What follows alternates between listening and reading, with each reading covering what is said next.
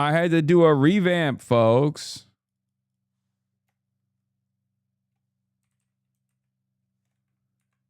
I had to do the damn thing. Consciously and J. William J. have some takes about white leftists.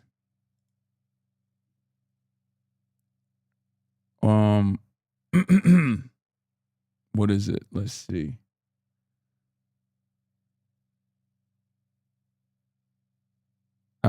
The Hasan Piker post. Is this the one? Is this what you're talking about? Traditional media owned by white conservative billionaires needs a singular face to encapsulate all criticism they're currently receiving from their left. Criticism that is only growing louder every day because of people of all backgrounds yelling it. The narrative has never been challenged at this level. Some of y'all's willingness to save your enemies is astonishing.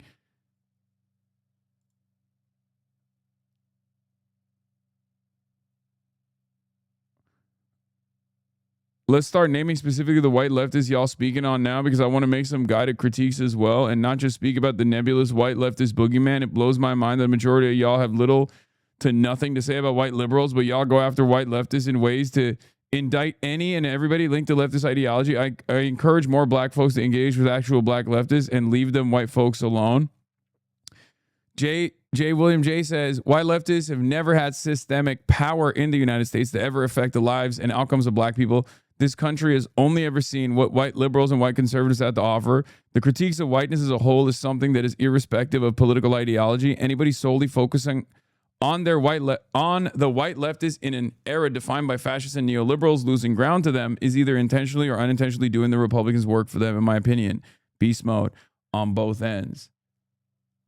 Beast mode on both ends. Except there is question to millennials is like 500 likes thread. 500. Oh, dude, you guys don't even know about threads. Okay, let me tell you something.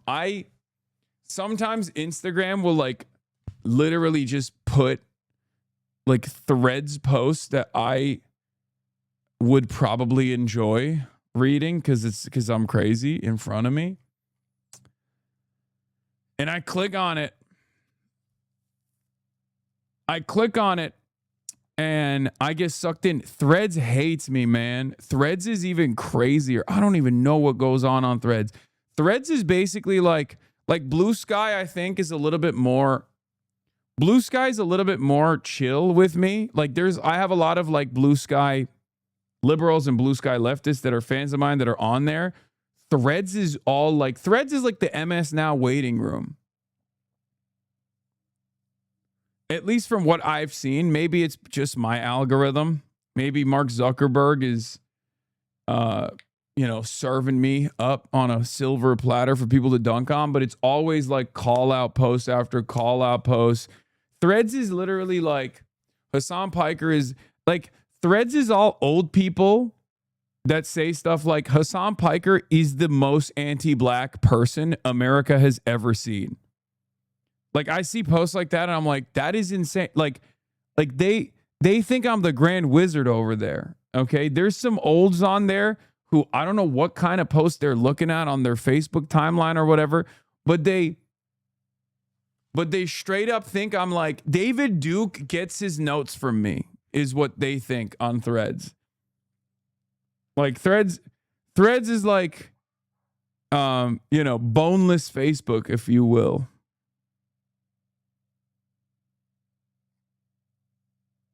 Love the tie today. Hell yeah. This is another one of my granddad's ties. This one is Chaps Ralph Lauren, another vintage. This is a Chaps Ralph Lauren vintage tie. Also from my grandpa. I think it's your algo minus people defending you. Yeah.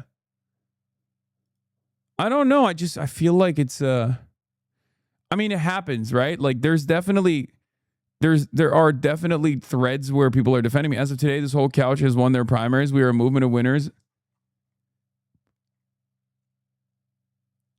And you love to see it. Hasan's a winner too. It's about the insurgent movement. I mean, that's like 4 comments. That's 7 comments. I have lots of issues with Piker, but he's not trying to lead anything except voters to polls. His behavior on this app today encapsulates a lot of my critique of him. It was unnecessary and reactionary and disproportionately focused, but also This targeting campaign from all sides really concerns me. He's getting public death threats from the right now. If that were to ever materialize into anything, folks who hate him might have a bigger problem on their hands. Doors open. Also, everything you said, now he's been getting death threats from the right for a decade. I really don't understand why he gets attacked as much as he does for giving his opinion on things. Yeah.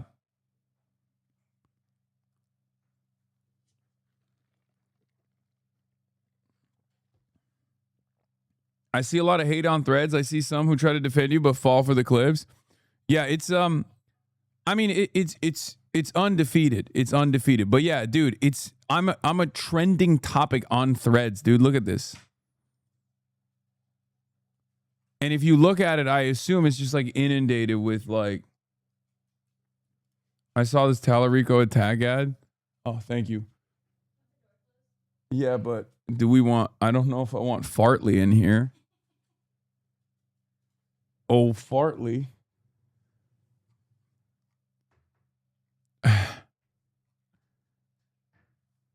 Farlito, how's he doing? Is he chill? Hannah, what are you doing with those doors right now?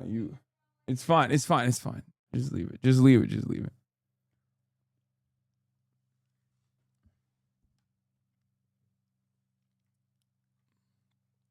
Yeah, Farlito is here.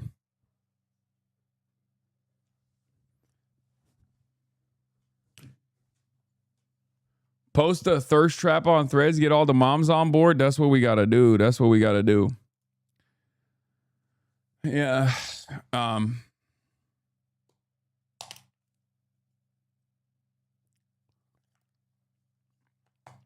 Like, look at this.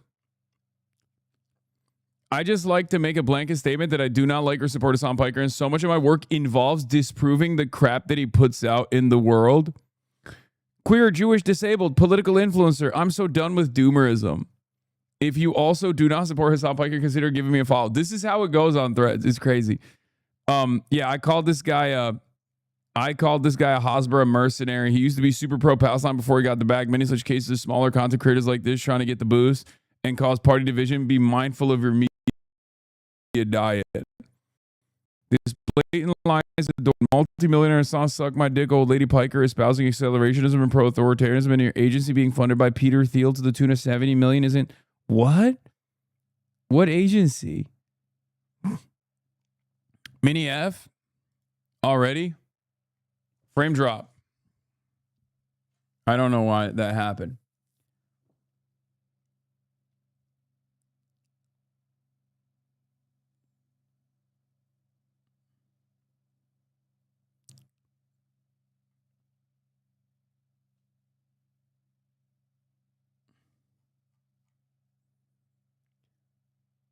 I think maybe I have to be. There's a lot of satire hate posts about this thread right now. Is pretty funny. No, I don't think they're satire. I think they're insane. So what I have to do is I have to get just as insane and start saying like, did George Soros put you up to this? Or like something even funnier, like, did Emily's List put you up to this? Are you in the pocket of Nancy Pelosi and Paul Pelosi's secret fund? You know what I mean? Like, you got to fight fire with fire sometimes. Sometimes you got to get extra crazy. What's the most like libbed up conspiracy that I could concoct to combat the mentally ill folks on threads with additional levels of mental illness? Like I'm just going to say, like, my response to this person is just going to be like, oh, Russia. Yes. Sweetie. It's 9 o'clock Kremlin time. You know, that, yes. I'm gonna hit them with the, seems like the Kremlin is out and about today. You know, that kind of thing. I'm going to be like, isn't this the exact same kind of, isn't this the same kind of conspiracy that caused Kamala's election victory to be stolen from her by Elon Musk? It's Agent Krasnov. But like, yeah, there's so many guys like this. Like, this guy literally used to be super super pro-Palestine, right? It makes no sense. How did he switch? Like, there are so many of these like mid-level and smaller content creators all over TikTok and all over Threads and all over Twitter that went from like free Palestine to like actually anyone that has ever spoken out in favor of Palestine needs to be put in prison because they're very clearly Islamic jihadists. How do you do that? How does that happen? So like, look, at a time when there's an unprecedented amount of money, at a time when there's an unprecedented amount of Israeli cash, specifically cold heart Israeli dollars being spent to do influence peddling operations, at a time when the Ellisons have, this is Oracle, right? Like the Ellisons, that's CIA. That is just that's a straight up CIA shell corporation. That's what Oracle is. They bought fucking TikTok specifically to make it more pro-Israel and more pro-MAGA. I'm sorry, but it's insane not to see exactly what kind of influence peddling operation is unfolding in front of our eyes. You have to be delusional not to recognize it. Did Blue Sky voting third party not dispel all these likes? Haley Stevens paid influencers and everyone just ignored it. Yeah, I don't know. I feel like the TikTok meta, especially, is one that I've been thinking about. It's not the TikTok meta I've been thinking about a lot more, because it just reads as, it just feels like we straight up have lost our dang minds on TikTok. Like TikTok was like 50-50, right? TikTok pre-Ellison purchase was 50-50. But you have to literally, at some point, this person has always been an op. I don't think this person is new.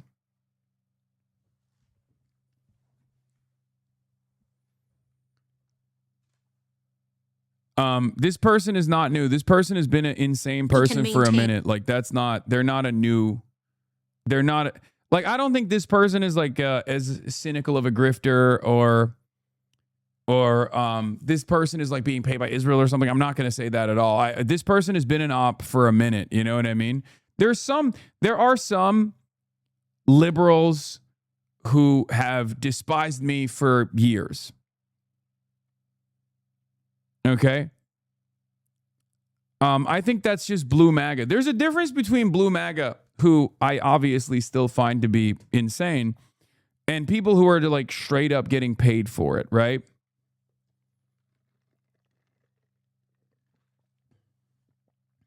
Yeah, this person has been anti-me for a while. I don't think it was like a post-October 7 switch up at all. I think it was a pre-October 7 hater.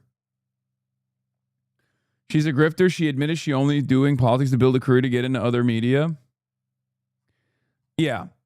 Anyway, the thing I wanted to show you guys was, I love this guy, Judah the Glute Lord, and not because he kind of looks like me a little bit, but he's just great. Before the CIA, Project Oracle, Oracle, just plain Oracle, bought TikTok. There was a whole lot of like anti-billionaire, anti-ruling class, economic populist rhetoric bouncing around the app. It was getting real guillotine-y up in here. And then the CIA, just Oracle, just plain Oracle, bought TikTok, and now it's identity politics. Yeah, this dude is like anime version of me.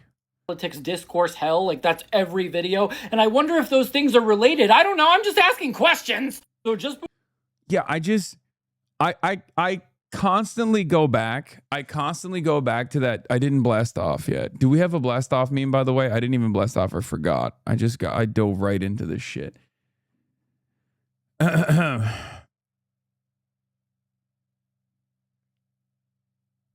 Do you guys have a meme for me?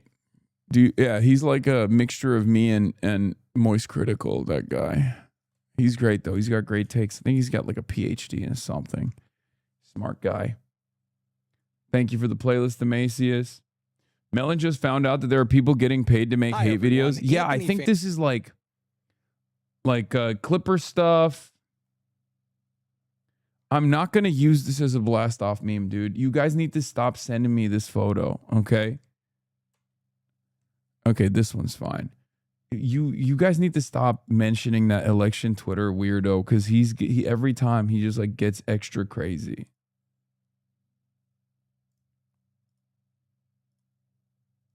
You feel me?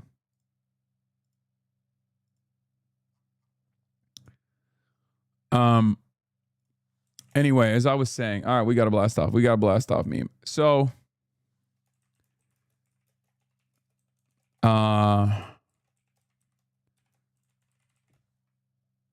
where was I? What was I saying?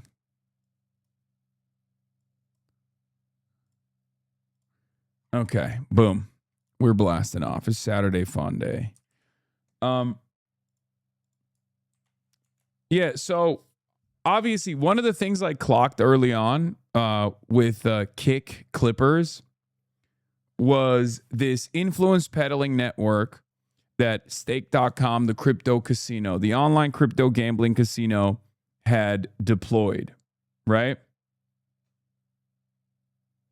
You are a fraud. During COVID, I was homeless and begging for change outside of In-N-Out on Washington Boulevard. You drove by in a Bugatti Mistral, unmasked, decked out head to toe in Versace, with 3, possibly even 4 bikini-clad women vaping in the back seat.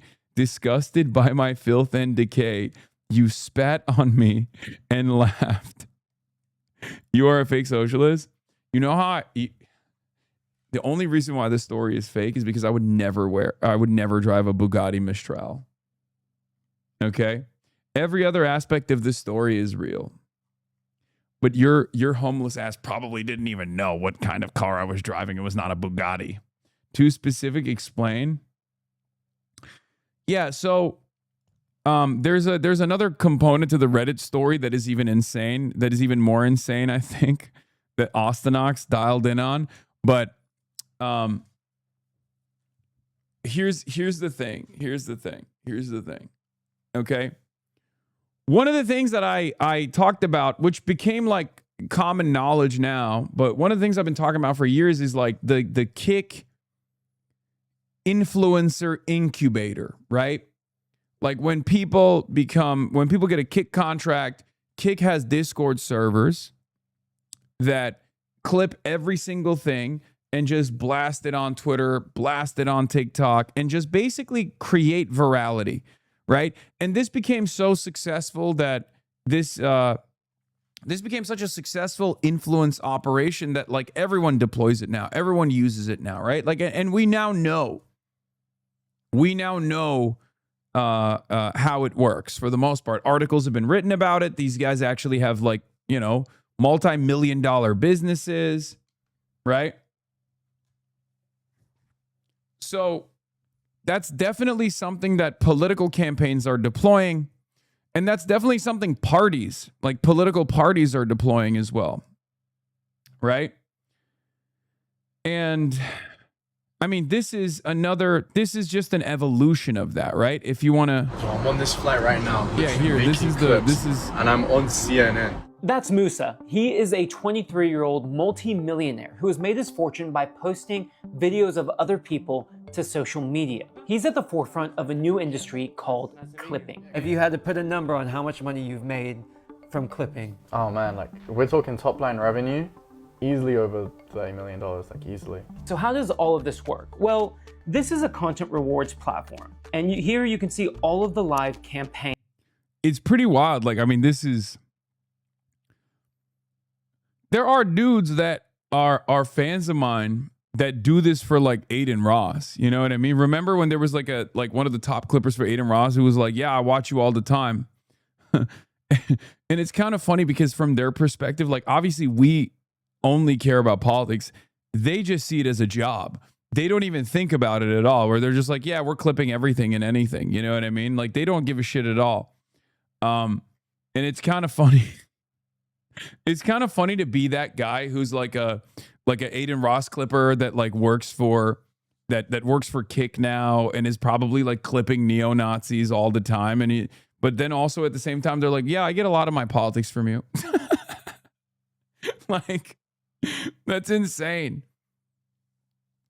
But basically,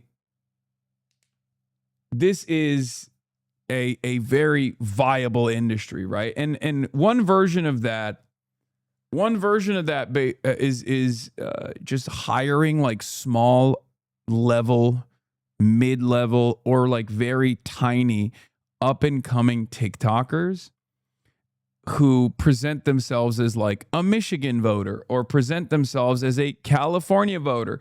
It's actually very interesting. It's actually very interesting to see it unfold. We saw this with like Tom Steyer as well. Like Tom Steyer's marketing team absolutely deployed these guys on TikTok.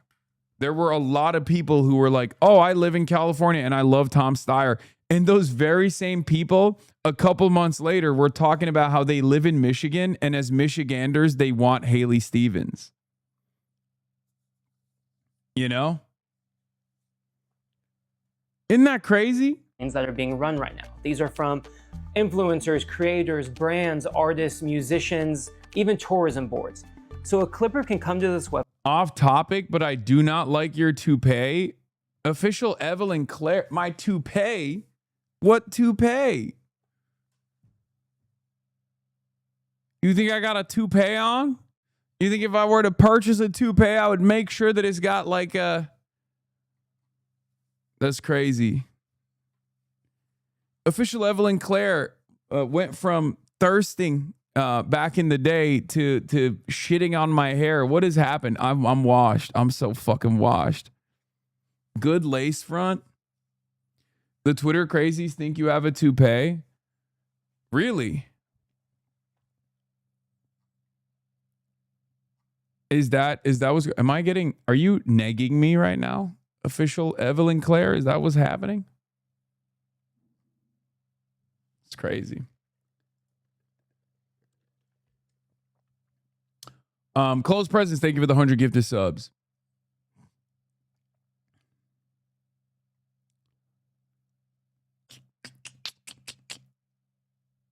Guess the finesse ride isn't working no more according to some viewers. I think it's still working. Still working pretty good.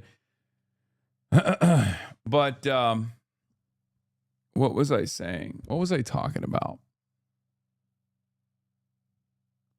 I saw it a few times from Tour de Live. She may be joking, but I've seen them claiming that for most Sex Destiny followers. That's so sad. The broccoli pull forward is your worst look. That's why people say it for sure. Okay. Whatever. Let's finish this clip. Click the campaign they want to participate in, download the source content, then they can clip that up, put on captions, and post it to social media.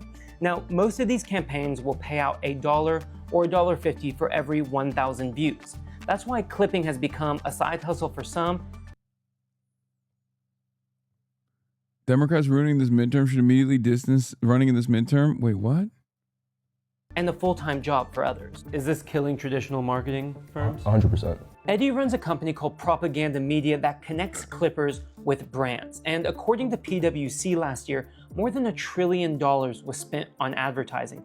Eddie's banking that a third of that will shift to clipping over the next decade. But once there's been so many case studies and pieces of data to show that like this really is the best way to market anything, the bigger companies are now willing to hop on this. Back in the day, people would run billboards. They still do. I don't know why they do that. There's actually this thing. I look at billboards. You don't look at billboards? Well, think about how much more effective it would be if instead of you paying for a billboard to be outside, if you're paying for your logo to be on any clip. It's like a billboard in your pocket instead of it being outside.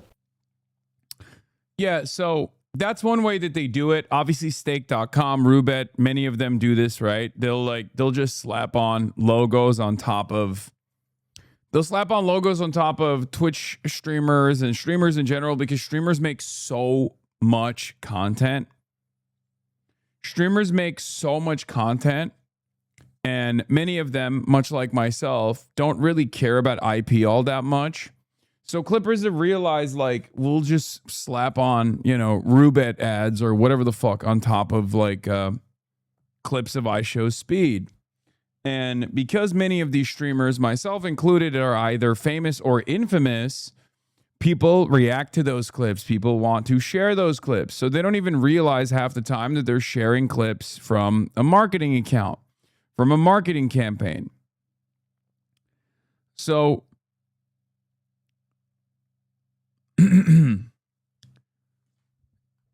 anyway, there are different metas out there. Obviously, there's bot farms, there's brigading. There are also, you know, mid-level small content creators on TikTok that just say, like, I'm a Michigan voter and I love Haley Stevens.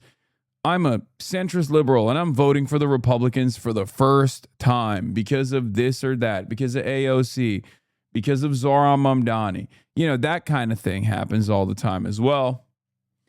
And basically every aspect of our lives, everything that we see on our algorithms, oftentimes are right-wing boosted algorithms anyway, every single aspect of that is technically marketing, right? One, if CNN is doing a piece on it, the market is already beyond saturated. This isn't a good thing.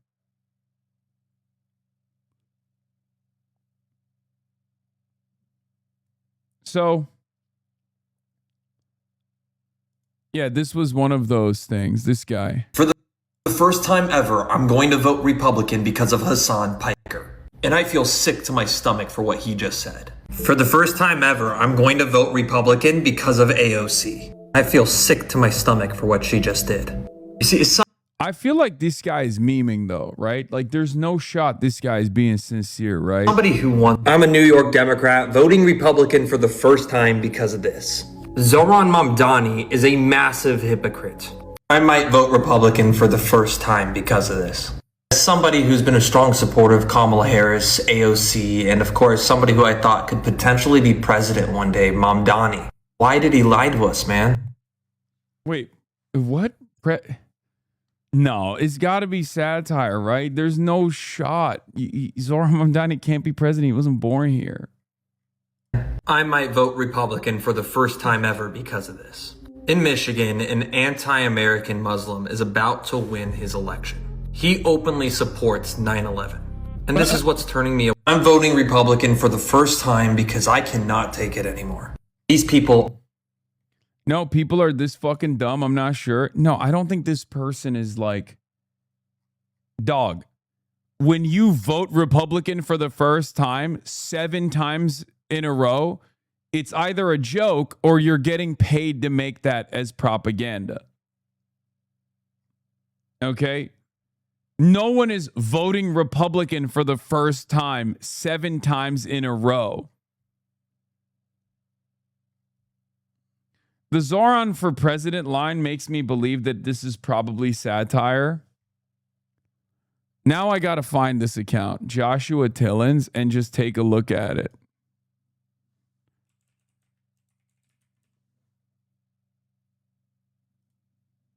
Where is it?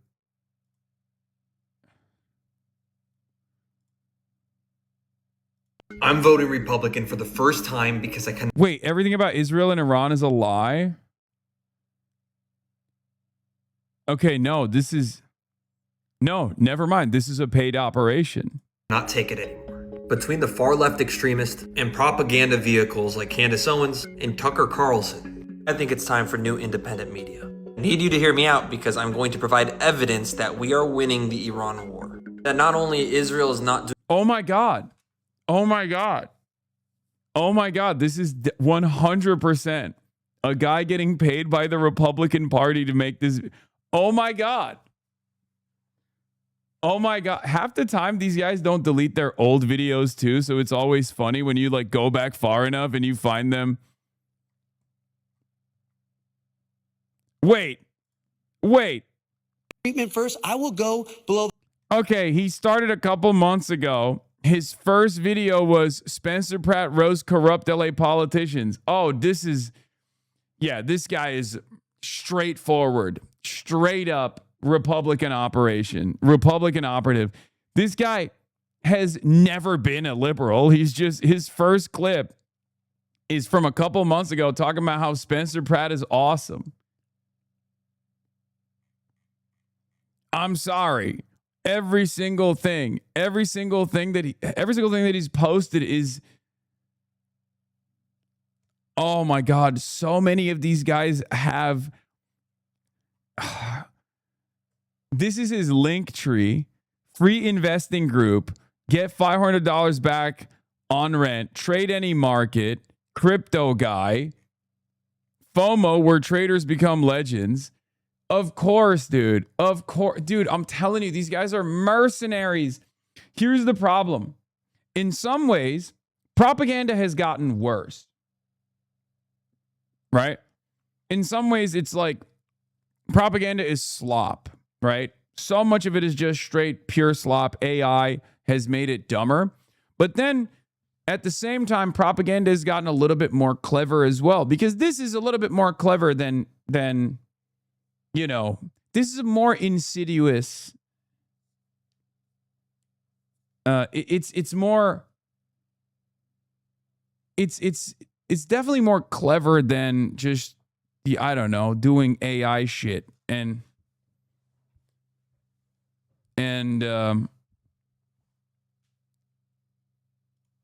it's just I don't know.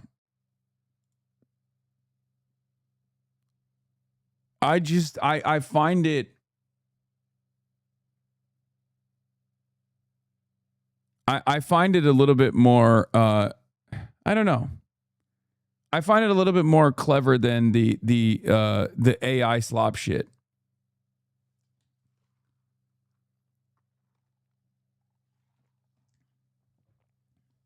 Have you already reacted to Karen Bass failing to do the Mamdani poll? Yes, I did. He has a video saying the Republican Party is stronger than ever. Yeah. So that's like, so this is like straightforward. I'm a liberal. I'm voting Republican for this reason, for that reason. The party left me. And it's pretty obvious, like, it's pretty obvious that this guy is just a straightforward right-wing grifter, right? Beautiful trans women joins WNBA. It's very clearly fake. But then you got stuff like this, who I think are just like boomers, like liberal boomers, who kind of fall for this kind of shit, who fall for the clips and stuff, and then they make it legitimate. Democrats running in midterms need to disavow and distance themselves from Hasan Piker's toxic and anti-American rhetoric. You know what? The game is afoot in Michigan. Yeah, this is like this is a boomer liberal just kind of falling for everything that he has seen so far, whether it be like Republican accounts, whether it be guys like the other guy that we just saw.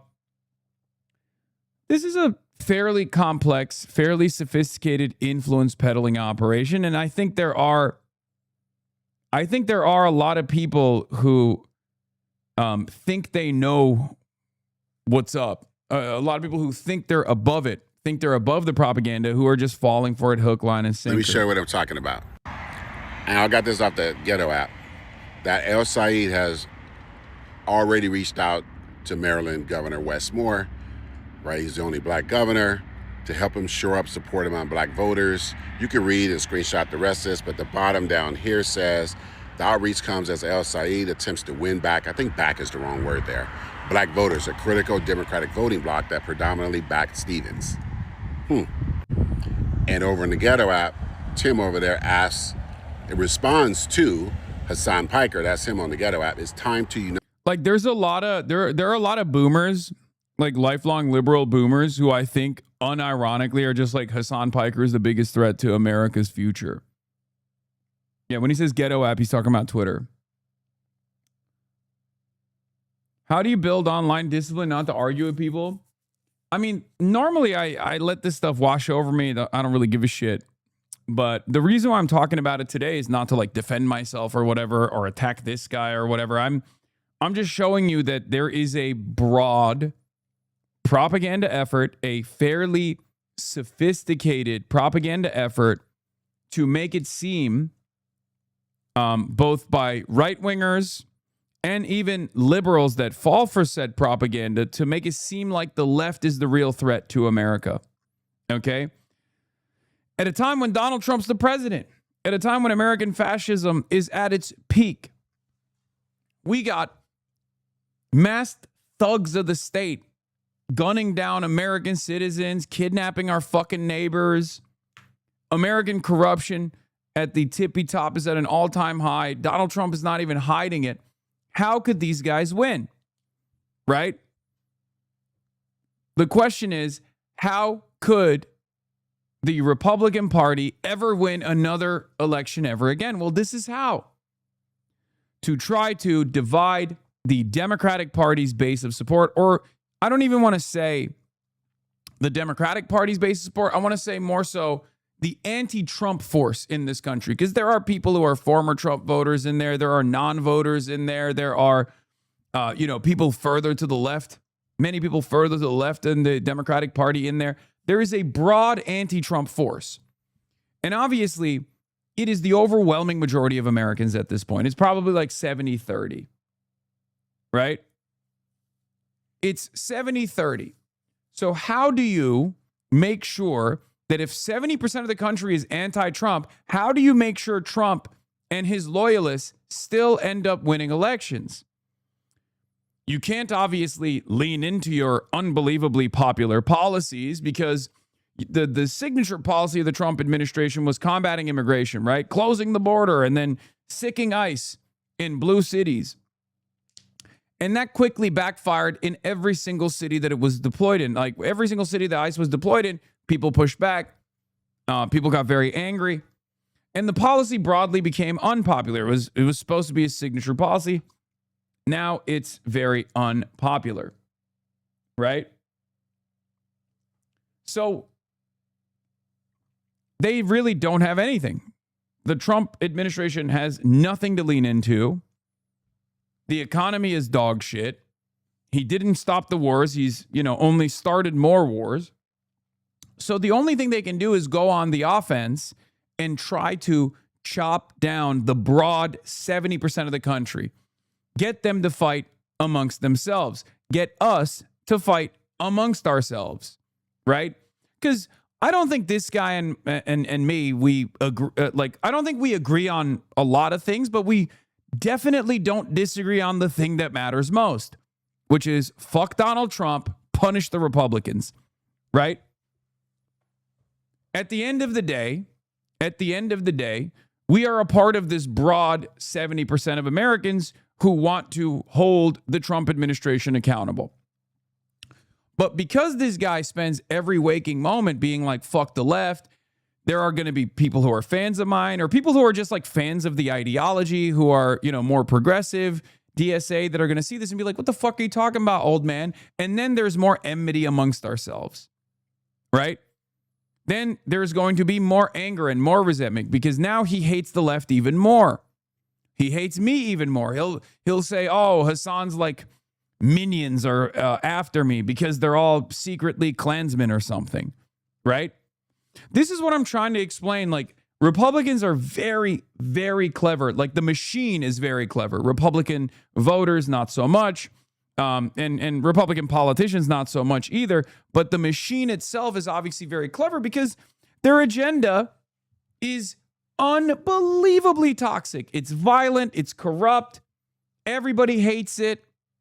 There's mass disapproval, right? There's mass disapproval for this toxic agenda.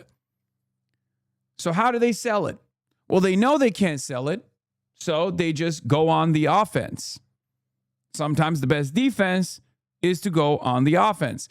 Fox News puts out the notes. Republican watchers of Fox News immediately consolidate around it, because they are so one note. There is nothing that you can compare on the liberal side to the power that Fox News has over the entire Republican movement. If Fox News says Hasan Piker is the greatest enemy to the United States of America's future, every Republican in the country is going to feel that way. Okay? And that is the case already, right? That's already the case. That's already happening, right? The issue also, on top of the Republican side, is that the liberals are not as partisan. Weirdly enough, they're just not as partisan in their anti-Trump hatred. They don't consolidate support around anyone and everyone that the Republicans are attacking. I think back in the day they used to, and they still do to a certain degree. But I think post Kamala Harris 2024, there have been major fissures in the broad anti-Republican movement, where there are a lot of people who legitimately think that, like, Kamala Harris was the best politician around, and she lost because the left is not responsible. They're not serious. They're white supremacists. They didn't want to vote for a black woman because they hate black people, that kind of thing. There are definitely a lot of people who have that kind of resentment, and they haven't been able to get over it. Right? And it's really interesting because it's something that I think the liberals have trained their base to feel for years and years, because they did this with Hillary Clinton too. The party cannot fail; it can only be failed. The party or the campaign is never responsible for a failure. It's the voters that failed the party. It's the voters that failed the candidate. And Democrats have hammered that point over and over again to a lot of boomers' minds. Obviously, our generation and younger do not give a fuck about that. We have no loyalty. We do not care, right? So in some respects, like if you have the white evangelical base for the Republican Party that has been primed with white supremacy as their guiding principle, as their North Star, and they will always vote for the Republicans as long as the Republicans are like, we are going to do your white supremacist bidding. I would say that there are some power players, or I guess like hyper loyalists of the Democratic Party on the liberal side that also have this like admiration and loyalty to establishment centrist Democrats, right? The Clintons, Kamala Harris, whoever the Democratic Party puts up as their champion, their hero. They don't ever think about policies. They don't ever think about the impact of policies. They just believe in the electability argument that is presented in front of them, right? So, I'm sorry to say, but yes, there's white supremacy behind a lot of this. Address it, unite, kick Trump out.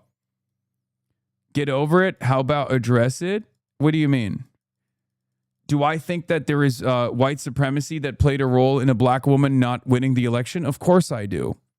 What I'm talking about is uniting right now, because the white supremacy coming from the Republican Party is far more damaging right now. And a lot of people are refusing to reckon with that and playing the role of wreckers in general.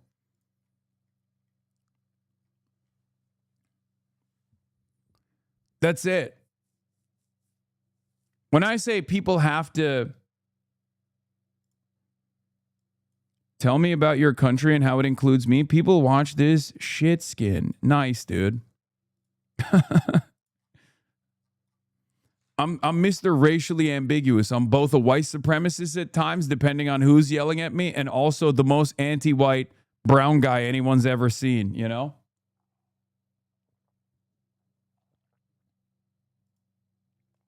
I don't think you understand how long the right has been working on this moment. I used to listen to G. Gordon Liddy in high school a decade or so before you were born, Glenn Beck and Rush Limbaugh in the late 90s. 30 or 40 years of this brainwashing with the welfare queen, George Soros tropes. It has been decades of work, millions of hours of radio time rotting people's minds. No, I'm fascinated by right-wing propaganda, and I cover it extensively. So I am actually very aware of this. I'm actually very, very, very aware of this reality, more so than the average person is. Anyway, let's continue. To defeat the Republicans, we need a Senate. I don't know what the we is there, because you're not a Democrat. Majority to begin the defensive posture against Trump's ' growing fascism and unprecedented corruption. Now that's Hasan Piker there. And, I've said before, I've said already, that's Hasan Piker before he got that really, really nice head of hair. No! Unk thinks that's what I used to look like. Unk got duped by AI. No. Oh my God, brother.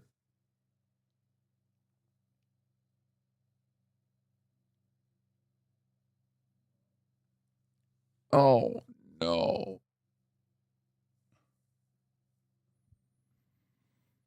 Oh. What is this? Breakfast So Club? Hasan guest? Piker reacted to the DNC clip, and he was very nice about it. But Hasan Piker is, and he's a real. I've known him before politics. I knew about him before politics. I don't say this criticizing him. He needs to learn how to speak to black people. He does, and I think he is. I don't think he is a bad person, but he is definitely not a moderate. He is a democratic socialist. And I like Hasan Piker because of the influence he brings to the table. And any conversation with him is an interesting conversation. Okay. I don't think he is a bad person, but I think he needs to learn how to speak to older people within the party. And Okay, he's 100% right. Okay, don't say iPad kid. He's right. No, he's not wrong. I don't think he's wrong. He's right. Yes. Like there's two different. Listen. I am myself, so I have anecdotal experience with this, okay? I can speak on this, and I think many of you guys in the chat who are, who are black can speak on this as well. When your parents first encounter me from like the most negatively framed like anti-black clips, they immediately go, oh, fuck this guy. This guy's a white supremacist, right? Or classic white guy speaking out of turn, white guy speaking out of state, like doesn't know his place, doesn't respect his elders, doesn't respect the important work that like black people put to the civil rights struggle in this country and how they've always been at the forefront of social justice, right? It's true. They like, especially a lot of older people, if they see those like prime clips, that's how they feel. But the inverse of this is also true because all the aunts and all the unks, when they actually see, I don't know, me talking about like how whiteness isn't real or white supremacy, if that's the first clip that they see, they become diehard supporters. So it's entirely dependent on what kind of clips people see for the first time ever. And I'm sure that you guys have probably had similar experiences with your parents as well. Yeah. Like if your older parents or your grandparents or whatever, if they have seen like clips of me talking about reparations, talking about white supremacy, clips of me on the Breakfast Club, like, because I have a lot of older fans now, like a lot more than ever before, especially since the barrage of attack ads because old people watch television. Right?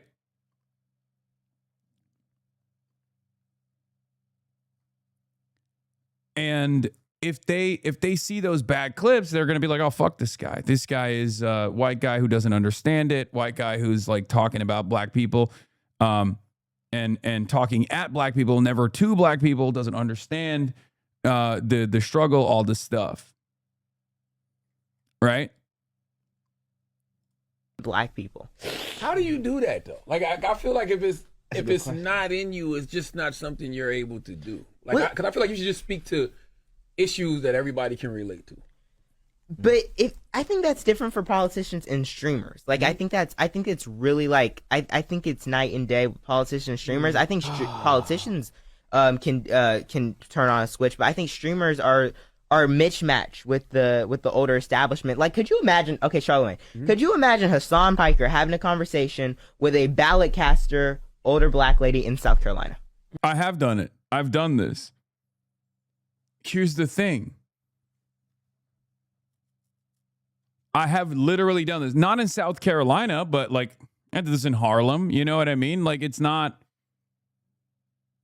It's it's very different. In the real world, it is very different. What would that look like? I'm gonna tell you why I think pause?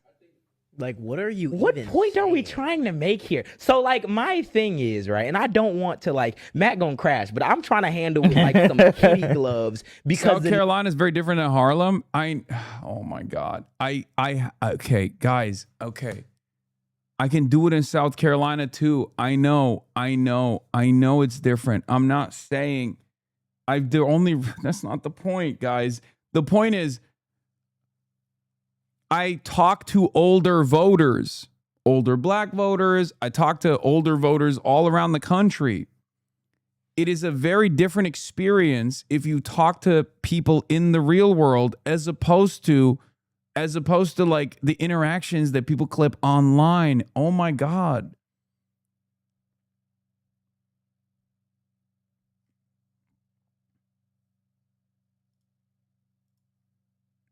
That's all I'm saying. 14. It don't got. That's why I'm a crash though. Because it don't yeah, got it's shit to disgusting do for with the this other nigga. reason. Yeah. Like, what point are we trying to make here? Hasan needs to, this talking point, Hasan needs to learn how to talk to people, to black people, has spawned because like, there's probably like 4 or 5 clips you can find somewhere in this career where he said something culturally insensitive. But the main one that I always hear people bring up is the whole like, him saying, I don't care what black people think. And they like clipped that. And like you would thought it was the New York Times, the way they just put like, I don't care what black people think. And ran as like, that's what he's so ignorant to black issues. He don't give a fuck about the civil rights movement. Da, da, da. The context was a chatter in the chat was like, yo, I know you're talking about this. We need to redesign our immigration policy thing so that we're not putting people in concentration camps. But did you know black people actually do like a strong border? And he was like, I don't care what black people think, even if that was right. It's still wrong to have the border that we have and the immigration policy that we have. You can't. Yeah, and then also in the broader context, I literally was saying that's positively untrue. That's not even the case. Everybody always loves using black people as a talking point. They always do it. People love saying, well, black people care about this, black people care about that, when it's not even the case, right? Black people are not a monolithic force. Number one, no one is. And number two, it's not even correct when you look at the actual data, right? The funniest part is when you meet us and talk to us, you do absolutely fine. These audiences just don't see those moments. You have your awkward moments, but you treat us like human beings and who you view as equals and not tools to be cast aside after we vote or using us as a cudgel. Yeah, I know. It's just, but that's not how it goes in the internet. That's not how it goes in the internet. It's just the internet is just like high intensity viral moments, clips that you can use to weaponize like propaganda. And sometimes unks fall for it. You know? Sometimes unks fall for it. El Said and every other Democrat should distance themselves from this guy right here. He is toxic, and every Democrat who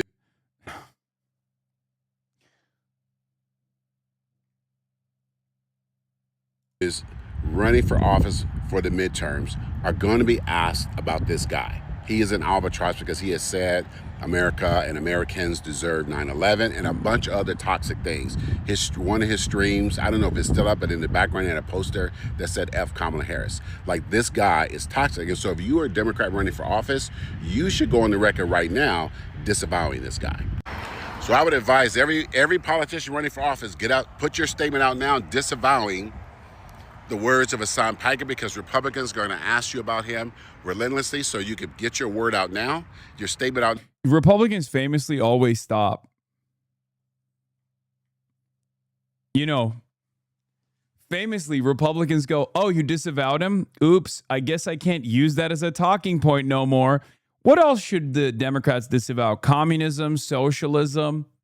You know, because famously that'll stop the Republicans from using that as a line of attack against the entire Democratic Party. Famously, our enemies, our opposition, always is kind, sincere, truthful, right? That's how it goes, right? Oh, that's not how it goes. They're calling David Crowley a socialist. So maybe at some point, we have to stop playing defense on what Republicans are setting as the agenda and start playing offense. That's my principle. That's my policy. That's what I've been begging Democrats to do for decades at this point. Now you can refer to it on the campaign trail because they're already putting his words in El Said's mouth, and they're going to put them in your mouth too, because they're going to try to rile up their base. Like, why would you, under any circumstance, why would you under any circumstance hand it to the Republicans? I mean, even my 9/11 comment itself is living, breathing proof that distancing yourself or apologizing for things simply do not matter. Republicans are going to use this as propaganda. It's strange because sometimes I have to demand people become more partisan instantly. Just be more partisan. Just be more partisan, please. You know, be more partisan. Be smarter about it. Okay? Because it's clear that these guys in the opposition, they don't give a shit. They don't give a shit if you apologize. They don't give a shit what your actual worldview is. There's perhaps no better example. There's perhaps no better example than the 9/11 comments itself. Because guess what? I disavowed my own 9/11 comments all the way back in 2019, and that hasn't stopped the Republican Party from weaponizing it over and over again. So at some point, we got to wisen up. Yeah, the bottom line is we do not have a unified opposition party. Some Democrats get paid by the same people that pay Republicans. There's no way they'll speak up against these Republicans because it'll impact their pockets. I don't know if this guy's getting paid. I'm being charitable. I just think he's unk. I mean, because look, this made me believe that he's not like a paid propagandist or anything and just simply unk because he saw an AI photo and thought it was real. I think he's just unk. Sometimes you're just unk. It'd be like that. It's like that sometimes. I think sometimes you're just unk and you've seen a lot of AI stuff. You've seen a lot of craziness on the internet and it just kind of warped your brain a little bit. Is going to ask you about him relentlessly so you can get your word out now, your statement out now. You can refer to it on the campaign trail because they're already putting his words in El Said's mouth and they're going to put them in your mouth too because they're going to try to rile up their base with that guy's words. And I don't know what El Said's going to do, but you could take a clue from James Tallarico. He got in that town hall with them black folk and said, listen, keep Jasmine Crockett's name out of your mouth because she endorsed me and she's doing what she can, right, to help down ballot and so forth and so on.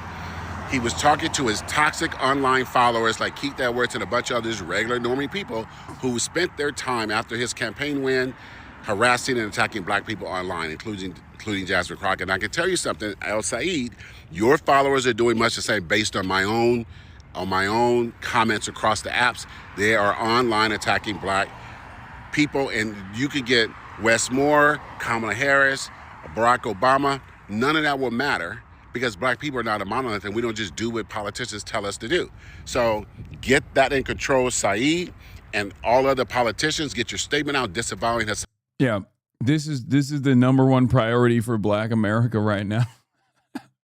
Older liberals only know how to think defensively. They've never in their lives seen Dems go on the offensive in a way that means anything. Older black people are used to defensive voting, knowing it's prolonging survival. This is a Stevens voter thinking he's giving good advice. Yeah, I agree. That's why I said I don't think he's paid. I think he's just a boomer. I think he's just unk. It's fine, you know? Like, I think unk is never voting for Mike Rogers. Do you understand what I mean? Like, unk is never voting for Mike Rogers. He's voting for Abdul El-Sayed. He sincerely thinks he's giving good advice to Abdul El-Sayed, which is fine. Like, I mean, we take those. We take those. You know what I mean?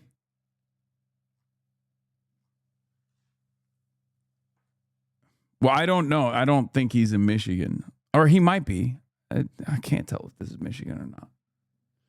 This motherfucker's a conservative 1,000%. You're wrong. No. Well, he might be conservative, but he's not a Republican. Because I think a lot of people have failed to comprehend something. Okay, one, black people are not monolithic, but by and large, black people, according to polls, are far more progressive than white people are. Okay, so make no mistake, get that out of the way. That's number one. Number two, black people can be conservative, especially older black people, but they're not Republican. Okay, by and large, they're just not Republican. So there's a difference there. Like, I don't think this person is like a MAGA operative. I think this person is a MAGA operative who's like, oh, I'm a former liberal. Yeah. Small C conservative. White people are generally big C conservative. Yeah.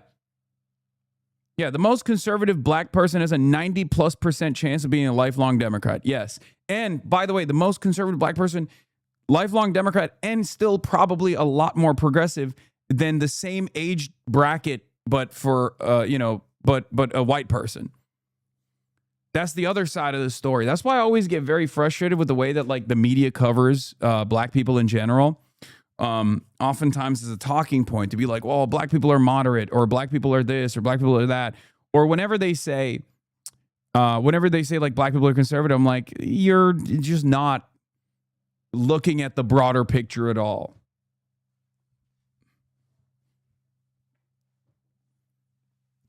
I would go so far as to say that like Republican, like conservative black folk that are Republican voters are an entirely separate category of its own. They said they're voting Rogers, dude. These are the same people who called ICE on their neighbors. Wait, he didn't say he's voting Rogers. What are you talking about? I don't think he said that at all. Did I miss that?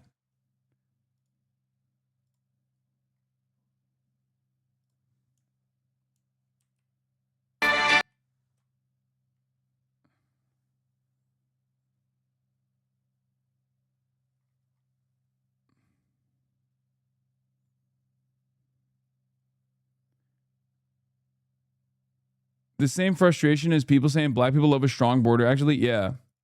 My dad is conservative and black, but lived up. Yeah.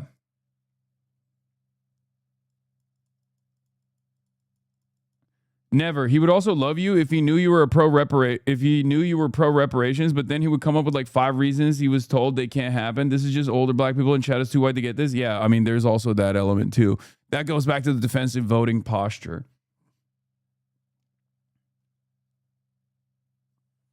That guy wrote a book about Kamala Harris's vice presidential career. He's a Clinton, Clyburn Dem. Yeah, that guy is never in a million years voting for Mike Rogers. Okay? It just... like, there's just no shot. I don't think a lot of people understand the mentality of older black folk in this country. Like, they just don't... they just don't get it.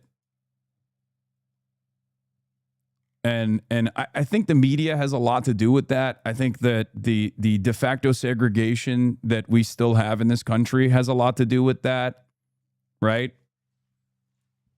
Certainly plays a role in this of our inability to understand it.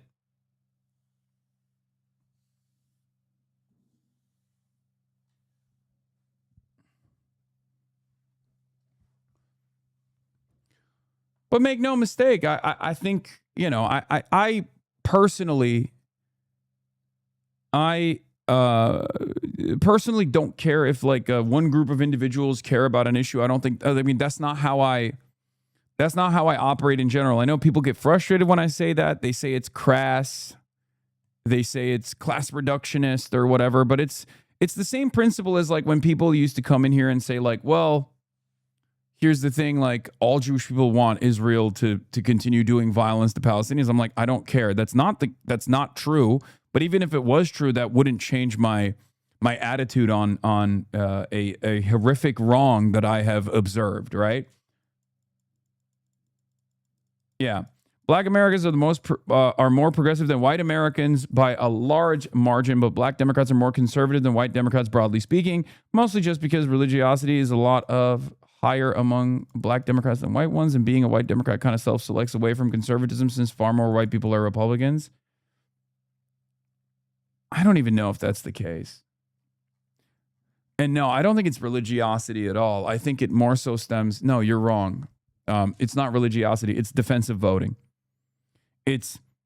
It is existing in a white supremacist environment and knowing full well that every single election cycle, you are actually making a choice between two people that are, you know, kind of racist or really, really racist or openly racist versus not as openly racist.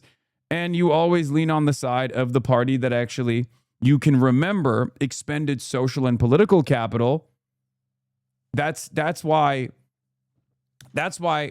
my speculation on this, I've talked to FD Signifier about this as well. My speculation on this is as to why younger black voters no longer vote with the same propensity, with the same intensity, is because they haven't experienced anything in their lifetimes where either of the two major parties have done something for them, right? Older black people still remember a time where black people were not allowed to vote. You know what I mean? Or at least there's like one generation removed from it. So of course that's part of the reason why they have this defensive voting posture, and also on top of that are far higher, far more likely to go out and vote, especially when adjusted to similar socio-political groups. Like if you look at the economic status of black voters, even poorer black voters that are older are more likely to go out and vote than poorer white voters that are in the same age demographic. Because there's something that is like motivating older black voters, poor and wealthier, to go out and vote. And that is the importance of voting, the understanding of the importance of voting, and also a remembrance of like the Democratic Party back when they did actually stick their neck out for black people in a meaningful manner.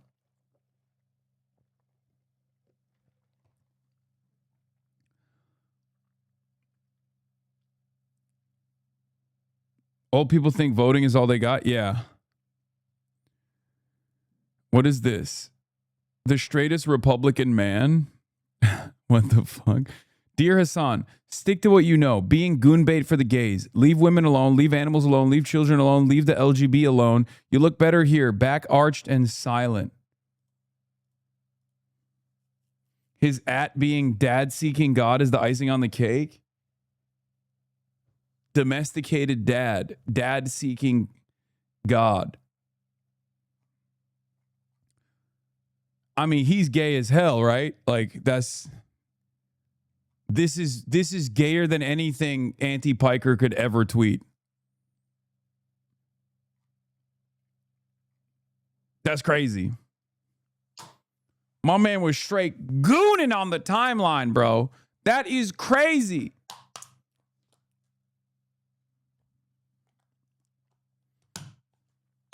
More like dad seeking dick.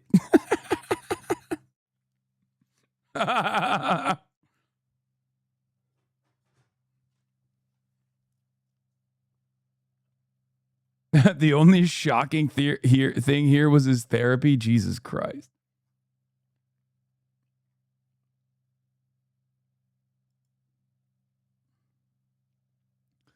Is that AI edited or your butt really that big, boy? Yes. I have a very fat ass. It is true. It's not a joke. I don't like these clips from the twerking seminar that we did, because it just makes my head look so tiny. I don't know why. No, this is not edited. It's real. It's a video, guys. It's not a fucking still. It's not. This was when I was in Japan, having the time of my life.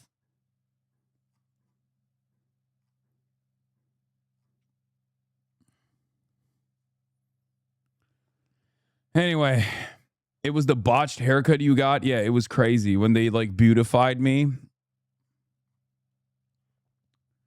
Does it move on its own when you walk? Yes, it does. Anyway, speaking of brigading, there was also this thing that came out. It was really funny. You guys remember this Sexpestiny orbiter Reddit moderator that got dunked on by Moist Critical?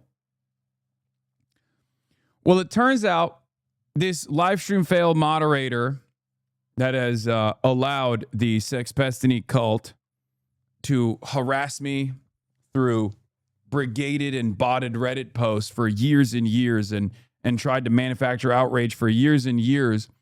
Well, that guy lost. If you guys remember, that guy lost his coveted Reddit moderator position because he was working potentially on a scam. Right?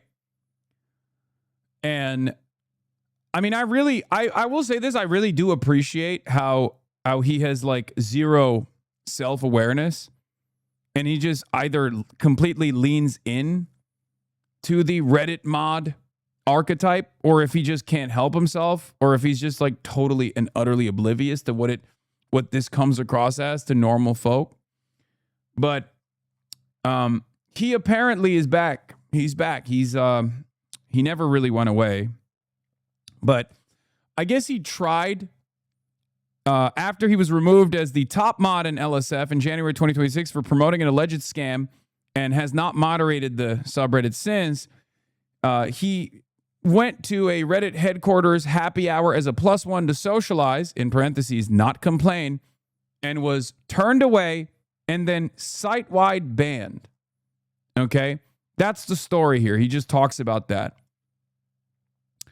Ostenox posted, the Destiny LSF mod has now been site-wide banned from Reddit after showing up to complain in person, OMG.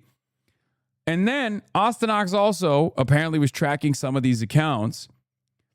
And what he found that was really interesting was when he got IP banned off the site, it wiped out a third of the Reddit accounts that spread the Hasan shocked his dog lie. To which he responded with, and I find this very interesting. Someone sent this to him actually.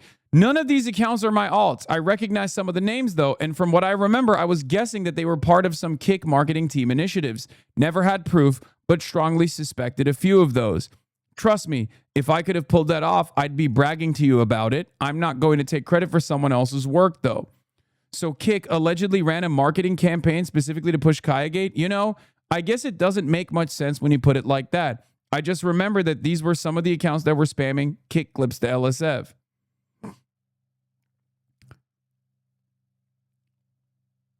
This is, of course, his video where he petitioned to be the Destiny Cult's #1 DGGer of the year.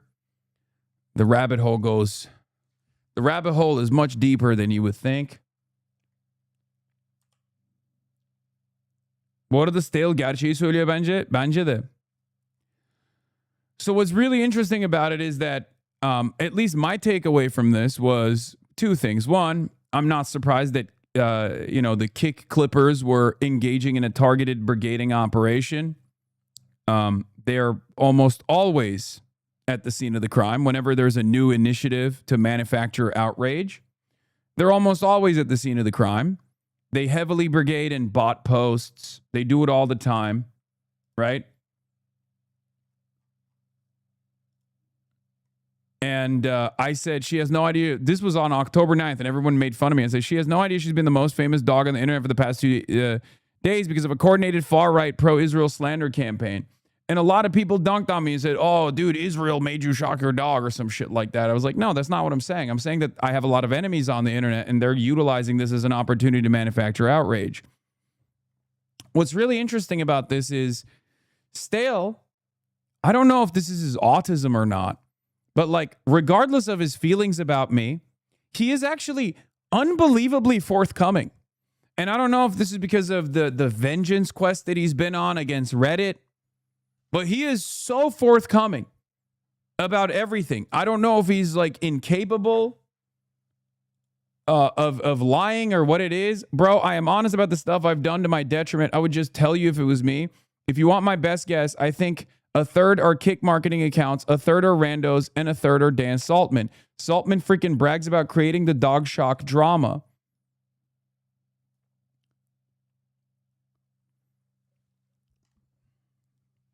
It's not a deflection. It's an attempt to set up a Chekhov's gun storyline for later. Trust me, the stories are very interesting. So he's doing what the one ex-Twitch guy did with Dr. Disrespect Lamau. No, it is, I mean, I don't know. I think the Stale guy is a fascinating person. I think he is a fascinating person for so many different reasons.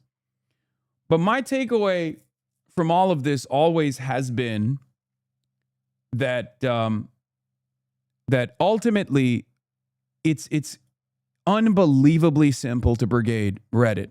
Like unbelievably easy to brigade Reddit.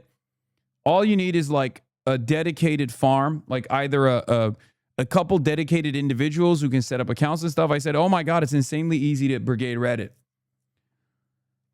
People don't get how dedicated Destiny's group is to doing this stuff. They care about it more than anything. This is just one dude in his community. But yeah, I found it fascinating that his retort basically was to be like, no, you don't understand. It's actually, there are numerous groups that are doing this, including Kick.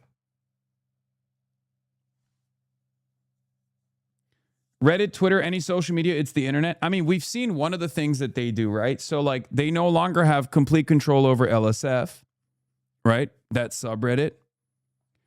I think they have some level of control over it still from, you know, the many years that Stale controlled it.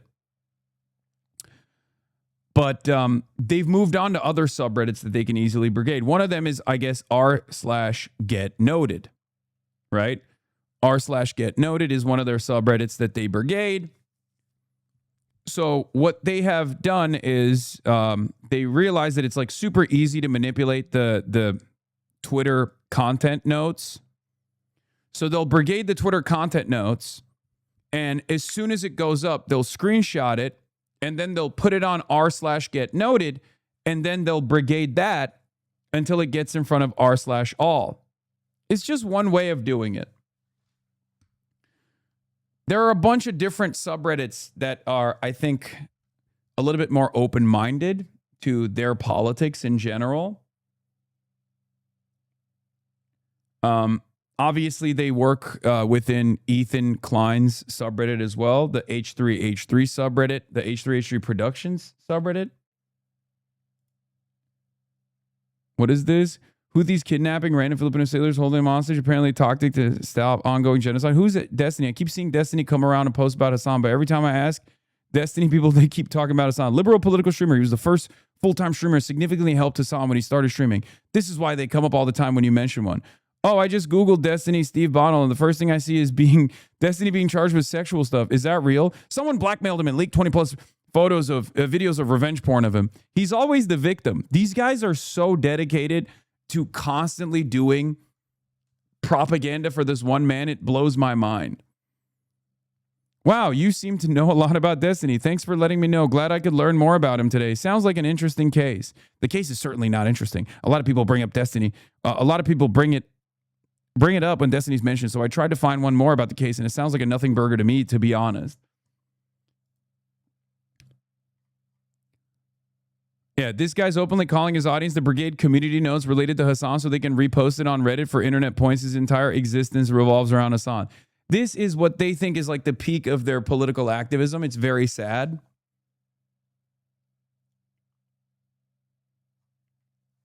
Yeah, the case is not interesting. Don't look it up. Just take my word for it. I'm an impartial observer, not a diehard Destiny fan or anything. Just a random impartial observer who is really sick and tired of this random guy, this random liberal guy who's tirelessly working to fight against MAGA forces, being slandered up and down the timeline. It's just a nothing burger, you know, when multiple people accuse someone of doing something and now there's an ongoing court case around it. Just a nothing burger. Anyway.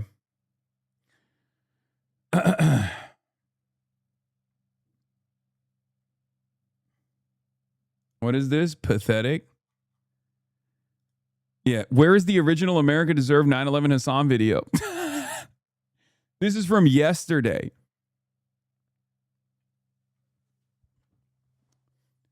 And it's kind of crazy because they just like, this is all they do. They sit around and operate a one-man Gamergate operation. It's funny that after 7 years of obsession that our politics are more influential than ever, we got the exact type of person we've been advocating for in Zoran, and he's the most popular politician in America, and they're just completely and totally ineffective, and this is all they do? Yeah. There's another tweet if you scroll up. Helping Republicans to own the left, the omni-liberal loves fascists. Me, when my job is doing Oppo research for Republicans and the Hasan clips start to hit the timeline, Pepe Jam. Yeah, these guys are supposed to be a liberal group, by the way. Like, they bill themselves as liberals, right? And I genuinely think there are people in his cult that absolutely believe that they're doing this for liberalism. Like, they've been conditioned into thinking that liberalism is whatever the fuck Destiny cares about. And because 90% of what he cares about is trying to create more manufactured outrage around me, that's all their output is. At a time when, again, Donald Trump is a fucking demon, right? Donald Trump is destroying the country. Donald Trump is destroying international law. Donald Trump is destroying the global economy. And these guys have given up on their hatred for Trump. They've given up on their hatred for Elon Musk. The primary animus, the driving force of this community is just literally aggressively cyber stalking me and trying to tell everyone that they can reach. Tell everyone that they can reach that I am the number one enemy of America. And it blows my mind. And I don't think most liberals are like this, for the record. I think this guy at this point is signaling that he is inevitably going to turn. And his turn is going to come as the anti-AOC, anti-DSA turn. That's what I think is going to eventually happen. He is going to say, like, oh, the left went too far left. The left went too far left, and that is why they're going. What is this? This is the next thing that they're going to do. Remember, Destiny says this. He's saying, me, Hasan, Hasan. Nothing he says maps on the political reality of the human world. It's great he wants to limit himself to online political wars, but some of us are talking about real electoral coalitions. Destiny lays out his prescription for liberal creators and why he's separating from channels like Pisco, Liddy, and The Pondering, who are silent on the far left. Liberals need a counter apparatus to the left's unified attack network that comes down on dissenters and truth tellers. Last night in a leftist streamer's chat, you weren't even the topic. A D fan started shit talking to you and was defending D. He didn't even come up either. D is the only force on the left standing up to MAGA. It's crazy. Yeah, I suspect he's going to start telling his audience that, JD Vance. I suspect he's going to start telling his audience that, like, JD Vance is actually a more moderate force in comparison to, like, DSA. And even if it's like a centrist Democrat that wins the primary, he'll probably say they're still affiliated with the DSA somehow, and that's why he's a JD Vance truther. You know what I mean?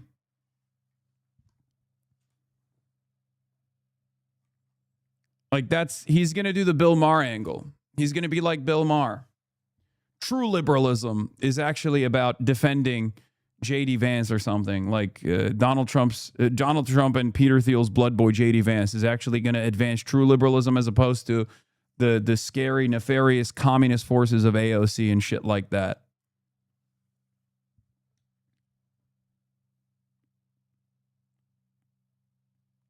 So that's what I suspect is going to happen. Giving them the slop that they want. I don't want you to be a slop trotter. I don't want you to just put out slop. It's really funny because, like, so many of these people in his community are not even American. Like, there's that one guy who's constantly demanding my deportation. I forget the otaku guy, and he's fucking Canadian. And this lady is Australian, I guess, or from New Zealand. Like, they're not even fucking American. They constantly talk about American liberalism, and none of them are fucking American. They talk about the American Democratic Party and what they must do, what they should do, and they're not even fucking American. Everyone. That's great. I don't want to be politically eliminated because people are too fucking afraid to call it out. So there's two things that can happen. Either one, there's one thing that happen. So people need to be aware that this is how they function, okay?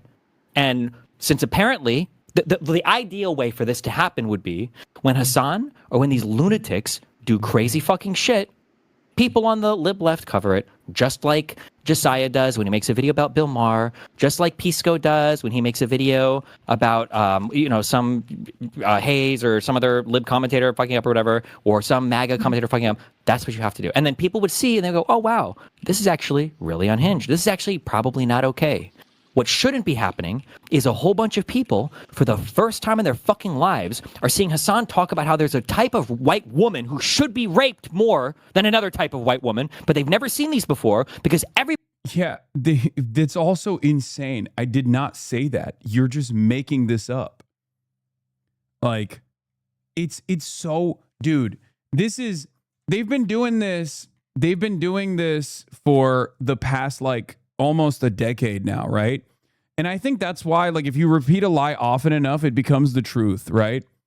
And in that community, they like legitimately think that I am an advocate for like white women being raped. It's no different than like Elon Musk thinking that I'm doing white genocide, right? It's just like a different version of that. And it's so crazy. It's so crazy. And other people have experienced it as well. He says, Professor Dave says, second worst coordinated troll attack campaign, only behind Matt Walsh's call, beyond pathetic. Just be careful. He's also known for putting forth the idea to his brain-dead followers that specific people should be killed. I know some of his followers sometimes stalk or go looking for Hasan Piker, a Twitch streamer, and made comments like, if he were killed, it would be justified. I agree with the sentiment you're making, but that isn't something that occurs only on one side. Hasan Piker isn't exactly the best source, especially when it comes to conflict specifically. He's one of the biggest political speakers on Twitch, but he definitely has his own ... controversies. Do you have any clips and timestamps of him saying these things? Says Professor Dave explains. I don't know why my comment got deleted, but right at the start of this video, it's an extremely short clip, and I'm sure I've seen a longer version. Not sure if my comment included a YouTube video, and then he just like sends him the link. I mean, it's pretty wild that this has just been like a lifelong mission. That woman said not even CSAM can stop D. How mad will the haters be when this drama blows over and people prefer Destiny to them? Not even child pornography can do it.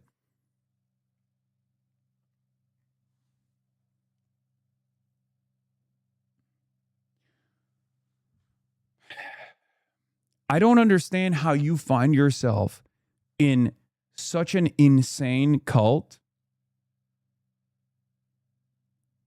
Hutch and Bonercelli think both Podsave and Mehdi and everyone else just hasn't seen enough clips, and then they'd know to be uber hostile to you. It's what fuels their crusade. It's an illness. Yeah. If only we could get the people that he has talked to in the real world to see enough negatively framed 3-second clips. They don't realize that that only works on the internet for people who have never actually watched my commentary. Right? If people have watched enough of my commentary and they see a clip like that, they go, wait a minute, this doesn't make sense because this is entirely antagonistic to Hasan's worldview, right? And it's even less powerful if someone has actually spoken to me in the real world and had an extensive conversation in the real world, right? So that's the problem. With the way that these guys operate, they don't leave their homes. They're just only online, and they can brigade. Yeah, antithetical, antagonistic, but yes, antithetical is a better word. It's entirely antithetical to my worldview.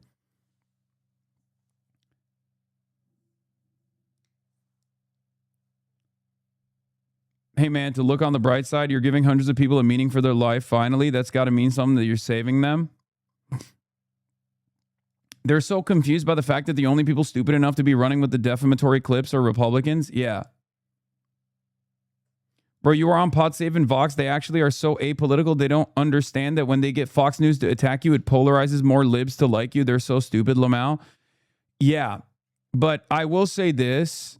There is definitely, like, this is the first instance where liberals are also primed into thinking that, like, there are definitely some liberals who have seen this as an opportunity to advance their, purge of people who were far too critical of Kamala Harris for their taste, right? And there's certainly an appetite for fuck Hasan content coming from corporate media as well, mainstream media as well. And that's more so just because of my, Israel commentary, obviously. he outright calls you a rapist in that clip you were playing? Yeah, he's a psychopath.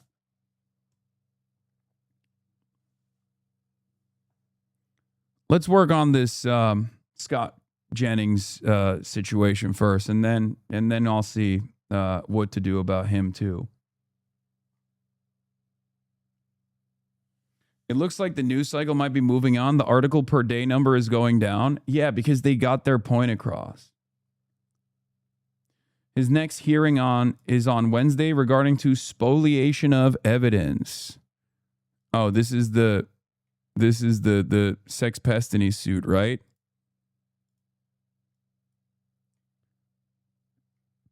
The revenge porn court case that he has, where it came out in the court case that he was procuring child sexual abuse material. I mean, that's real. That's not something he can avoid, no matter how hard he says, but Hasan.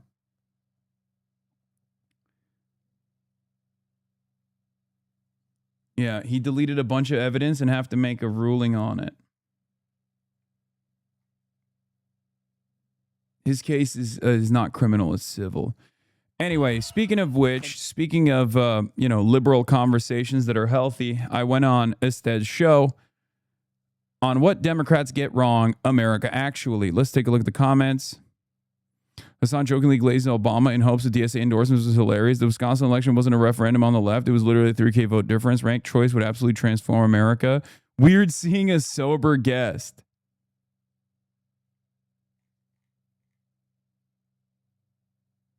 Michigan. Listen, man, if you can't say the name, it's Abdurrahman. Keep the name out your damn mouth. And most recently, in Wisconsin. You know, I always say that every day is a good day. In Wisconsin, it is a very good day. And I know what you're saying. We've heard this story before. Moderates versus progressives, the DSA versus the establishment. But after Francesca Hong's loss in Wisconsin, it seems we should talk about this at least one more time. Because the map is telling us a mixed story. Some wins for the left, some wins for the center, and a big open question about what happens in the... They're trying to brigade Blue Sky. If you're new to Destiny.gg, here are some of his politics. DGGL is between center, left, and progressive, pro-trans healthcare, support trans kids, pro-unions. I mean, all you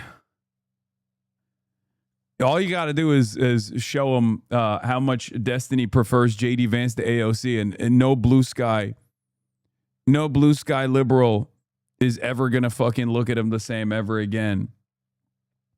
Pro BLM, not the riots. Oh, this is from 2024. Oh, yeah, good luck. General election. Democrats say they welcome a Big Tent party for progressives and for moderates.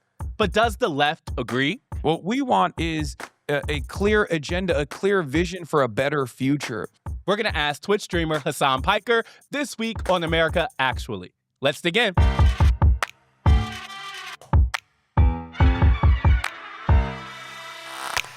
So the most prominent progressive Democrats share at least one thing in common. Hasan Piker's stream. Zohran Mamdani, AOC, Bernie Sanders, even midterms candidates like Daria Liza Avila Chevalier in New York City, or Abdul El Sayed and Francesca Hong out in the Midwest. They've all talked to Hasan Piker. And that has infuriated some establishment Democrats who argue that Piker's past controversial statements, anti-Israel commentary, and just general broiness are toxic to everyday voters. We first talked to Piker back in June and explored some of the drama that seems to surround him. But that was back when the Democratic primaries were yet to be decided. So this time, I wanted to ask Piker about more than just the primaries. How does he plan to conduct himself in a general election? And do results like Michigan prove that his politics is popular? Or do results like Wisconsin show that he's a liability? Here's our conversation. Hasan Piker is with us, unofficial mouthpiece of the left and controversial lightning rod for the center. How are you? Both good and bad. I imagine this is some of the reaction to Wisconsin. The last 2 weeks have produced mixed results for left-wing candidates. A big win in Michigan and a win this week in Minnesota for Peggy Flanagan, but a loss for Francesca Hong, which was a surprise in Wisconsin. What have been your takeaways from the last set of results? I think ground game is phenomenal. there's a lot of excitement on the platform. There's a lot of excitement for the first time for change candidates. It's still a very good environment to be in if you are a socialist.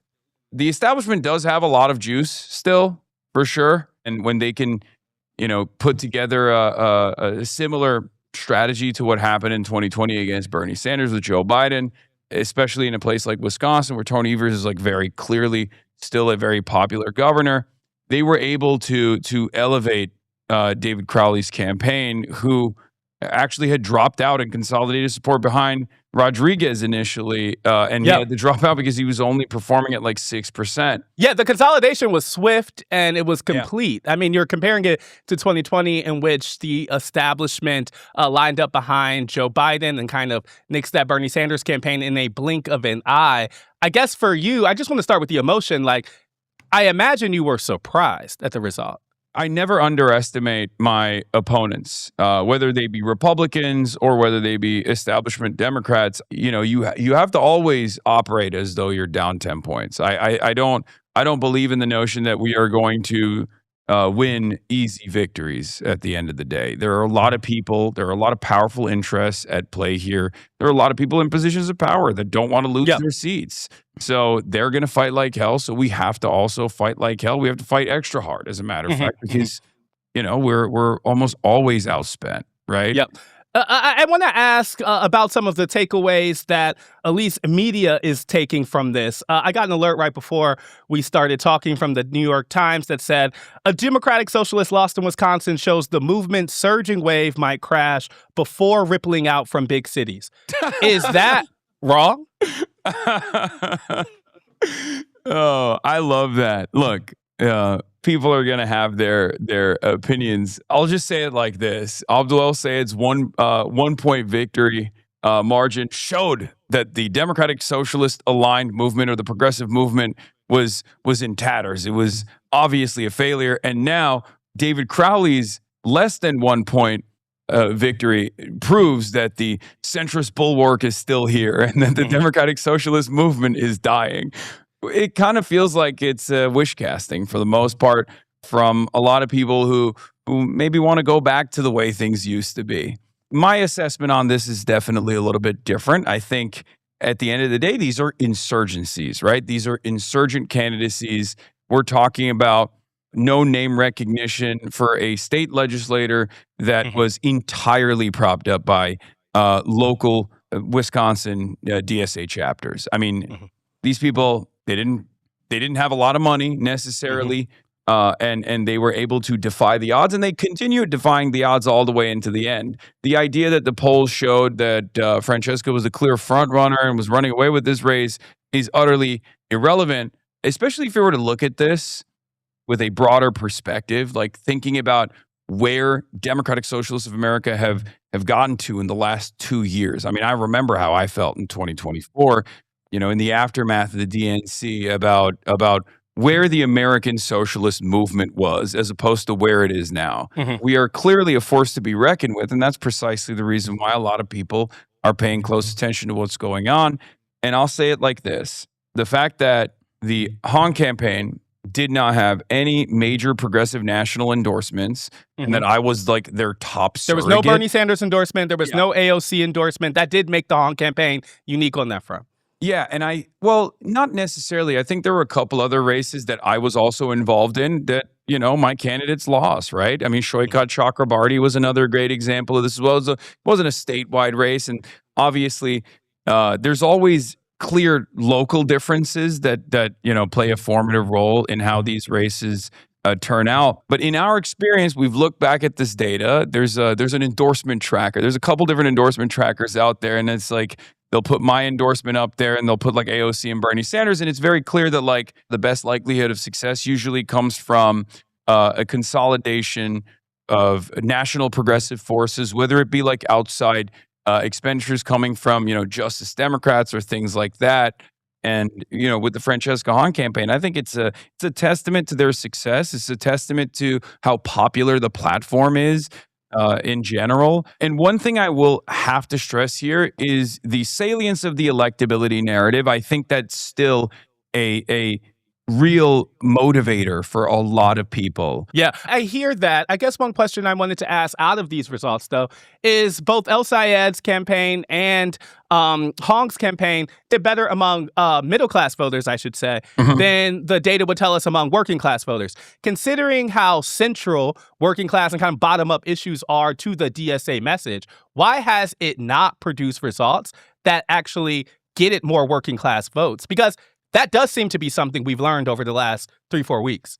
Yeah, I think that we have to dramatically reconstruct how we understand what it means to be working class in this country. I think a lot of people will cast aside, and you might agree with what I'm about to say here, but we have to do away with this fantastical notion that the working class is one specific thing. I think for the longest time, people have thought about this hard hat wearing coal miner as the true working class, oftentimes white as well. And the working class is unbelievably diverse in this country, and it's also a lot more college educated than people actually give it credit for. I think partially this is because, if you look back to the 90s as opposed to right now, yes, if you had a college education, you were upwardly mobile. You were probably a professional managerial class individual that was going to be able to retire at a reasonable age. You were doing fairly well. It was a guarantee for getting a job, a good job, right? That's not the case in America any longer. There are a lot more people who have a college degree, who are downwardly mobile, who are having a very tough time in the current job market, who do not own a home, and it's seemingly less likely than before that they will ever be able to, own or purchase a home. And that is the actual working class. It's much broader, right? We've seen in Zoran's race and in Abdul's race, there's this massive middle class of working class folks that constantly get cast aside as not being a true representation of the American working class, when I think, no, that is the true representation. That is a big component of it. Now, the other side of the story, of course, is just like with Andrew Cuomo, Haley Stevens won with the wealthiest voters. The wealthiest and the poorest. Yeah, the wealthiest voters and the poorest voters. And I find that, there is no immediate answer to that question. I think that is a real issue to try and have more of an impact, and to be able to speak to not the wealthiest voters necessarily, but the poorest voters, because these policies are policies that target them and seek to alleviate some of their concerns, some of their immediate material struggles. I think we just have more work to do in that regard. Ultimately, a lot of people, I think, especially in that category of the poorest voters, they're unbelievably busy. And perhaps some of them, like the rest of the Democratic primary electorate, is a defensive voter. The electability narrative is very important for them. Like they're locked in on what MS Now is saying is the best possible choice. Or to say it in a more good faith way, they're locked in on what Donald Trump is doing, and maybe the people who most clearly respond to that sometimes can be centrist or establishment, or particularly when they're putting that message in front of you on television. Yeah, no, the reason why I say it like that is you're absolutely right about the Trump thing, by the way, 100%. But we are worried about that as well. It's not like. It's not like someone like myself is saying, I don't care about Donald Trump. I don't care if the Democrats lose. I don't care if the Democrats don't maintain a Senate majority, as long as I get my message across. That's ridiculous. That's never been my concern. I do care. That is precisely the reason why I wanted Kamala Harris to make different choices when she was campaigning. From my worldview, and I think we're going to be able to prove this in at least certain races, this is good policy and good politics, right? Instead, I'm sure you've traveled the country, so I'm sure you've probably had this similar mind-boggling experience where someone, especially in the primaries, will come up to you and say, I really liked, insert left insurgent candidate. I really liked their policies. But I just simply don't think other people will vote for them, so I had to vote for this other person. Yeah, playing pundit in your head is a huge Democratic primary base activity. Yeah, we like to call it favorite pastime brain. of theirs. Yes. Yeah, we like to call it pundit brain. A lot of Democrats, I think, have pundit brain. That's why I keep saying it's MS Now, it's CNN. These people are terrified of Donald Trump winning, just like we are. They're terrified of Trumpism. We are as well, right? And they're actually more in line with our agenda, and they're a part of this, but they just haven't, I guess, bought into the idea that this could be one way to more effectively destroy Trumpism in this country, effectively destroy any kind of stranglehold the Republicans have.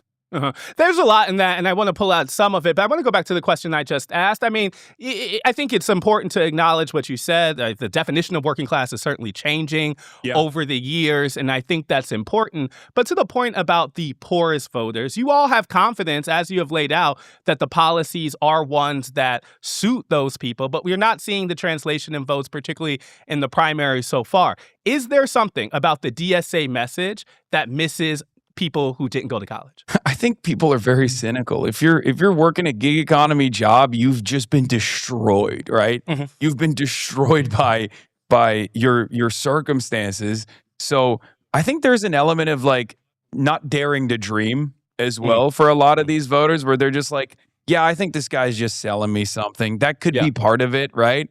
I just don't think that the average American has any confidence in their government. So that's why I always stress the importance of good governance and its associations with democratic socialism, even at the municipal level, even when it comes to constituent services, because we have a lot of work to do to make sure that people trust their government again. Yeah, I mean, I hear all that, and I definitely think that there is a role, and progressives have shown that this year, in an active, not just defensive government, but a proactive pitch. Yeah. This is the primary concern. It's a broader concern beyond getting people on board with democratic socialism, is the notion that since the Reagan era, I'm from the government and I'm here to help, is a terrifying prospect for many Americans. It was a very clever mode of propaganda that Republicans put out there, and that has been the most like top of mind concern. Americans just don't trust their government at all. They think the government is never actually helping them. There's no confidence in good governance, and we have to work to fix that.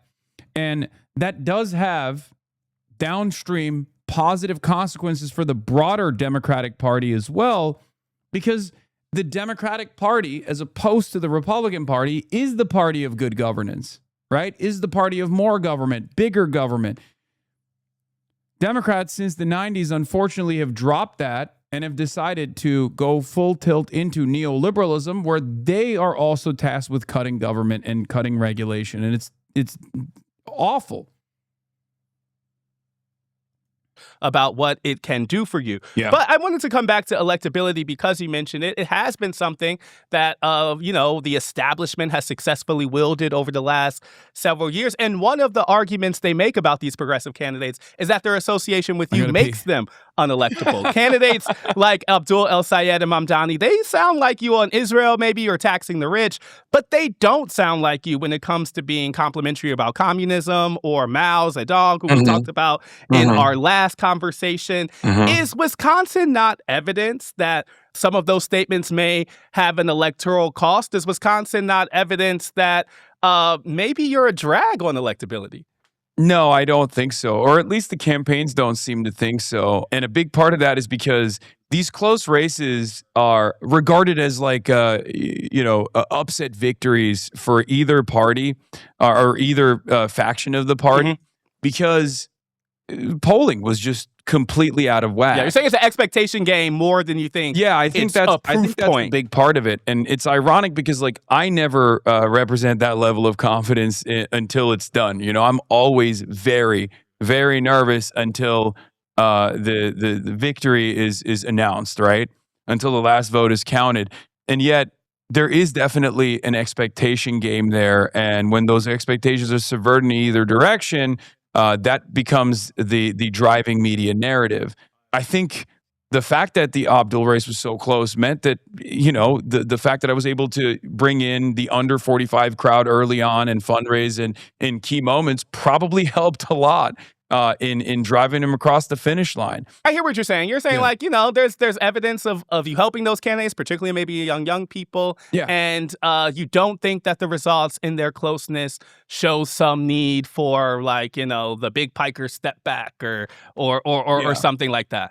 Yeah, and I've explained this a million times over, which no one seems to care about. But like, I don't actually appreciate doing the travel and the well, the rallies are fun, but the reality of the matter is, from a pure content perspective, if I'm looking at it from like a commentator, I mean, I have far bigger viewership. I make more money sitting at home, like I'm doing this specifically because I do think it helps. And I want people to participate in electoral democracy in much more meaningful ways, because I am a firm and committed believer that regardless of where my politics are, regardless of what my worldview looks like, I think in the interim, well, first of all, democracy is good, but also in the interim, I think it's important for us to participate in it instead of casting it aside. One thing that I always say is, it's the age-old notion that, like, if your vote didn't matter, the Republicans wouldn't stop you so aggressively, right? And this goes for not only the black vote, but just all voters in general, and especially working class voters. If your vote was utterly irrelevant, if this machine was going to churn out whatever results it wants to, then they wouldn't spend this much time and this much effort trying to make sure that you don't go out and vote. I think that's been a motivating message. But your point is also to agitate. As you told us the last time you were with us, I saw your speech to the College Democrats of America in July 2026. And I also saw that you wore an outfit reminiscent of the former Chinese communist dictator, which sparked some controversy. You got your suit on today, but those things will find themselves in Republican attack ads and have angered some Democrats. I'm asking about actions like that. Do those things make it harder for Democrats to win in November? No, it's entirely dependent on how they use this opportunity. I think it's it's ironically a good opportunity, right? Because that's precisely what happened with Abdul al-Sayed's race as well. But Abdul was so good, just like Zoran was, and just like Zoran still is, at reframing that moment in the spotlight to turn that into a moment where you can deliver your policy platform. The reality of the matter is, these things are immaterial. Like, I know that people try to turn them into like major points of manufactured outrage and controversy, but I saw the response to the suit that I was wearing. It's a Zhongshan suit. It's not just Mao Zedong, obviously. But you know what you're doing. You know good and well what I do. And I really love that suit, by the way. I mean, it's tailored. I got it tailored in Shanghai from the family that actually invented the Zhongshan suit. Like, it has significance for me. But the way that people were looking at that, the way that Facebook boomers were responding to the Fox News comment on that news hit was very reflective of where Americans are broadly, where the base is broadly, where they almost harken it back to the Obama tan suit. There was a lot of like Obama tan suit comparisons, but they were like, the president's a pedophile. Who cares what this one random guy is wearing as a suit? And I think most voters are there. But having said that, on the other side of it, voters will respond to what they're seeing in the media. So if they're constantly seeing this, there will be, just as much as there's backlash to the negative coverage all the time from the base that go, okay, enough. Like, we don't care about this guy. Who cares? Talk to us about the real issues. There will definitely be a lot of people who are concerned with it. But I don't believe that concern is going to cause people to stay home. But the question is not really whether they stay home, or does that motivate them to vote for the other candidate? Does that motivate them to vote for Stevens? Does that motivate them to vote for Crowley? And no, I don't think that is what, that's what allowed Haley Stevens to perform as well as she did, especially in comparison to the Gretchen Whitmer endorsement and Gary Peters' endorsement, the outbound. Other things matter more. Senator. Of course they mattered a lot more. So it's always a calculation, right? It's always a calculation for the campaigns. They poll me in these districts. It's not like these guys are, out in the water, totally blind, where they're like, this is a song guy. Like, let's just bring him on. This is an intentional choice of around the audience. I think it's pretty clear that progressives think they have a bottom-up message that works, and it's clear that they find candidates like Janet Mills or Haley Stevens inherently kind of ill-fitting for that because of their policies. But it seems less clear to me with someone like Barack Obama, one of the more popular politicians in the party, if not the most popular politician in the country on the Democratic side. But you don't hear progressives talk about Obama-ism with much love. Even El Sayed was quite critical of how Obama used his time in office. So I wanted to use that as a proxy for this larger kind of debate about the Democrats' direction. Do you think Barack Obama is a good model for the Democrats to follow? Are you talking about Barack Obama on the campaign trail, or are you talking about Barack Obama, the administrator, the president? Wasn't the tailor so happy that you wore a suit that he printed out a picture of you wearing it and put it inside his store? Yes.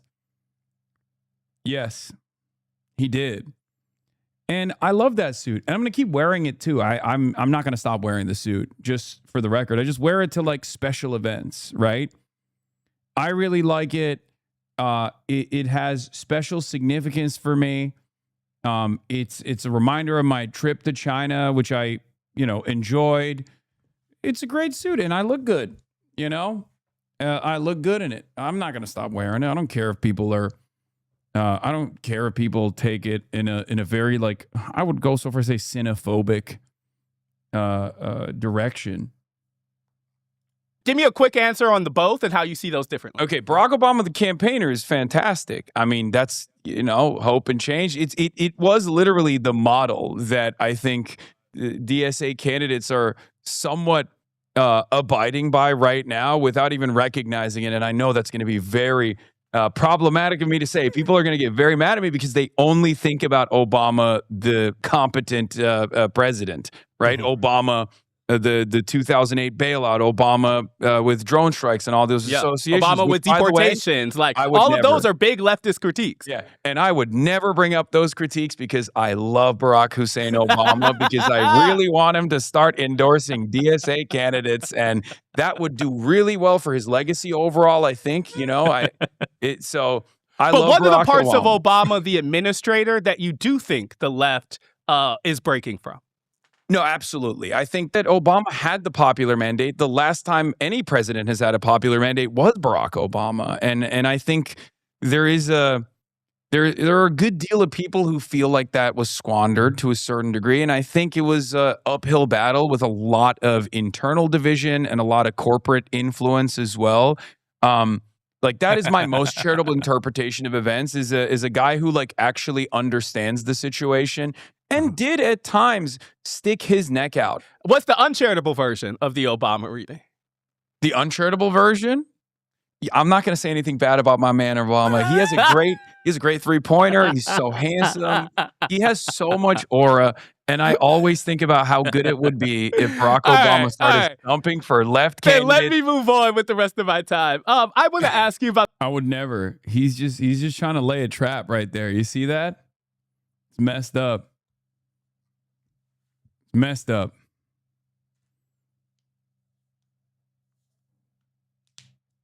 Yeah. Obama is my GOAT, and I love him a lot. A couple things that Neera Tanden told us earlier in the week. She says she is committed to a big tent, that vote blue no matter who is something that she believes in no matter what. I wanted to ask, do you share that same commitment? Broadly, yeah, I think so. I mean, there are, it's obviously if you're asking me about like John Fetterman, it's like, there are people who don't fall into that big tent Democratic Party narrative. So I've always been a big advocate of whipping votes and like punishing naysayers. I mean, this was a big point that I brought up during the Biden administration about like punishing Kyrsten Sinema, punishing Joe Manchin. Like, I don't think Democrats do that all the time. And I don't think that Democrats are also as invested, establishment Democrats are as invested in the vote blue no matter who paradigm because it's no longer working as effectively as it used to. Because, sometimes you have insurgents that win. And the reason why I say this is because I'm much more favorable to Crowley in the aftermath of Hong's defeat than Neera has been towards Abdul El-Sayed. And that's the Senate majority. So you're much more charitable to the establishment candidates than you think the establishment voices are charitable to the progressives. 1,000,000%. I guess I hear you. I'm saying Neera Tanden says El Sayed wins. He campaigned with Hasan Piker. She didn't necessarily love it, but she's going to support him in the general because beating Republicans is what's most important. Would you support a Democratic nominee for president that was, awash in AIPAC money or who didn't support Medicare for all, but J.D. Vance is on the other side? Yeah, you're gonna say that this is a cop out, but I'm gonna deliver the same line that I delivered to CNN as well. Not gonna be a problem. Why?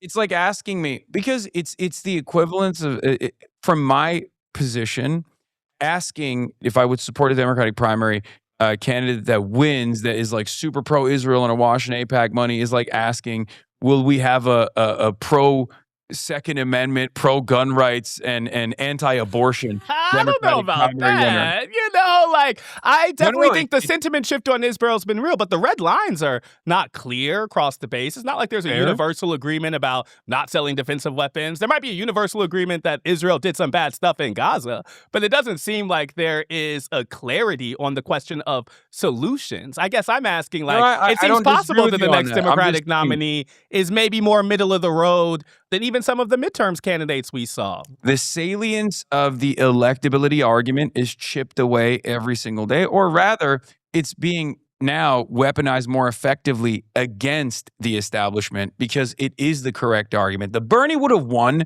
like the Bernie would have won narrative from 2016 has unironically been channeled by a lot, at least in my experience, this is anecdotal, by a lot of people who are older voters who are now coming to terms with that reality that left populism isn't this like scary thing that's electability poison. It's actually quite the opposite.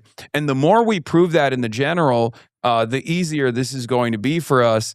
And especially when it comes to Israel, like I said, I think the Israel issue, there's nuances to the Israel issue as well. But having said that, I think broadly, any kind of like sympathetic approach to Israel in 2028 will be electoral poison. You won't be able to make it out of the Democratic primary. So it's not even a concern for me at all. Does this confidence hold if El Sayed doesn't win the general? Yeah. 100%. Okay. But I don't think that's going to be an issue either. The story of the summer has been the Democratic Civil War. Now that the most important primaries are over, what do you think is the result? You calling it a truce? A truce in what regard? I mean, I voted for Adam Schiff. Okay, like that's my senator. Like, what are we doing? You know, that's why it's so funny when I have these different forces. There are people to my left who say I'm a sheepdog for the DNC. Yeah. I'm a collaborator with the enemy. But the broadest message that I hear from mainstream outlets that are having these consultants on is that like we are an aberration. We are not a part of this movement. We've never been a part of this movement. It's like we haven't stopped being a part of this movement. What is this movement? Is it the brand of the Democratic Party, or is it what the voters actually want? What we want is for the voters' desires to be expressed. What we want is a clear agenda, a clear vision for a better future. And let me tell you something. Okay. After my experience hands-on with some of these campaigns all around the country, I have begun to realize something. I'm ready for this. A big part of the reason why the Democrats never have a bold vision or an agenda is because they have the easiest time hitting the electability argument of the primary and then the harm reduction argument in the general. I hear you. Right? Yeah, I hear you. And I think that was best demonstrated by James Carville's, now pivotal New York Times op-ed where he said, like, punish the voters, basically. Let the voters see what it looks like when Republicans are in charge. That was a big part of the reason why we actually were able to seize on this moment and be like, no, see, they're telling you they're going to roll over and die.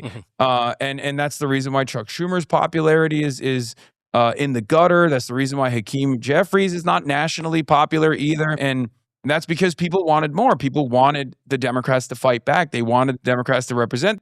Does that come across? Do you guys understand this? Like, Democrats have been made lazy by the fact that their route to electoral success has always revolved around making the simplest argument with no agenda, no vision whatsoever. I 100% believe that. Like, if you can win by just saying, we are the electable candidates, we are the only candidates that can defeat the Republicans in the primary, and then when you get into the general, you say, well, we're much better than the Republicans. Look at how violent the Republicans are. Then you become super lazy. You don't have to have a vision. You don't have to have an agenda. It's the easiest grift of all time. That's how we arrived at the last, multiple decades of Democratic ineptitude. Them and they lost confidence in the party. I want to untangle what you just said. Like what the argument you're making is, and I think it's a true one, honestly, is that establishment moderate Democrats over the last couple years, or maybe even longer, have basically run the same playbook throughout these elections. That in the primary, and it works. It works successfully. It works. In the primaries, it's about the scary left and how unelectable they are, and then the general, it's hey, we're better than these Republicans. And at no point to your argument is that really an argument for what they will provide people. At no point is that an argument that centers voters and their concerns. And it has been clear, and I honestly think Neri even spoke to this, that there is a struggle independently for the moderate establishment lane to speak to the reasons of why Trumpism exists in the first place. Yeah. And they have no answer for this. And yet we've had an answer for this even before Trumpism became a thing. Mm-hmm. And that's my argument. We've had the same exact answer since the 90s. We've had the same exact answer since the ironic third-way neoliberal pivot under Bill Clinton, welfare reform, NAFTA. Like, it's not an accident that the broadest base of the white working class especially left the Democratic Party in droves over the course of those years. Part of that is because labor unions were gutted and destroyed. Manufacturing jobs were shipped overseas. We used to have an industry in this country, and the workers, the industrial workers, would also go and participate in local politics in very meaningful ways. They'd have that line from The Wire. We used to build things here, and that's not like that's not a crazy argument. It's ironic because I feel like Trumpism in some respects, even down to the white nativist anti-immigrant agenda, is hearkening back to like the 90s Democratic Party. It's very interesting that they, present this like totally new right populist message, but down to the trade protectionism and even like the aggressive posture against migration patterns, you're looking at like a 90s Democrat. Yeah, that's my biggest truc, that it's not wrong to say that like MAGA nowadays, like what Trump represents or how Trump campaigns rather, like how he talks about defending certain industries and his anti-immigration stance as well is literally a 90s Democrat. Donald Trump is a fucking 90s Democrat.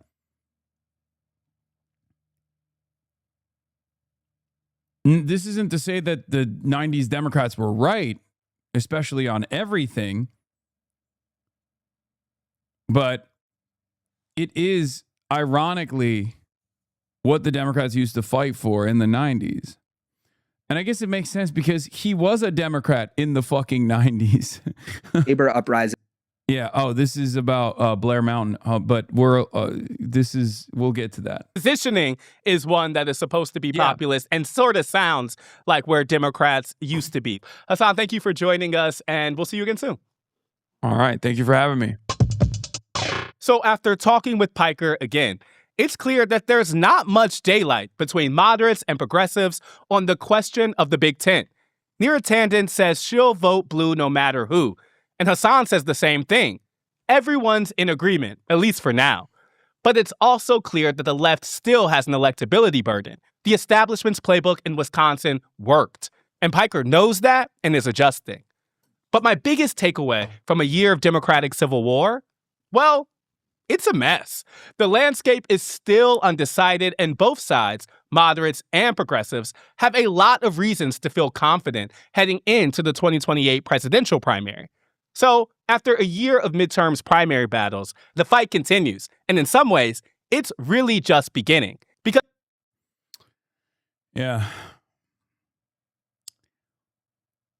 I would tell chatters in this community not to cast aside the vote blue no matter who argument for the upcoming elections. Just like the electability argument isn't the worst argument to make, because a lot of people believe in it. And things can change. Things are changing. Okay? That's all I'm saying. Because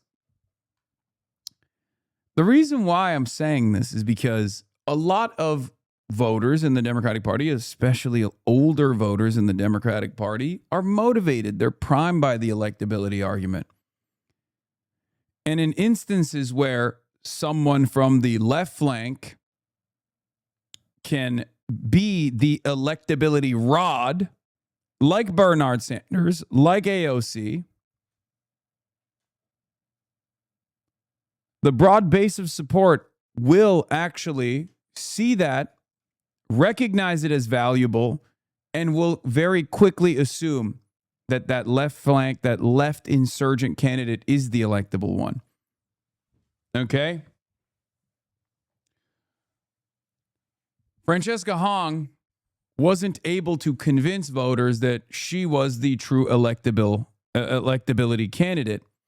And the reason why she wasn't able to do that is because she did not get the Bernard Sanders or AOC endorsement.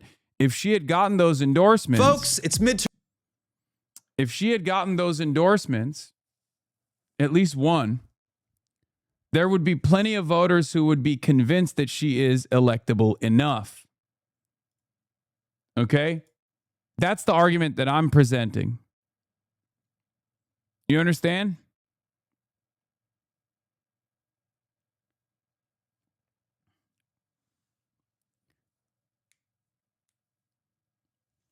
There's now two poles in the party, in the base.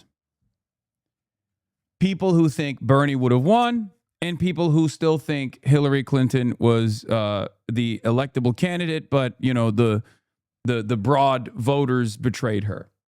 These are the two different poles broadly.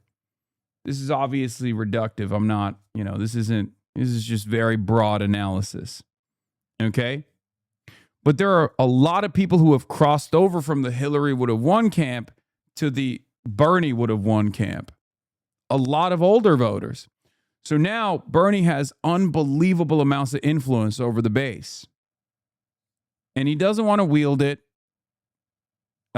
He doesn't want to burn it, right? He doesn't want to empty out his clip by making a choice with Francesca Hong, because I think ultimately, this is pure speculation, but I think ultimately Bernie thought that Francesca would be too difficult of a race to promote, especially given the limited, especially given the limited. Sorry, I just got a text message. It fried my brain. The limited power that we have. We can't be overextended. That's what Bernie's thinking. And he's like his full focus is on Abdul al-Sayed, which is the correct choice anyway. And for that reason, I think he was probably worried that Francesca Hong would be too difficult a race to push. He looked at the polls and saw her as a toss-up. And that's the reason why he made that choice. So it's not dissimilar to Zoran telling Chiose not to run against Hakeem Jeffries. It's kind of like that. I think it was wrong, by the way. I think that it was the wrong decision. Just so you understand.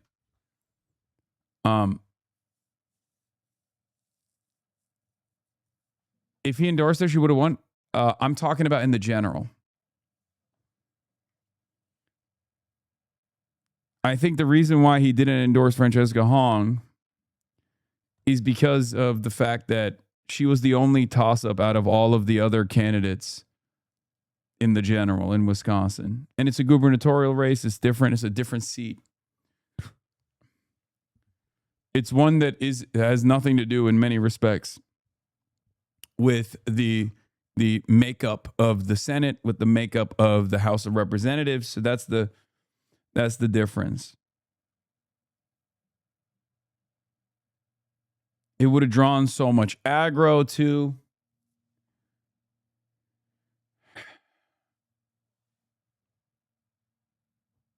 And the data center guy is electable. Guys, I'm just telling you what I think Bernie's calculation is. I haven't spoken to him about what his calculation is. I'm purely speculating, and I don't even agree with this calculation. I'm just telling you what I think he was. I'm trying to give you the best argument for why Bernie Sanders why Bernie Sanders did not endorse Francesca Hong. Okay? I'm steel manning his position. Putting up the kitchen window and cooking lunch while listening to Hasan.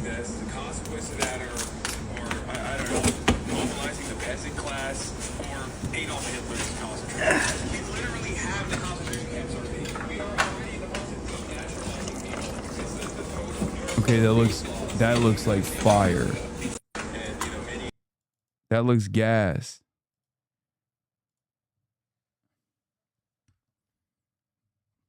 It's funny because I do the same with podcasts. Hi, Hasan. Bernie Sanders here. You're correct. But giving a reason for Bernie's decision makes it seem like it was a good decision. We don't know why he didn't endorse. The fact that he didn't endorse says it all. Dog, I do analysis around these parts. What do you mean? It hurts your feelings to think about why people make decisions that you disagree with? What are you, a baby? That's so funny. I'm sorry. You're not allowed to engage in analysis around these parts, especially if it makes my baby brain hurt. Term season, and there is one target audience the Democrats are desperately trying to pander Hasan to. Minhaj made this more perfect union video, how Democrats abandoned the working class with more perfect unions, John Russell, and a lot of people got mad at him. I'm not talking about Subaru moderates, granola NPR whites, or Cupertino lizard people. I'm talking about the working class. The working class. The working class. In the working class neighborhoods, I represent Regular working class folks. What has he done for the working class? So who are the working class, and why are Democrats so thirsty? I think one of the worst. Okay, here's another controversial hot take that's going to piss off a lot of people. I think one of the most annoying aspects. One of the most annoying aspects of Woke One or 2016, you know, the weaponization of hollowed out identity politics, non-intersectional identity politics, because it didn't feature class, was this notion that people would always say, oh, when you say the working class, you mean the white working class, sweetie. I hated that shit so much. Maybe people are going to get frustrated at hearing me say this, but there were certainly some people who were doing that, okay? But the reality of the matter is, it doesn't matter how people were weaponizing that statement, okay? What matters is what it actually means. Because the American working class is just like America. It's very diverse. And some people, unironically, sincerely believe when they said working class, they meant white working class, hard hat wearing, 55,000 coal miners that remain in this country, okay? But I hate it when people leaned into that idea that, like, you shouldn't say working class because what you mean is white working class. Okay. Black people are a part of the working class too. Who cares? Trans people are part of the working class too.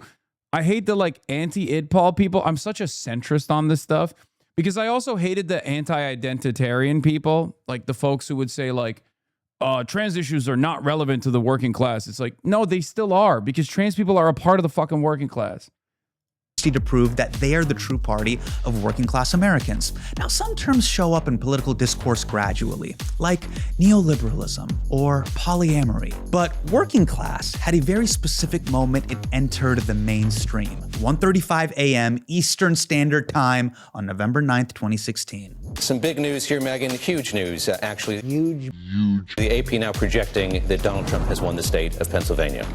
That is the race, frankly. It's been almost 10 years since Trump broke through the blue wall, winning Wisconsin, Michigan, and Pennsylvania. And liberals suddenly remembered that everyone can vote, and it's not just a Capital One rewards perk. For months, the media fanned out across rural America to study working class Trump voters like gorillas in captivity. Or like small business owner want banana? Me, Soledad O'Brien. Me, friend.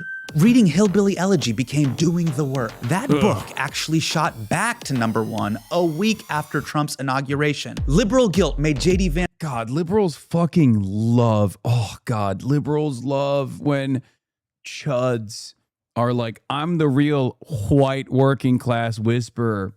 Look at me. Oh, it's literally fucking catnip. Like, MS Now, formerly known as MSNBC, is responsible for J.D. Vance's career. And it still works. And it kind of works on the left too. Let's be real. I mean, look at Graham Plattner. Look at Graham Plattner. We have to figure out a way to harness that.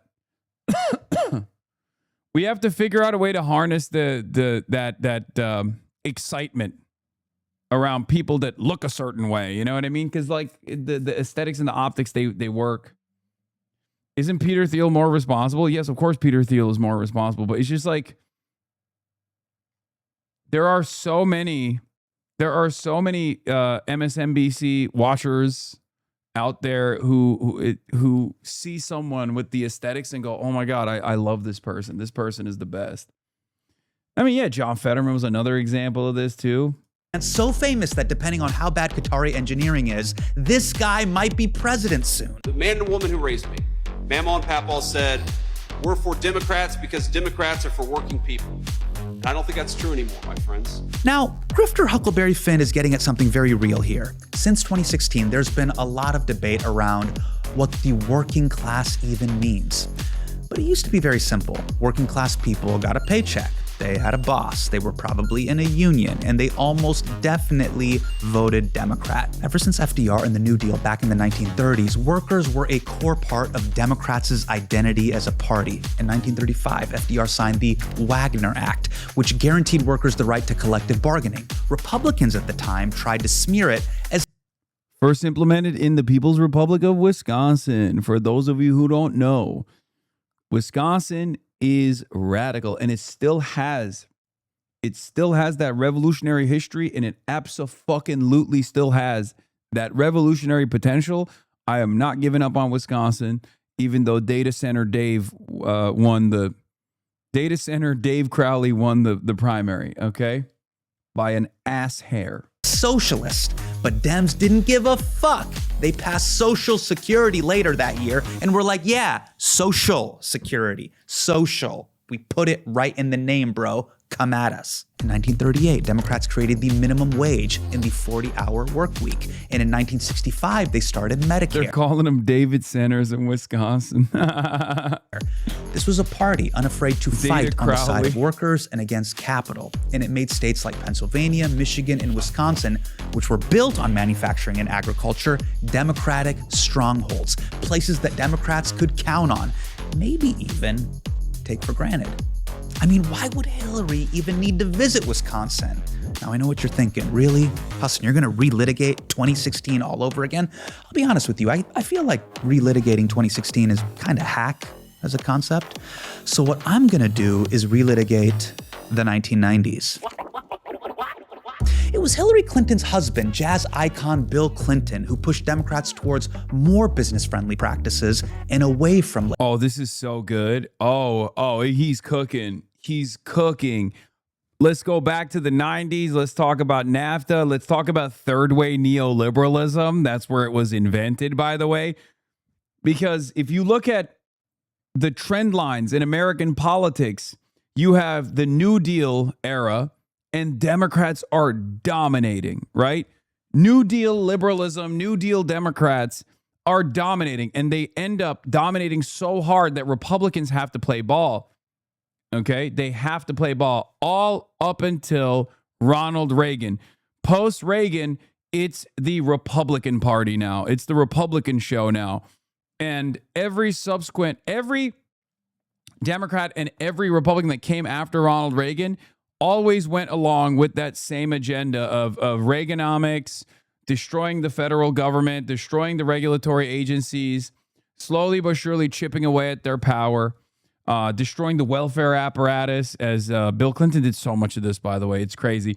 And therefore, destroying the labor unions and what remained, the manufacturing base in the United States of America, and you know, therefore destroying the party's base of support, the Democratic Party's base of support. If you have no labor unions, you have no political participation. Slowly but surely, the labor unions chip away at their power and end up going. The rank and files end up going for whichever party they think is more important, because the culture wars is the only thing that people talk about.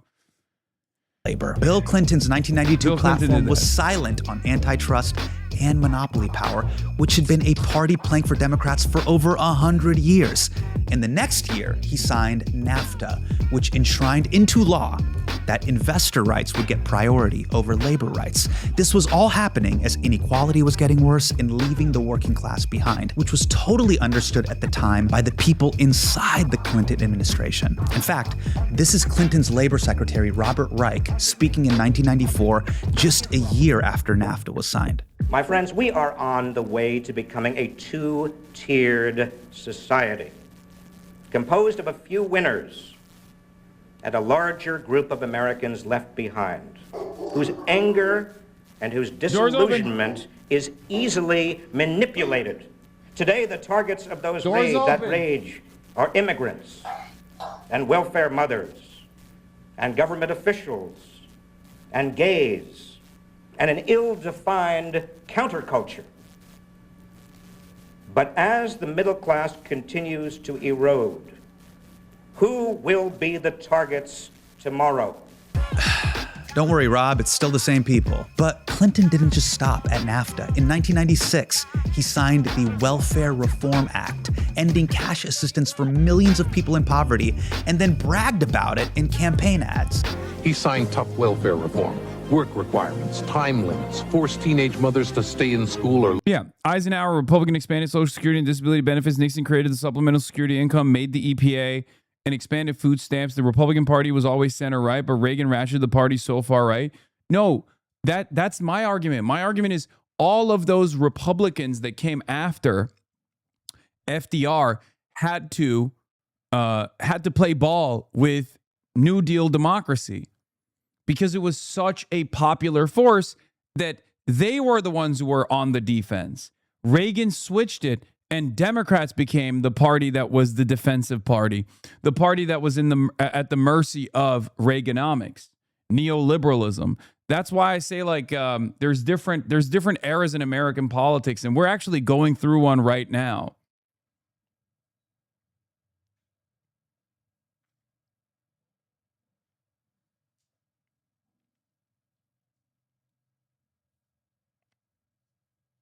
lose benefits. Yeah, Bill, I'm sick of these welfare queens not How did Reagan switch it?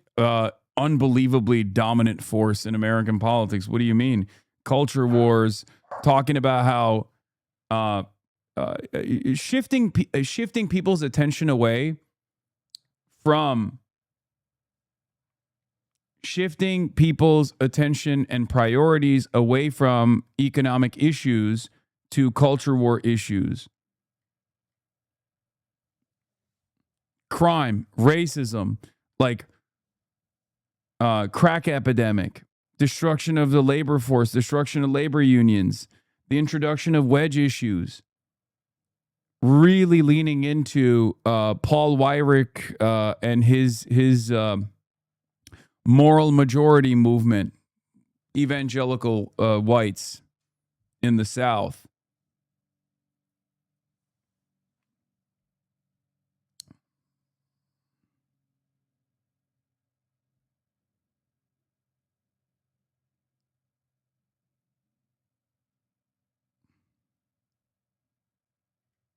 finishing The Great Gatsby. Here's what's crazy about that ad. Those aren't even black teenagers. Do you know how Republican you have to be to go after white teen moms?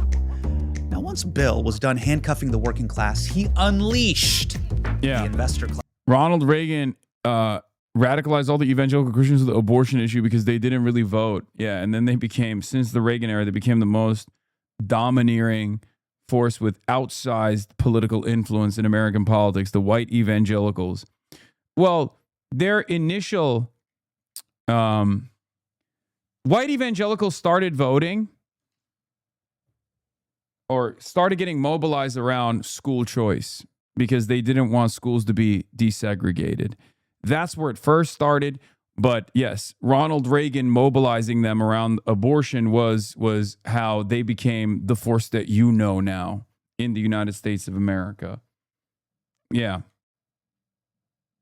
Because like the introduction of white evangelicals as a voter bloc actually predates Ronald Reagan and predates the abortion issue. It actually started off with school desegregation. That was their primary concern. You know how those like protests that would take place outside of schools that were desegregating in the South? That was all white evangelicals.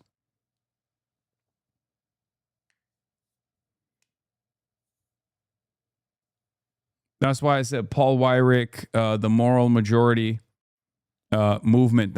It initially started with anti-black racism.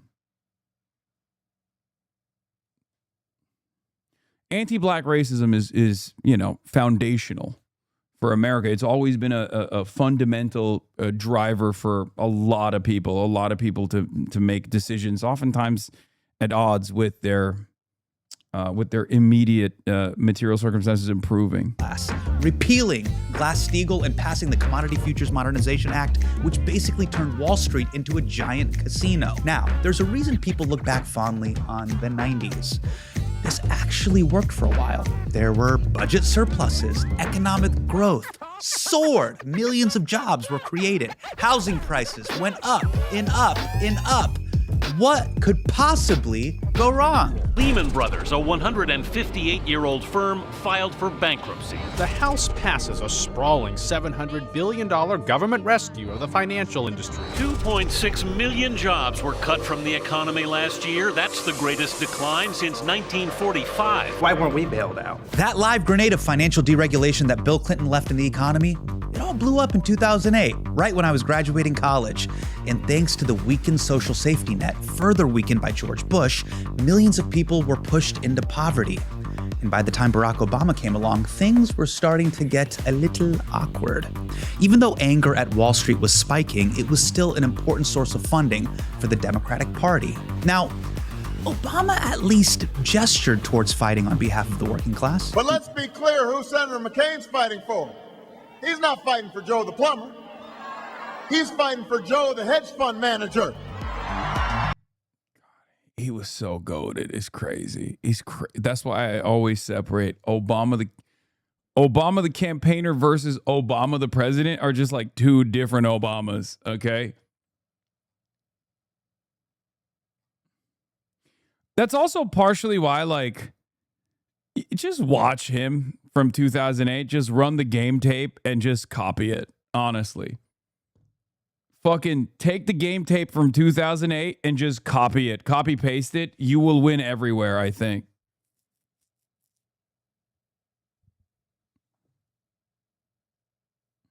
Why do you think he flipped so hard? I mean, I kind of brought this up with Ested.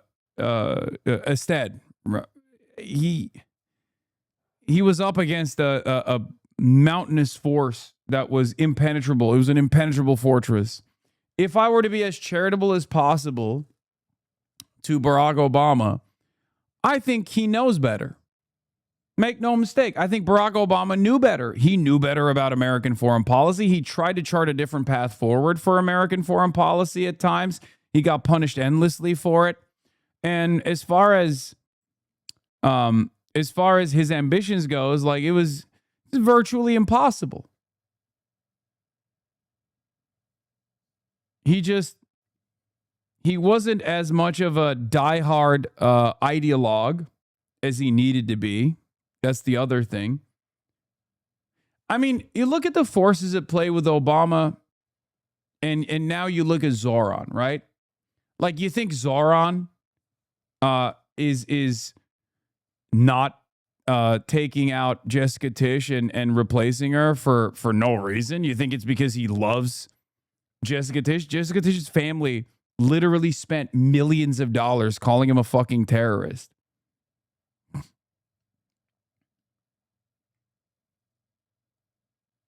It's the same shit. Sometimes you can't fight. Now, for us, the environment is different. The material conditions are different now for a figure like this to actually yield a lot of success. I think we memory hold 2008 a little bit and make Obama's campaign to be much more progressive than it was. He always positioned himself as relatively moderate, especially on cultural and tax issues. He was anti-establishment, though. Yeah, I think that is just the American broader attitude in general.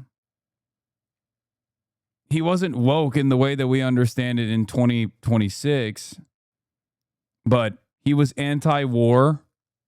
That was huge, right? Like he had all the broad through lines of a populist, left populist candidacy, a left populist movement. That's why he was so popular.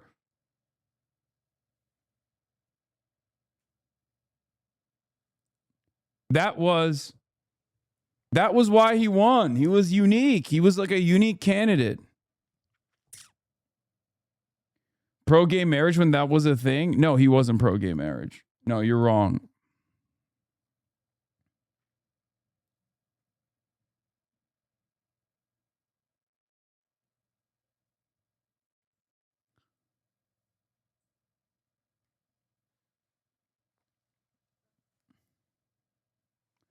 No, he just avoided talking about certain issues.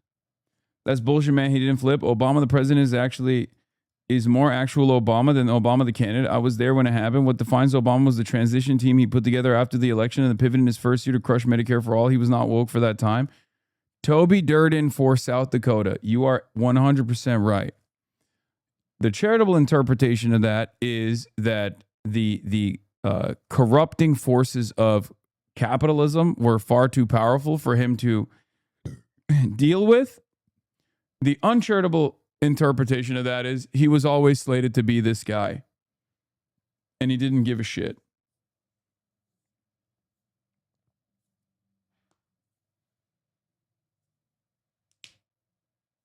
But yeah, I mean, the point I'm trying to make is the reason why I bring this up is because when it came down to foreign policy, which is the most bipartisan, right? This dude literally stuck his neck out for Cuba and stuck his neck out for the JCPOA. Those were two instances that lead me to believe that he had a very different approach to what, like he had a very different vision to what he wanted to advance. And you know, he tried to do it wherever he could, but ultimately it doesn't matter. It doesn't matter at all because he was the porter in chief. He was,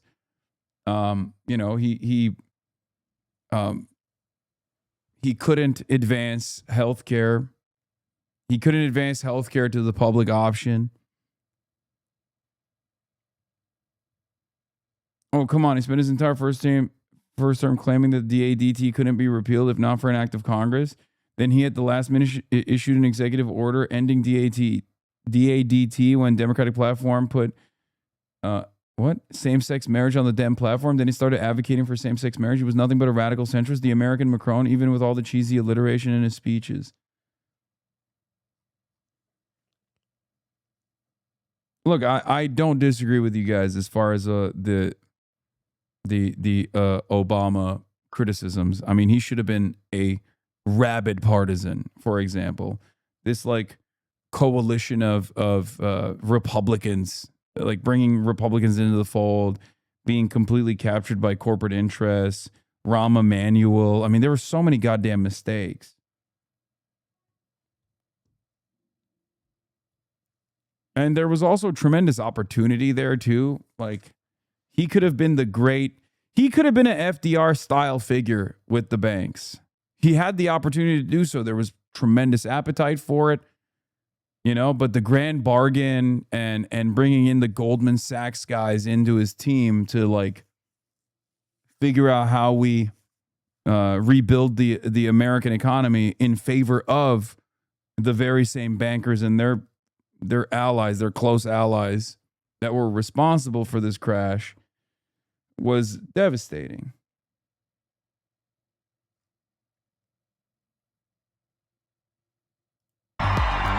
But on Obama's watch, no bankers went to jail and inequality kept skyrocketing as union membership continued to fall.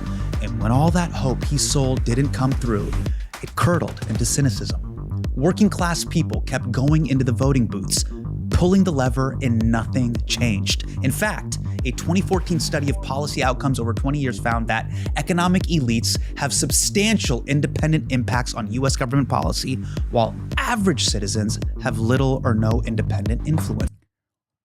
Like, there are numerous competing forces here. I think white supremacy obviously is a huge one. Like Barack Obama being black literally broke so many people's brains. Like there are so many unvarnished, hateful people out there that just saw that and were like, a black man is leading this country. He is the son of Baal. He is the son of Satan. Like they lost their damn minds. Okay? 100%. Trump was, in many respects, the perfect cudgel to that, the perfect like revenge fantasy to a black man running the country. Okay? But there were also other failures, I think, that played a big role in this as well. Like the promises squandered, the opportunity squandered, the fact that material conditions did not improve. Like the amount of Obama, two-term Obama voters that flipped to Donald Trump means that populist rage that he channeled and did not follow through on in terms of good governance absolutely played a major role in people looking for an alternative. And I think a lot of people refuse to reckon with that because they just simply see, you know, that he was a black man. And doors open.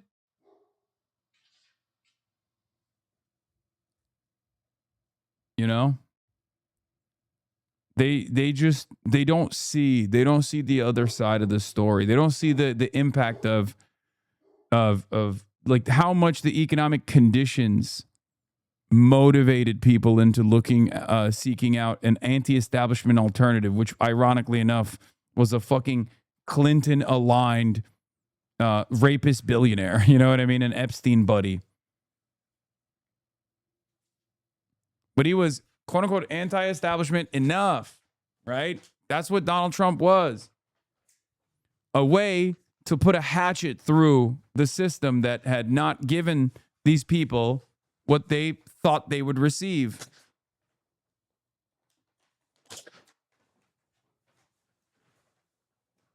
I don't know why people refuse to reckon with that. They were like, people were demanding a wrecking ball. They didn't get what they wanted.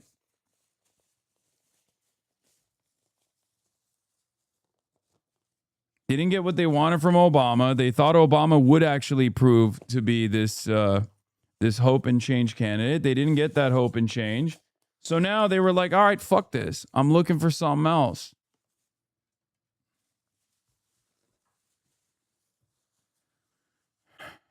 It was basically a math proof that the 1% ruled and the 99% drooled. So unless your dad works for Blackstone or BlackRock, you're fucked. So it's no coincidence that 2 years later, in 2016, the two most popular presidential candidates were people who could credibly claim that they weren't in Wall Street's pockets and would fight for the working class. Special interests, lobbyists, donors, they make large contributions to politicians and they have total control over those. When we look back at the game tape of 2015 Donald Trump, by the way, it does harken back to what I was saying as far as like beast mode Barack Obama 2008. Like, so much of the current cult, so much of the current Donald Trump cult, the MAGA cult, still are in the cult because of this. They saw this shit and they were like, this is unfucking believable. Okay? Perfect amount of populist rage for them. Perfect amount of racism. A real, he tells it like it is attitude. There's already that dumb guy mentality of, oh, he's a business owner and we got to run America like a business. That's catnip for a lot of American boomers who are stupid. Dumbest idea of all time. Okay? But this shit, people don't understand. Like, this is what a lot of like educated, high propensity voters could not comprehend, where they were like, Hillary Rodham Clinton has the CV.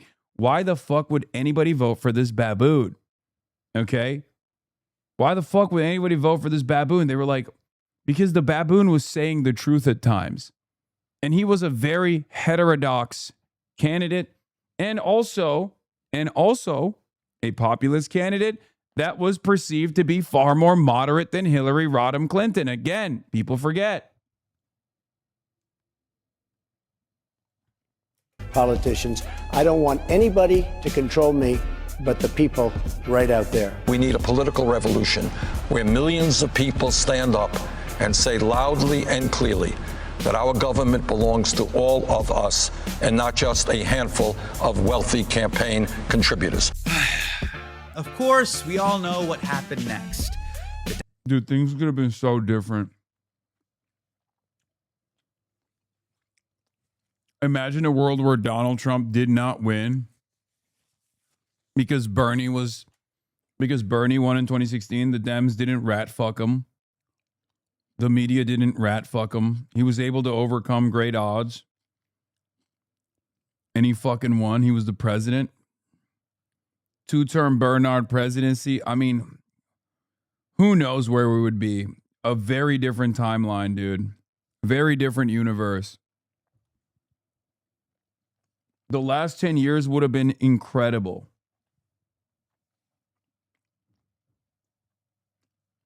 Democratic Party backed Hillary Clinton, whose campaign followed the usual playbook, ignoring working class voters and focusing on suburban moderates. That is not a conspiracy theory, okay? Chuck Schumer literally said it out loud 3 months before the election. For every blue-collar Democrat we will lose in Western PA, we will pick up 2-3 moderate Republicans in the suburbs of Philadelphia. And you can repeat that in Ohio and Illinois and Wisconsin. 2016 was the year the suburban strategy stopped working. It was the Democrats' worst turnout for union members and rural voters since Walter Mondale in 1984. So that brings us to today, 10 years after 2016, and the Democrats still have not figured out how to win back all those working class people that they lost. Now, I've heard the ideas. We should run DSA candidates. Great. We should shut up about trans rights. Not great. And we need a Joe Rogan of the left. What the fuck does that even mean? But it's clear that there are millions of Americans who still feel politically homeless. A recent poll showed that 43% of Americans are not happy with either party. Honestly, I thought that number would be higher. The way this is always framed by the media is a blue versus red problem. The country has never been more divided. We've never been more divided. Our politics have never been more divided. Our country's never been more divided. Our country's never been more divided than it is today. This country has never been more divided. But there are ways in which the working class is very united. They are united in hating the billionaire psychos running the economy. They are united in their opposition to the Scrooge McDuck corruption in Washington. And now we're seeing the rise of maybe the most energetic, bipartisan working class coalition that we have seen in a generation, who are all saying in unison, fuck AI data centers. The backlash against AI data centers is growing, with protests from coast to coast in dozens of states today. The issue uniting many Americans across the political divide. We don't want this.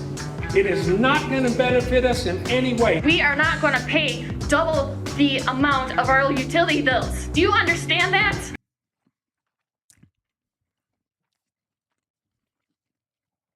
Of course, since that is the primary motivator of most people across party lines, on the one hand, you had a Republican in Wisconsin presenting himself as being anti-data center to outflank the Democrat who up until recently was running around talking about how much he loves data centers. The reality of the matter, of course, is both of them are in favor of data centers in the exact same way. That's the beauty of politics. And then people fucking wonder why people are tapped out. I wonder how people have such an apathetic perspective to politics in general. We don't get anything for it other than we're losing land, we're losing water, we're losing air quality. Why are you protecting? What are you just To talk about this more, I reached out to a media outlet whose mission statement is building power for the working class. Since 2021, More Perfect Union has been doing on-the-ground reporting focusing on labor unions, inequality, and corporate power. And maybe no other media outlet out there right now is doing more reporting on the backlash to AI data centers. So So I sat down with one of their reporters, John Russell, a West Virginia native, someone who has spent years having real conversations with working class voters, trying to genuinely connect with them in good faith. We talked about the bipartisan coalition forming against big tech. It's a mask-off moment where people can see what side you really are on. How he connects with people who maybe don't share his politics. If they know you're coming from a genuine place, you're not trying to hide something, you're being upfront about who you are, that can kind of set the tone for a conversation. And as someone from Appalachia, I got his take on the vice president. What is your take on J.D. Vance? Oh, trash. Trash. I mean, what's everyone's problem with J.D. Vance? I think I have the best take on this, and also for people to judge.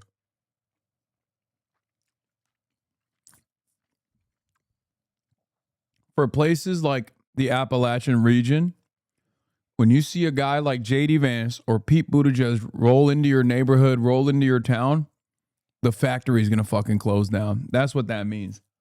And those guys can clock that inauthenticity. They can clock that consultant speak from a mile away because they've seen J.D. Vance a million times over, okay?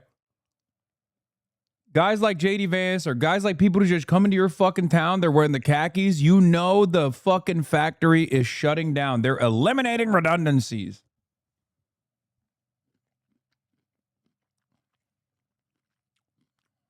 Other than all the stuff he says and does and is. And of course, his face. Hurry right away, no delay, stop the day. Make your daddy glad to have had such a lad. West Virginia is one of those states that your hand is a map of it, and it is a middle finger, and it's perfect. So this is West Virginia, Eastern Panhandle. Okay. You got Maryland down here. Yeah. You have Morgantown. So Wheeling's right here. Okay. This is Ohio. Mm-hmm. I grew up here, but it's like Ohio, West Virginia, Pennsylvania, all these states, like this area is where like generations of my family's from. The cuts for us there is this place called the Pits. They want to currently build a 3 gigawatt data center on the Pits. Yeah. What the Pits is thousands of acres of absentee land like in the hills that for decades, like an outlaw dirt bike culture has taken over. Oh shit. East of the Mississippi, if you want to go crazy off-roading, look this up on the internet. Yeah. You go to the Pits outside of Wellsville, Ohio. And it's like there are no rules. Nobody knows who owns the land. It's like a dirt bike gang has taken this over. So X Games meets the Lost Boys from Peter Pan. And I'm seeing this like, data centers are uniting left and right. Yes. In crazy ways. Yes. And I'm watching like everybody I grew up with in high school who I saw like send a dirt bike off a cliff. Like organizing petitions against data centers. And I'm like, there's something to work with here. Yeah, totally. High school Johnny Knoxville is like, fuck these AI get data these centers. out of here, dude. They'll dismantle it. Okay. One of the things that I love about the videos that you do for More Perfect Union is you actually go out into the field and you do practical reporting. You are not a cable news pundit sitting on a round table. This guy has one thing that I will never have, and I'm a little bit jealous of it. He can fucking be one with the chud. I will never be able to be one with the chud in the same fucking way that he can. Like, he goes out there, he's from West Virginia, he speaks the language, he's a real chud whisperer, and I wish I could get a fraction of that. You know what I mean?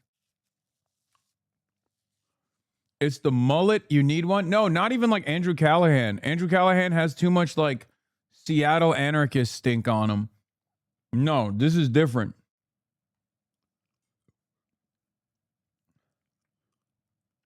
Basically arguing with someone before commercial break. Yeah. I want to chat with you. Let's break down a few words that get thrown around. Yeah. In media circles oftentimes. Let's start with rural America. If you're living in rural America, I think one of the things it's defined by, regardless of where you go, is extraction. Like if you are... Yeah, you were born in New Jersey, black, white, whatever. If you were born in the Midwest, chud is in your DNA. You can't fake it. Yes. Like, I can only be a studier, a student of the chud. He was born into it. Okay. I can only seek to understand the chud. I can never be the chud.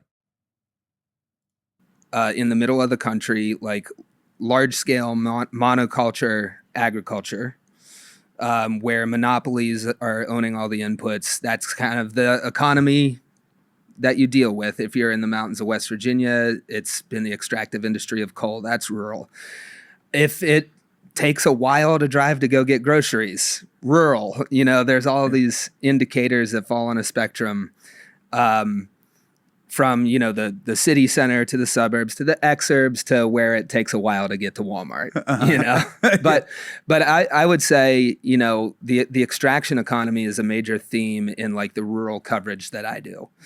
And that always comes paired with, you know, I think of the coverage we did of West Virginia data centers. Like there's such a push to put these things in communities that have already had most of their wealth taken out of there. Yeah. They're used to it. And so the next wave of this wealth extraction is something like data centers. And I think that's a uniting thing. For the people in my audience, yeah, who perhaps have family members that voted for Donald. For the record, that's how you know this shit is capitalism.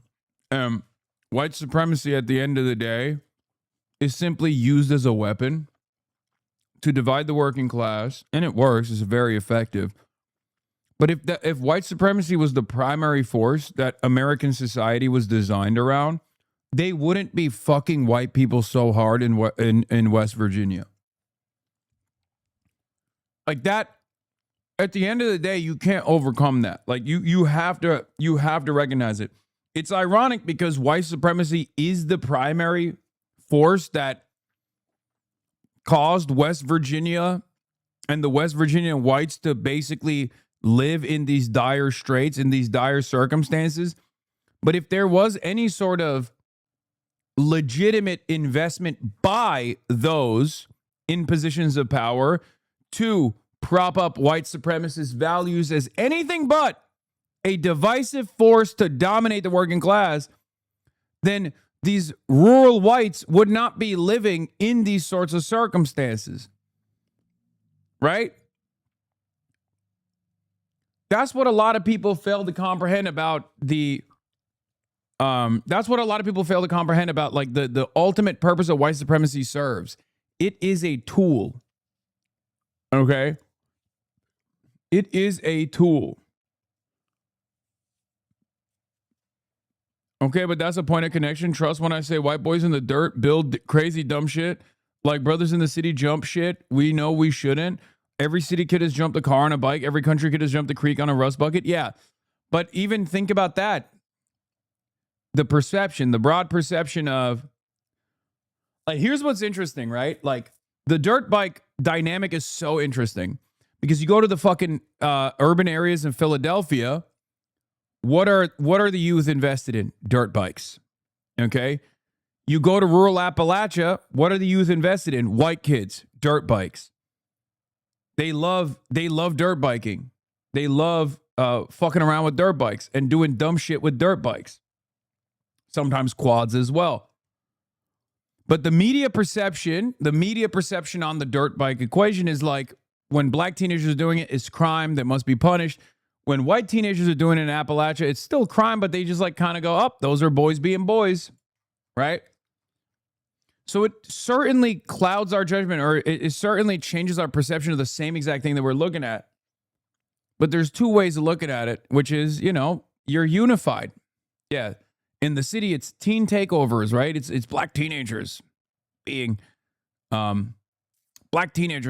rowdy.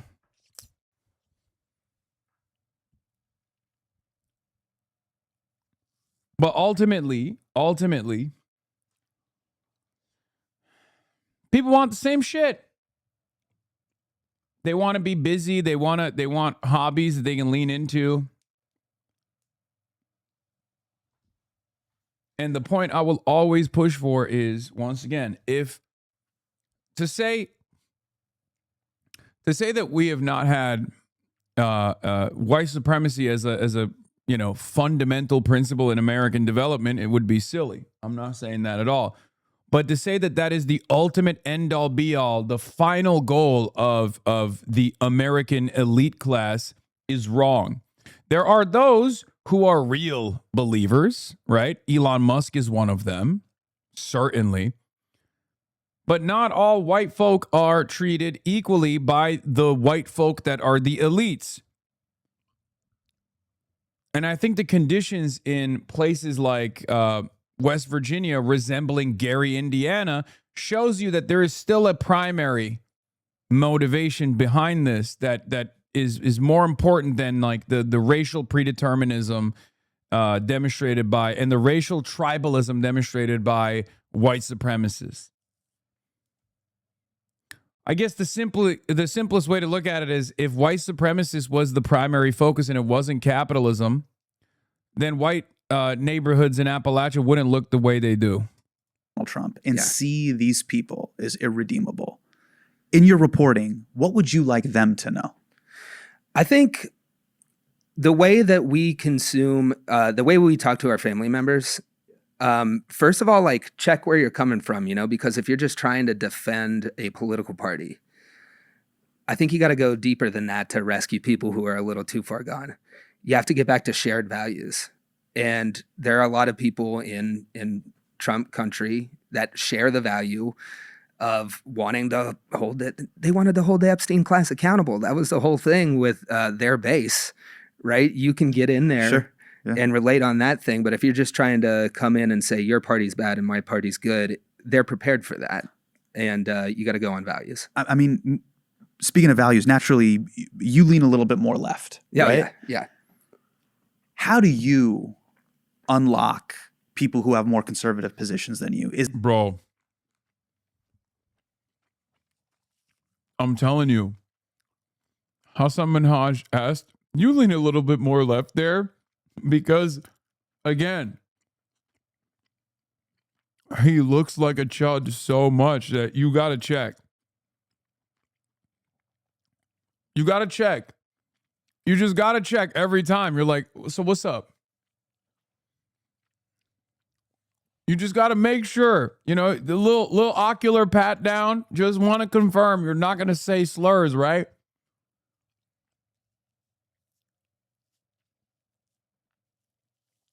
I'm so jealous. Again, I am so jealous of his chud background. Like, I wish I could just, for one day, be able to hide in the crowd at a fucking state fair or something, you know what I mean? And have people come up to me and be like, hell yeah, brother, you see that big ass pig?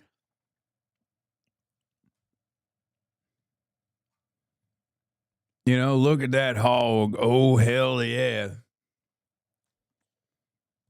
Is it the mullet doing the work? Is it the mustache? Like, what's it is. It is my. But you like, it's a little bit of this. No, you're clearly affable. You genuinely come from a place of curiosity. But what did you find was the way that you connected with people that don't vote like you, or perhaps share the same values that you do? Well, it does help to look like this, But I did find, growing up where I did, before I got hired at More Perfect Union, I worked at a dive bar. Shout out to Johnny's Bar, baby. Shout out to Johnny's Bar. And that's where I learned something that helps me in my work all the time. Let me just be normal. Treat people like people and expect there to be disagreements regardless. And you will be able to unlock so much.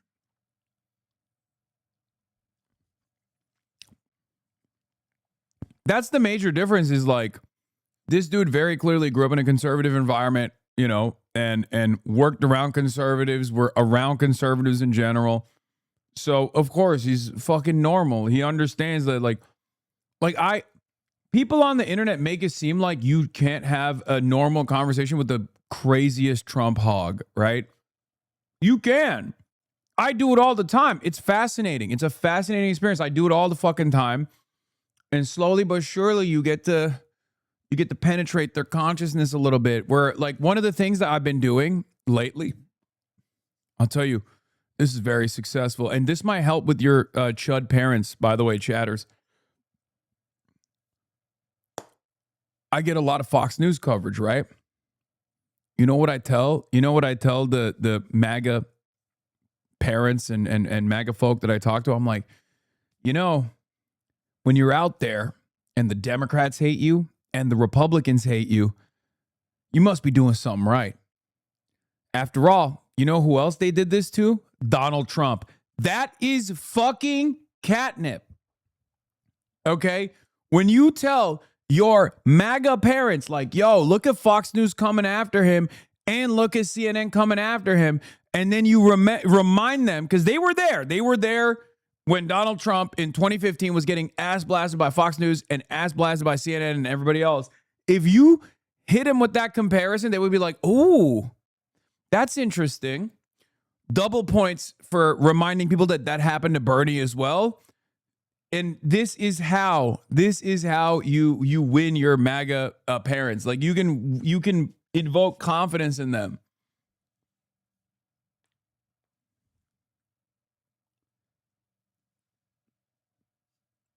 You're right, but it's so fucking stupid. Okay, man, whatever. Okay, Mr. Elitist, who cares?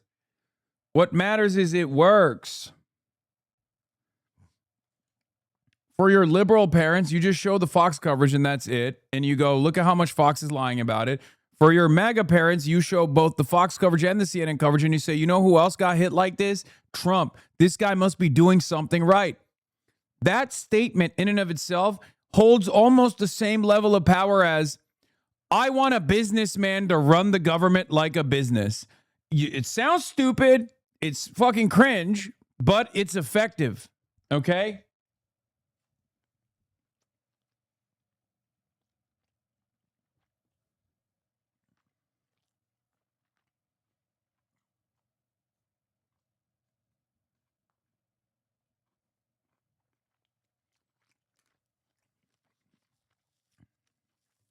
Time, which is I wear my politics on my sleeve and I don't try to hide that with people. And I think that if they know you're coming from a genuine place, you're not trying to hide something, you're being upfront about who you are, that can kind of set the tone for a conversation. And that's what I always did in Johnny's Bar. Like before I got hired at More Perfect Union, I was making TikToks about like, you know, we should all join together as people in the same boat here and maybe take back some of our power. I talk left-wing politics in my small town bar with people mostly whose idea of a leftist is the actual devil. Was there a moment that inspired you to start making those videos? Like what, you know, not to like hero's journey this, but like what was the inciting incident? What was the moment that made you go like, oh, I want to go to the cesspool that is social media and like talk about politics and perhaps reach out to people that feel unheard? I think I've always been angry about how this billionaire-owned media lied to the people I grew up with. And I've always believed in the possibility of them. It does work. My personal testimony is getting my anarchist Trump. Anti-tax, how is that possible? Flat earther uncle to look into your stuff? Hell yeah.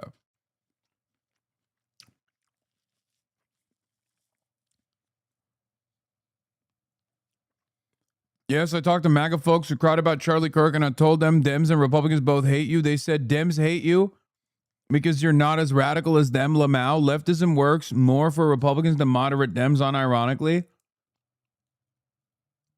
Why hide? Nothing is stopping you from going to a fair. My black ass went to state fairs. No, I used to do it all the time. I used to go to like the gun shows and stuff like that. It's a little bit different now, don't you think? They fucking plastered my face on Fox News every day for the past 6 months. I don't just want to visit these sorts of places. I want to also be one with the people. And there is 0% chance.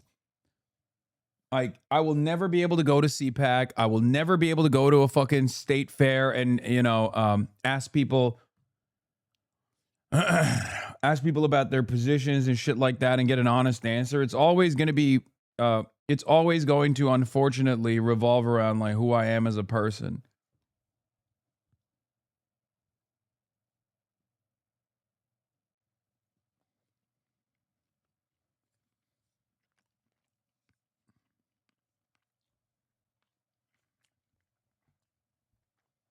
Hank Pecker is dead. Mr. Chudface, my whole family is now fascinated with you, bro. They were all MAGA heads before. Let's go.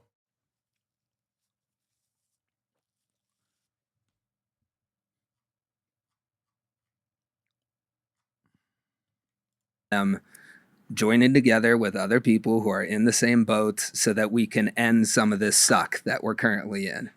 And I was like, there's got to be a way to do this. And everyone's on their phone, so why don't we pump out some stuff and see what happens? You know, maybe suggest, hey, we should all get together on this. So this idea of joining together, right? Yeah. People talk about coalitions all the time. It's something that you've really focused on. A thing that gets talked about in lefty politics is the idea of building coalitions around the working class. Yeah. How would you define working class? Yeah. Anybody who doesn't make their money from owning stocks. Anybody who makes their money from selling labor. Anybody. Yeah. And if you want to get really down to it, my attitude on it is like, especially given how much like pensions no longer exist, so like retirees everybody has a 401k, then if your yearly net worth increase broadly is coming mostly from your wages, like overwhelming majority of that is coming from your wages as opposed to capital accumulation, then you're still a wage laborer. If over 50% of your money comes straight from your own labor, then you're still working class, in my opinion. Or at least like you're a wage laborer. Who, like, if you can't call selling their own labor. No, I know. The reason why of course, the Marxist definition of proletarian is a wage laborer, someone who sells their labor to a boss. What I'm simply saying is that in this day and age, there are a lot of people who are wage laborers, but also have a 401k. Does that mean they're a capital owner? Because technically they're engaging in capital accumulation. That doesn't matter. So, Howard Lutnick, you're working class. Got it. If something that you say in public moves markets or starts wars, you know, then you might not be working class. You know, this is the first time I've actually really heard this articulated well this way. You're basically talking about labor that perhaps works for companies. You could work at a grocery store. You could work. Describe basic Marxian concepts at a variety of different places. But if you are not part of the equities class, you're part of the working class. To me, yeah. If you get chat. Notice how he didn't get into dense literature.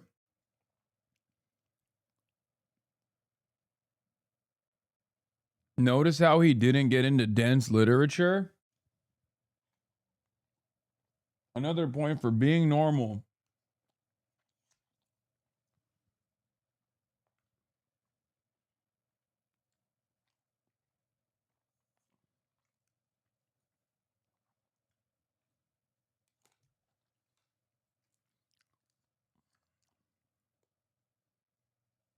He described it perfectly.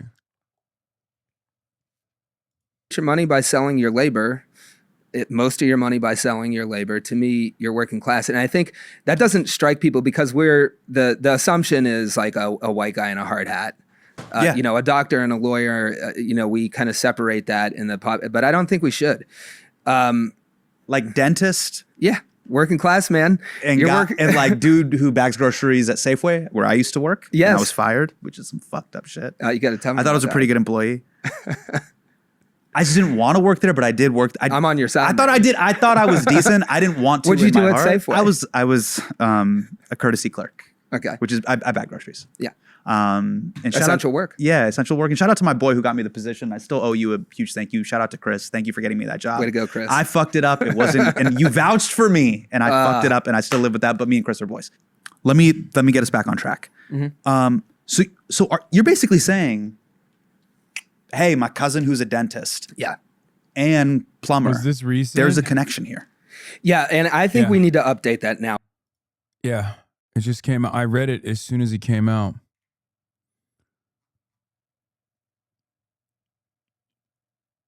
But yeah, it's recent from Wall Street Journal. Because you look at the scale of wealth in America, and we have a trillionaire. We have a trillionaire. We have close to 1,000 people with $1 billion. You know, for me, I'm always trying to get people to think about the difference between a million and a billion. Yeah. 1 million seconds is 11 days.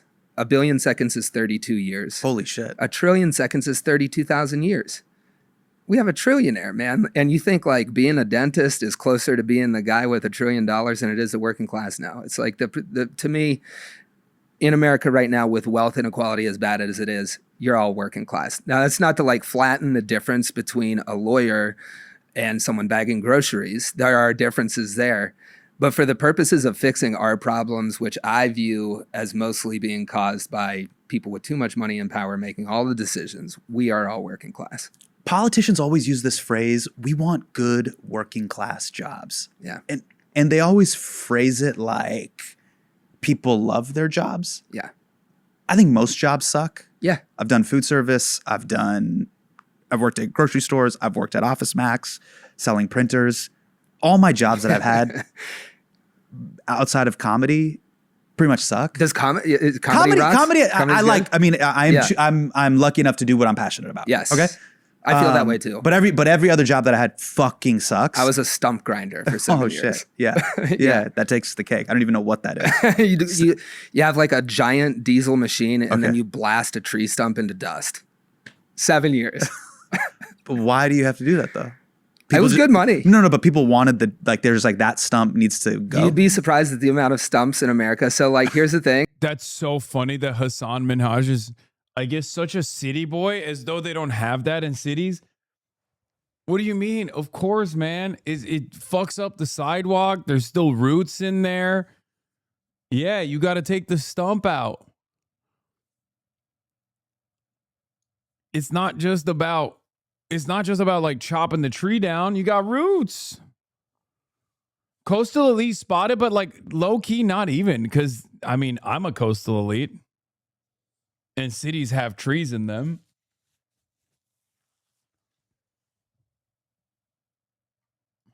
And like, yeah, it fucks up your septic tank. That's another thing that, it's because Hasan Minhaj is in New York. So he probably doesn't. Actually, I don't know where he lives.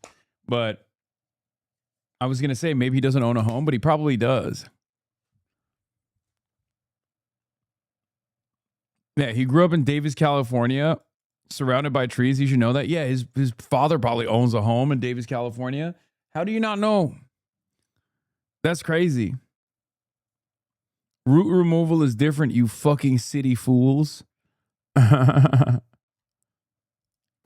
you a homeowner? I own a home, yes. Okay, a yard of any kind. We have a yard. We have a front yard. Yeah. I don't know the situation in New York City, but like if you're owning a yard out there, if you're renting a yard, sure, you'll end up with a tree stump in your yard, and then people will go try to like set it on fire or drill holes in it or like dig it out. There's no better way to get it out than blasting it out with a diesel machine and someone like me.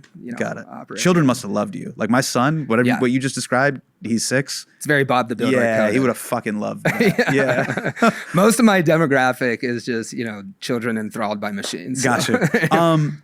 To get us back on point, what I'm saying is we don't need to romanticize jobs per se. Yeah. But what I think we need to focus on is common human dignity. Yeah. And the way people are compensated for their labor gives them the dignity to provide for their families, pay for healthcare, send their children to school. Totally. If a loved one gets sick, take care of them.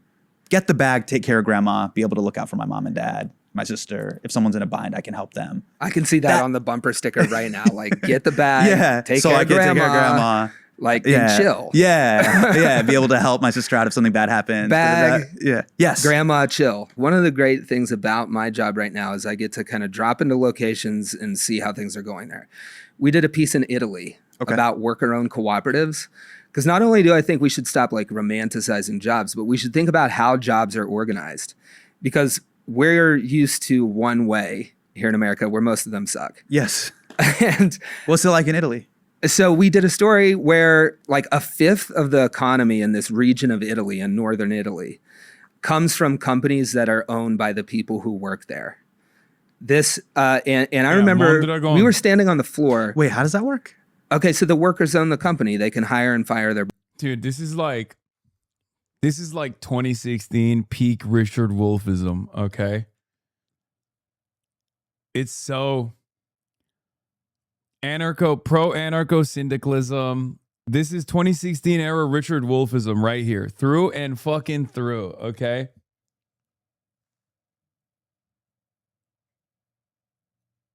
Mondragon is the Spanish one. Sorry. This is Emilia-Romagna region in Italy.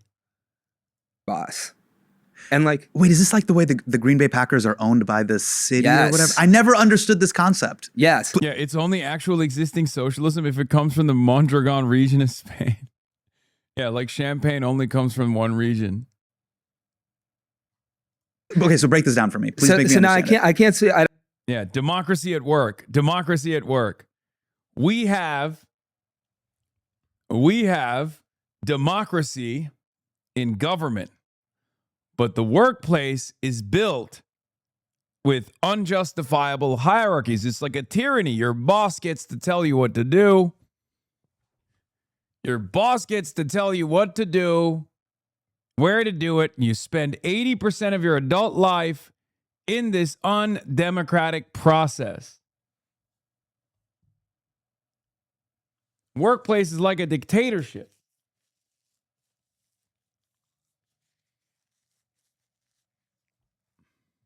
I don't know the details of the Packers, but basically a cooperative, right? Okay.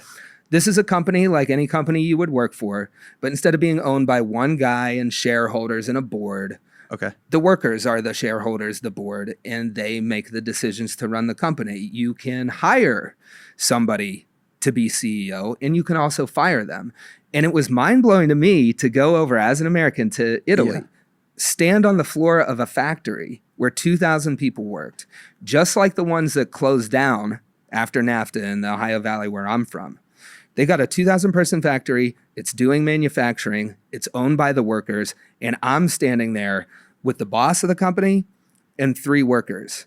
And I asked the workers, what would you do if your boss made 300 times more than you make? And they were like, we would fire him. The workers are highly paid. They work in manufacturing. They control who runs the company.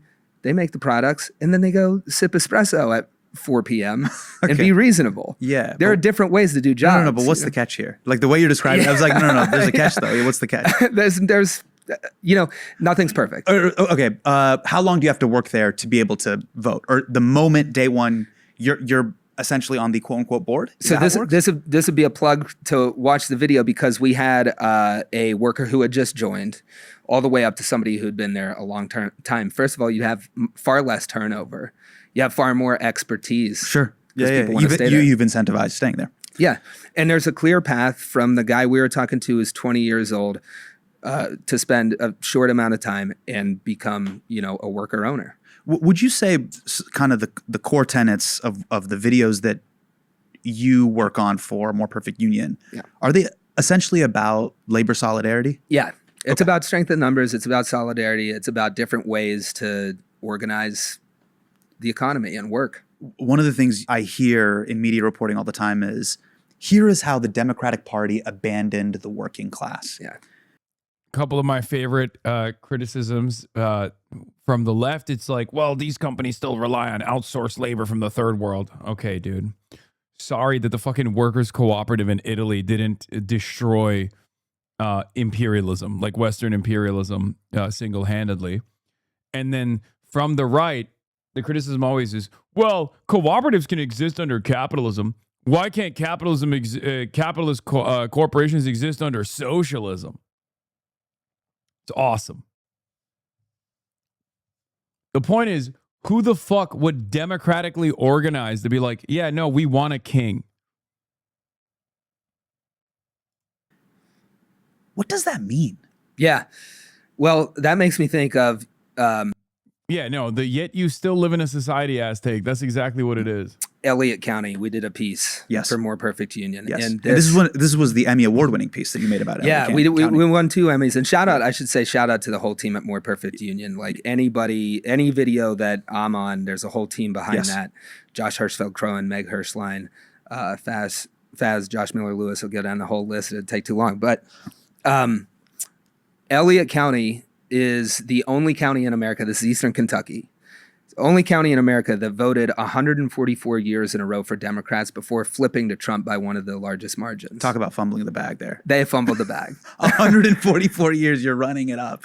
And then to flip your entire base. But here's to your question. Yeah. I would say the Democratic Party was responsible for fumbling that bag, because what we found there, of course, a lot of people who voted for Democrats forever and then flipped to Trump, but you can trace through the history of the Democratic Party. It used to be very much FDR, and then it switched to, Bill Clinton and corporate donors and the Democratic Party that we know today, that we see in a fight with these primaries, in a real contest for the direction, like someone like Zohran Mamdani or more of what we've been used to.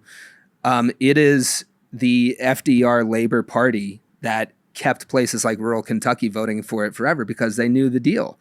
You vote for Democrats because they're for the working man. But eventually they lost those roots, and we suffered a pretty large consequence for that of people.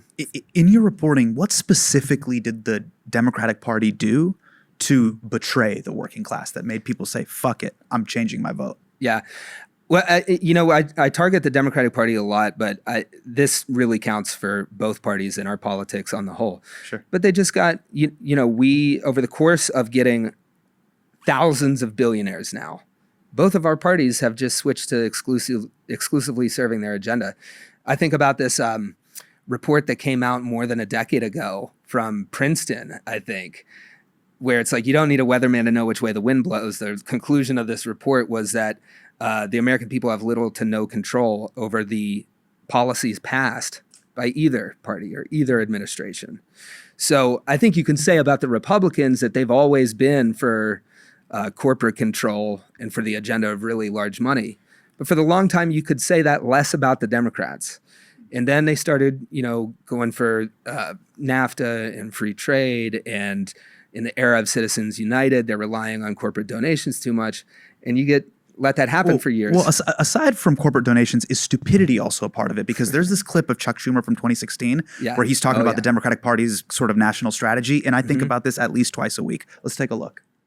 For every blue-collar Democrat we will lose in Western PA, we will pick up 2-3 moderate Republicans in the suburbs of Philadelphia. And you can repeat that in Ohio and Illinois and Wisconsin. This is my sleep paralysis demon. That's actually on a loop in my nightmares. Oh, got it. I've watched it many times. That's your Freddy Krueger? Yeah, it is. Oh, got it. It is. Yeah, I wake up in a cold sweat every night, and it's Chuck Schumer just selling us out. I think, right there you can see the strategy of trying to go after suburban, wine moms and such. And I think that is because they really lost their roots, right?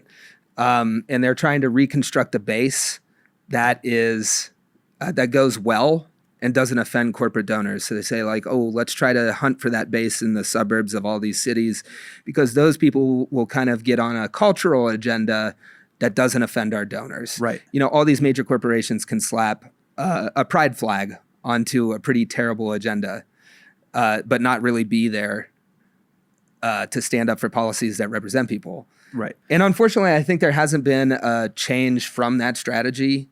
I mean, Schumer still leads the party. This is the thing I cannot understand. How is that possible? There's no gravity. There's no consequences. Kolkata Chai has brand new tea bags. It is so easy. I literally don't have something very... All right, we're going to pause it here, and we are going to do a phone bank in 15 minutes for Oliver Larkin, ladies and gentlemen. Unethical Reacts are back. You already know.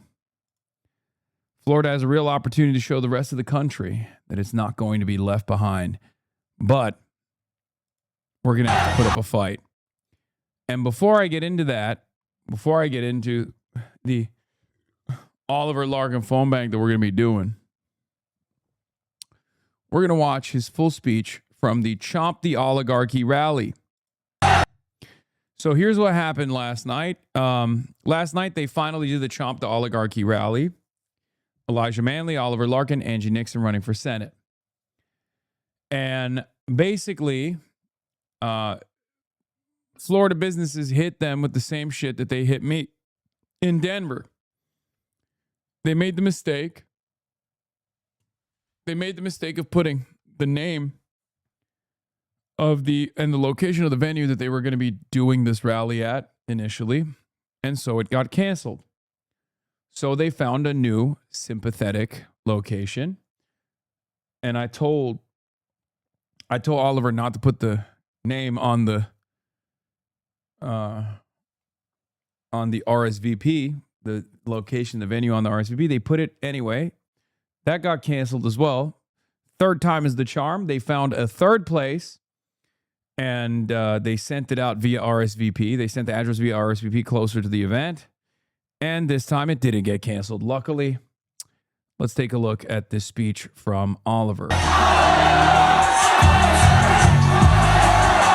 Lauderdale, let me hear you!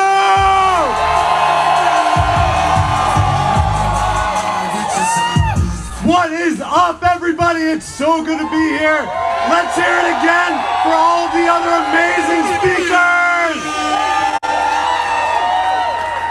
I'm so proud to be joining you.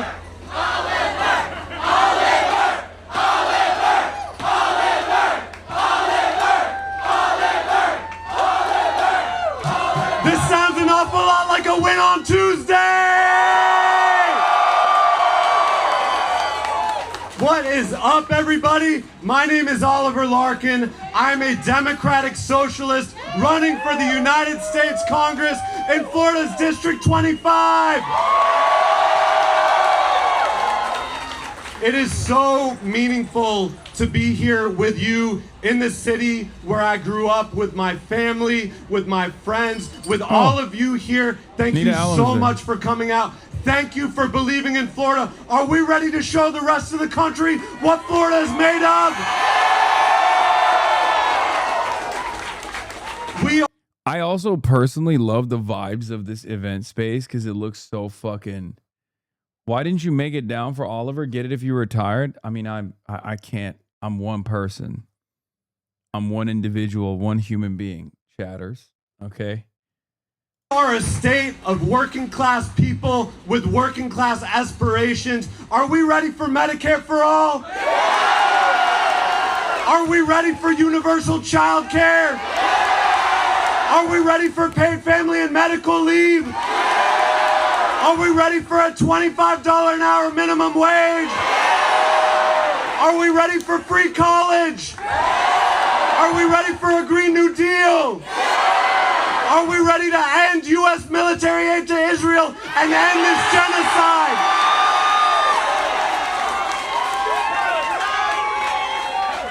This is what is inspiring this movement, not just here in South Florida, but all across the country. A new generation of leadership is stepping forward. The Democratic Socialists of America are filling the leadership vacuum that the Democratic Party, the corporate wing, has failed to stand up for the working class. So we're gonna do it our damn selves.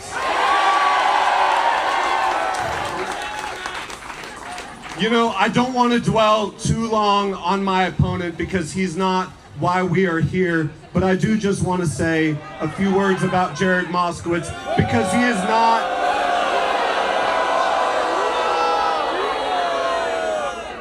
is not giving you all the opportunity to hear from him because he doesn't want to defend his record with a single public town hall, with a single debate, with a single forum. What do we think of that?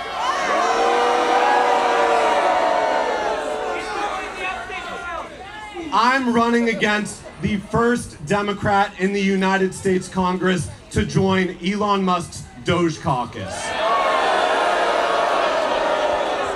I'm running against a self-described, two-time appointed Ron DeSantis Democrat. Can anyone tell me what that means?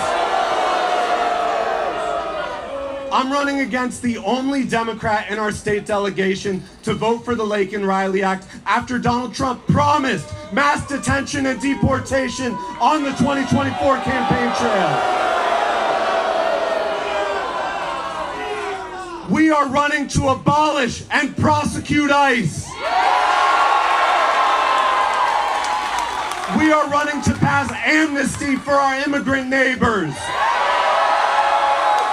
We are running to protect TPS and keep our neighbors here.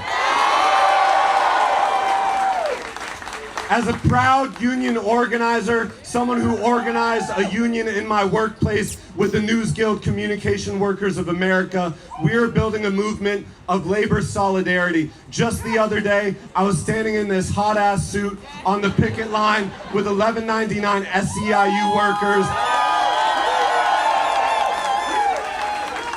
These workers are fighting for a fair contract with HCA, the largest private for-profit hospital corporation in the United States of America. And let me tell you about HCA. This is the for-profit hospital corporation that our United States Senator Rick Scott was CEO of when he committed the largest Medicare fraud in United States history. Coming after Rick Scott. It was hot as fuck there, not gonna lie. Shonda Black. Yeah. I mean, it's Florida, baby. Again, remember, the Zoom room is probably opened up already. While I'm playing this, I think we have the link. Hopefully we're spamming the link, right? Hannah. I don't know where Hannah is, but yeah, we have the event. We have the event link.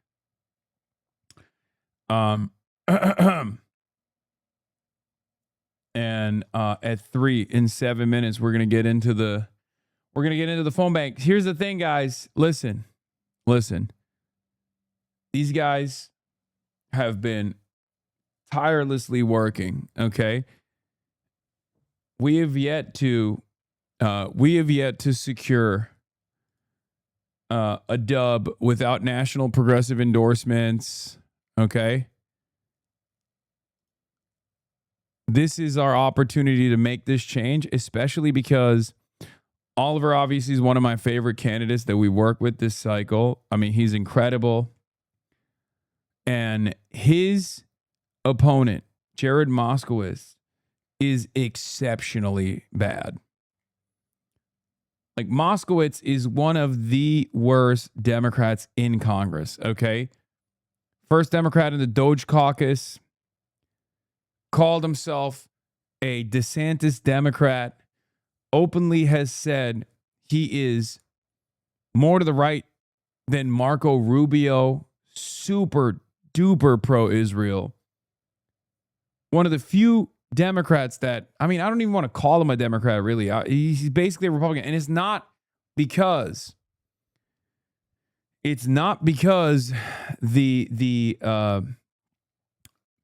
the district that he's running in is, demanding this kind of politics. It's not. And that's precisely the reason why, for Larkin, poll after poll has shown on informed ballots, people go to Oliver Larkin by immense numbers. Okay? They prefer Larkin in this district over Moskowitz. And the issue is, Jared Moskowitz has name recognition as a Florida politician. And he's gotten a lot of outside expenditures from AIPAC affiliates. Okay? So our job is to smile and dial and get his name out there and get his policies out there. Okay? You guys are obviously very familiar with Larkin's policies. He damn near launched his campaign on this broadcast pretty much. And we've been pushing for him nonstop. He had really good moments on Fox News. We're saying no more to the Pinos, progressive in name only, and no more to the Dinos, Democrat in name only as well. He pled the fifth 75 times and took a $300 million golden parachute to launch his political career. And you know what Jared Moskowitz does? He takes their corporate PAC donations. He trades their stocks. He's not fighting for the working class, so we're gonna do it.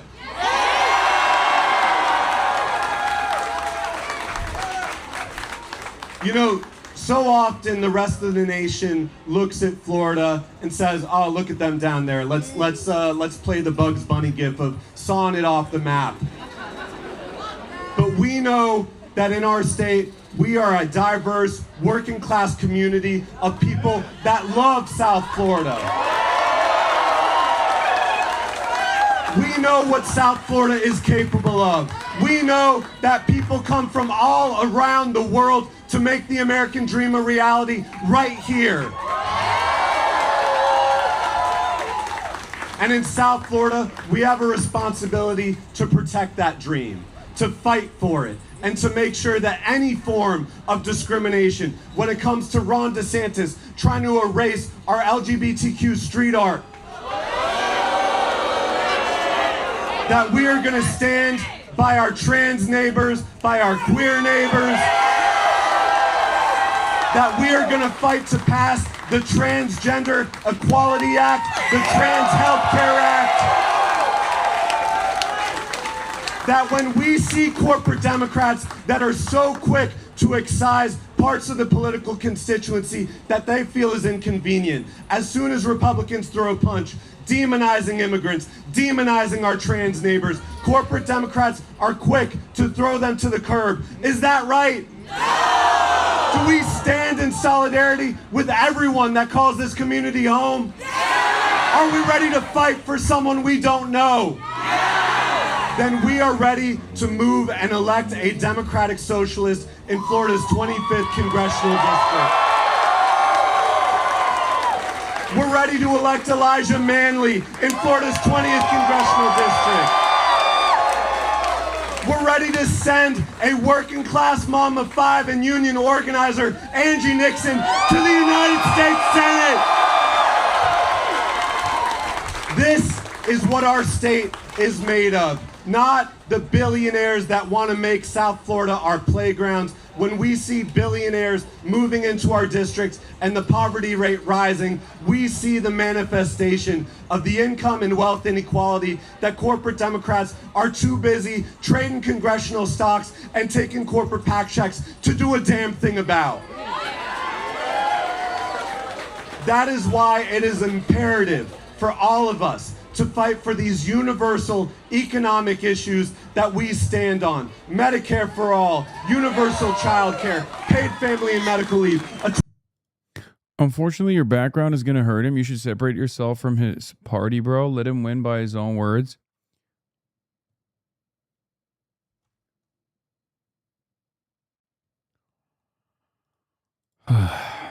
If that guy fucking pissed you off, you better join in on this goddamn Zoom call and you better smile and dial extra hard, okay? Because we got our work cut out for us. You don't know, you know nothing and are over 40, please take your meds. $25 an hour minimum wage, and we pay for it by ending our addiction to militarism and warmongering abroad so that we can invest in our communities right here in South Florida. So listen, y'all, I think you get the idea of what we're fighting for. But let me tell you what it is going to take in the final 3 days of this election. We've got Saturday, Sunday, Monday, and then we've got Tuesday to make history, not just in South Florida, but all across the country. Yeah, and you don't need to be in Florida to be able to join this call, by the way. You can join from all around the world. You can join from wherever you want to. Okay. I'm joining the call right now.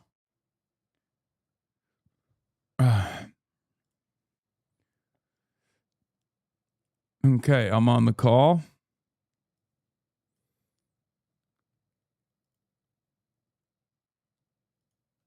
All out for Oliver Larkin, mass, DSA mass call.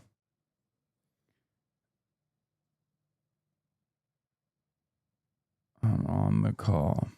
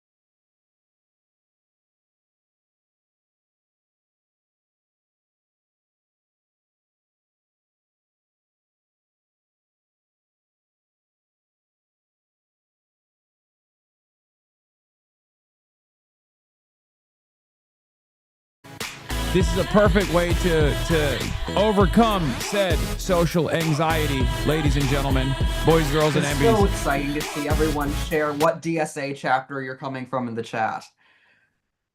Welcome, everyone. My name is Sid Carlson White.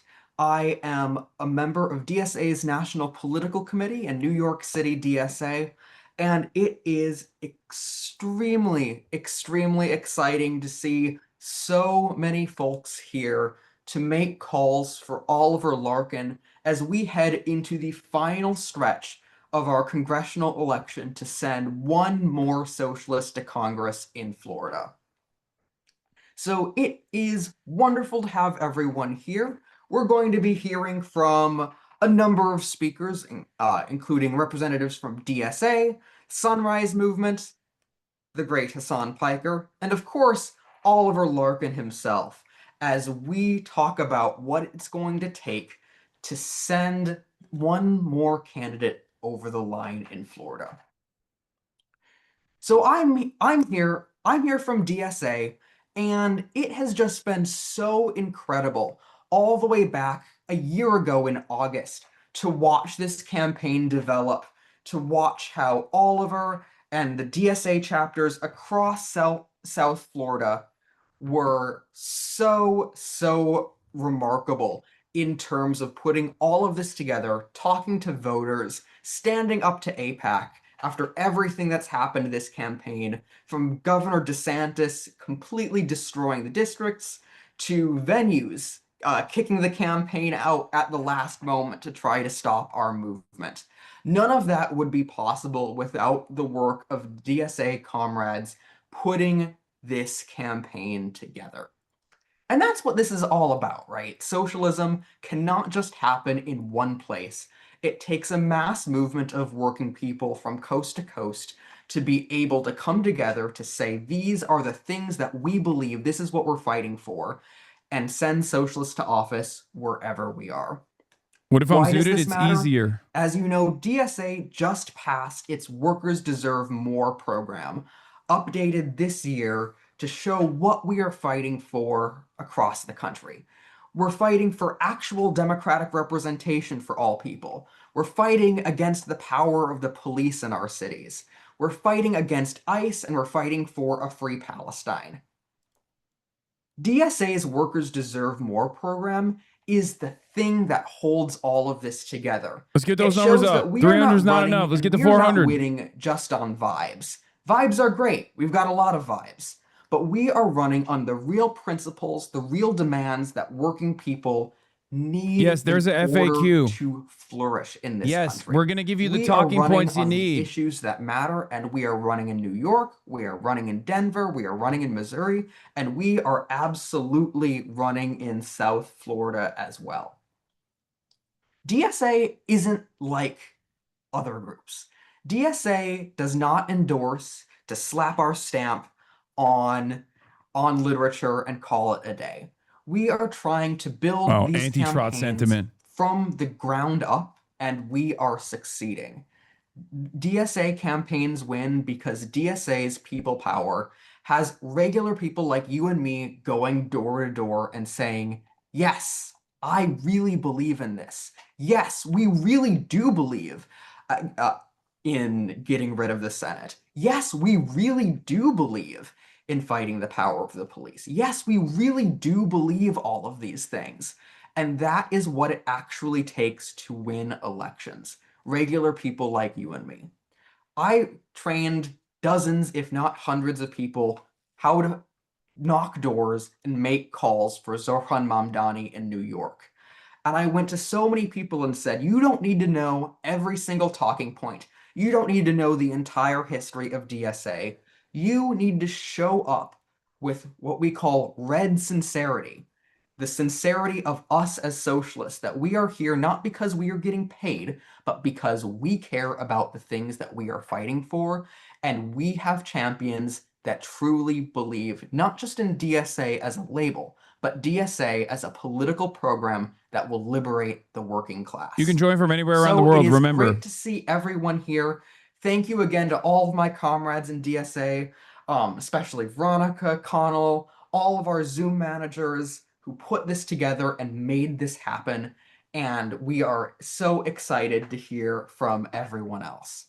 Ramon from Sunrise, you want to take it away? Yeah, happy to. Thank you, Sid. Very, very inspiring. Hi, folks. It's an honor to be here. My name is Ramon Pereira Bonilla. I use they, he pronouns. I am Sunrise's field organizer. I'm actually based out of Orlando, Florida. So after having done a full half year of primary races from Philadelphia to Colorado to New York City and most recently Michigan, it's nice to be back home and be putting it in for a local Floridian in Oliver Larkin. I want to talk a little bit about what Sunrise Movement does and how we actually relate to the DSA. I am a DSA member. I'm a proud dues-paying DSA member of the Orlando DSA. And we know at Sunrise that electoral politics is important. That's why we've endorsed countless candidates, why we've shown up, made thousands, hundreds of thousands of phone calls, to help get these candidates elected. However, I think most people on this call would agree that we're not just simply going to vote our way out of fascism. And in fact, we need to be ready and practice the skills that it takes alongside building and gaining political power, namely nonviolent direct action and non-cooperative work. Right now, Sunrise is primarily focused on the fact that Donald Trump is likely to steal the election or try to steal the election in November, and what our movement can do in response to that. Again, this is nonviolent direct action. So these are things that are actually have a rich history in the United States, namely the civil rights movements, but other workers' movements as such in the US and abroad. And so if folks are interested in continuing this amazing work of electing great champions to Congress and to Senate, but also thinking about how they can have a direct impact and be in the streets in a way that's effective and also works hand in hand with the electoral programs that we have going both at the DSA and at Sunrise, I would really encourage you to check out the link I just dropped in the chat. That's smvmt.org/join. You can learn all about the work that we do and why it goes so in hand so well with the DSA and this amazing electoral work. And so I'm so grateful to see you all here, and I'm so excited to make these calls. And one last thing I'll say before I hop off, as a Floridian, do not, if you're from out of state, do not buy the propaganda. Floridians are populist as hell. We love like a high minimum wage. The same year that in 2020, the same year that we elected to like vote for Donald Trump, we also voted over 60% to raise our minimum wage in this state. People in Florida actually deeply resonate with Oliver Larkin's policies. It's just a matter of getting through that first few seconds and getting them to like listen to what you're saying. And I guarantee you'll have some really awesome conversations with some folks who you maybe didn't expect to. So thank you all so much for being here. And with that, I'll hand it over. Thank you so much. It has been so exciting to work with our comrades in Sunrise across the movement in all of these campaigns. And of course, thank you for showing up on short notice. Hasan, Piker, you want to take it away for us here? Of course. It's a real great honor to be here with you guys. I'm very excited about the prospect of electing another very bold socialist that's going to put the needs of the working class in this country over the needs of the likes of Ron DeSantis and numerous corporate entities. Oliver Larkin is that guy. Many in my community are already very familiar with Oliver. He's been around the block. We've collaborated, and he has been endlessly and tirelessly organizing in Florida, regardless of the fact that the national progressives have not paid close attention to any of the Florida races, as a matter of fact. And I want to talk about that a little bit. I know Oliver mentioned that at his rally as well in his speech. But the reality is, for far too long, I think, especially after Obama won Florida and then Florida turned red and ever to turn blue again, the National Democratic Party completely left Florida behind. And this is an unfortunate reality for many of these southern states. But the reality is, the reason as to why Florida has not voted in a bold or radical candidate, someone like Oliver, is partially because I think people have just lost faith in their elected representatives. And that's what we're seeking to change here. Because this is not just going to be about taking out one of the most conservative Democrats, a Ron DeSantis Democrat, a Democrat who calls himself to the right of, considers himself to be to the right of Marco Rubio, one who takes your productive output, your tax dollars, and ships it overseas, specifically to Israel, someone who has been very much in favor of the Iran war. Jared Moskowitz is, of course, who I'm talking about. But it's also a message that we can deliver to the rest of the country as well, that we go where the workers are, and workers are all around the country, and Florida is no different. We have to restore faith in our elected representatives, and Oliver is the right guy to do that. Oliver is a fighter, and I think right now more than ever, Florida needs fighters to put their interests first, not the interests of corporations.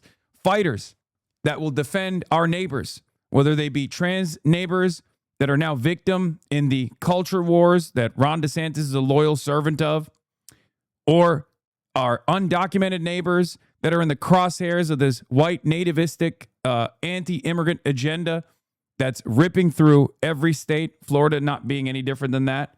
I'm sure some of you might have seen the Haitian business owner who ended up voting for Donald Trump because he thought Donald Trump was going to deliver a pro-business agenda. And now his family is under threat. His neighborhood is under threat. We protect those people as well. It doesn't matter who you voted for. What matters is becoming a part of this broad movement.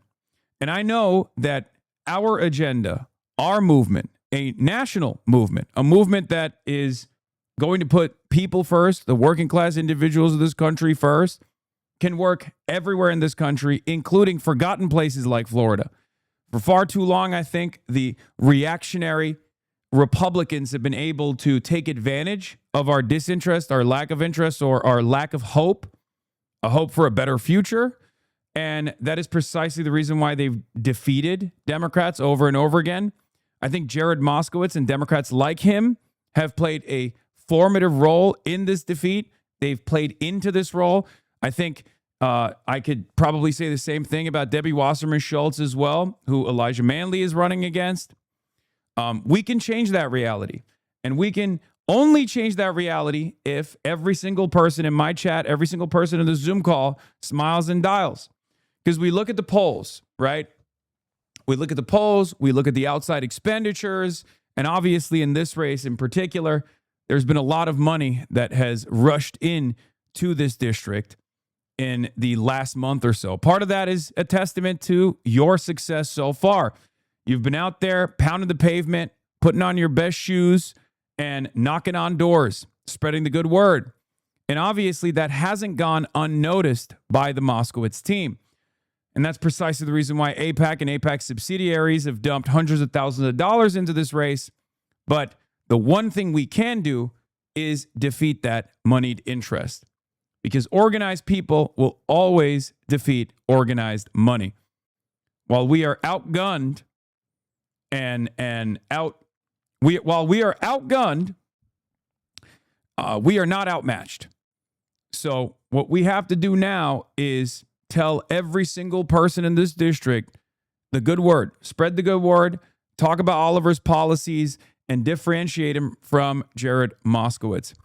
The reason why I bring this up is because early on, even when this race before the redistricting was in a separate district, which was not even as favorable as the current district is, informed ballots showed over and over again that the people in this district would prefer Oliver Larkin once they learned more about him. So it's very important for a lot of you to participate in this process and explain to people that if you want someone who's going to stand up to ICE, you need to vote for Oliver Larkin over Jared Moskowitz. If you want someone who's going to fight like hell for Medicare for all, you need to vote for Oliver Larkin instead of Jared Moskowitz.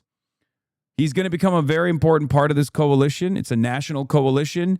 And the other thing I want to say is because I've been yapping for a while, the last thing I want to say is this, okay? We watched a lot of these races all around the country. Some of them we lost. Some of them we won. We had a lot of major upset victories, okay? But the one thing I will always point back to is the Daria Liza campaign, okay? all polls showed her trailing behind Adriana Espaillat.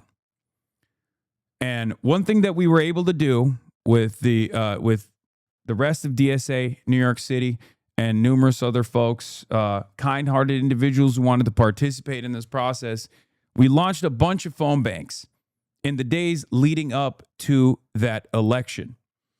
And Daria Lisa ended up winning by the margin of victory that those phone banks actually contributed to.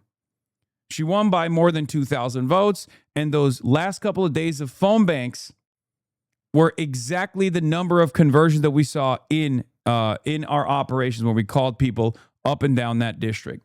So you actually can make an impact. You can make an impact for Florida, and you can make an impact for yourself. You can make an impact to participate in this broader national movement, this endless struggle. All right? And on that note, I'm going to hand the microphone off to my friend, Oliver Larkin, to fire up the troops. Thank you so much, Hasan. Thank you for everything that you've done to support our campaign and other Democratic Socialist candidates that are achieving these incredible victories all across the country with the volunteer support, with the phone calls, the dials that you all are putting in. So Hasan said enough about me and our platform and what we're doing here. I want to talk about DSA. I want to talk about all of you and what an incredible partnership this campaign has been with our South Florida DSA chapters and those of you all across the country. When this campaign started, we began as the Broward DSA chapter that I'm a proud member of, as a dues-paying DSA member since 2020, and someone who's identified as a Democratic Socialist for over a decade.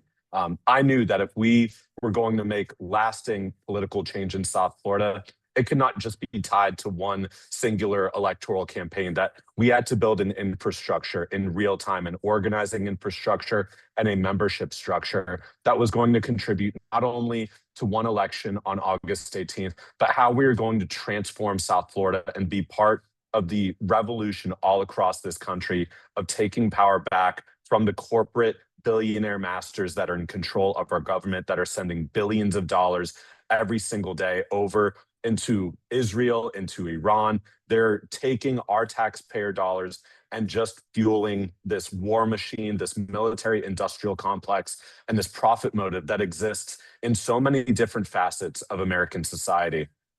And the way that our DSA chapters have been able to step in, from leading our communication strategy to our field organizing strategy, in partnership with Miami, Broward, and Palm Beach Treasure Coast DSA, we formed a tri-county electoral working group across the 25th Congressional District, where we have regional co-leads representing the leadership of our DSA chapters locally that are launching our canvases in 4 different launch locations on any given day, in the morning, in the afternoon, as well as leading these incredible phone banks. And what that is doing in real time is not only bringing the message of democratic socialism in this campaign to the Democratic voters in the 25th Congressional District, we're also training in real time the next generation of organizers, of community leaders, of activists to take an active role in the political process, not just for one congressional race, but how we're going to transform South Florida in the heart of Zionism, of anti-Palestinian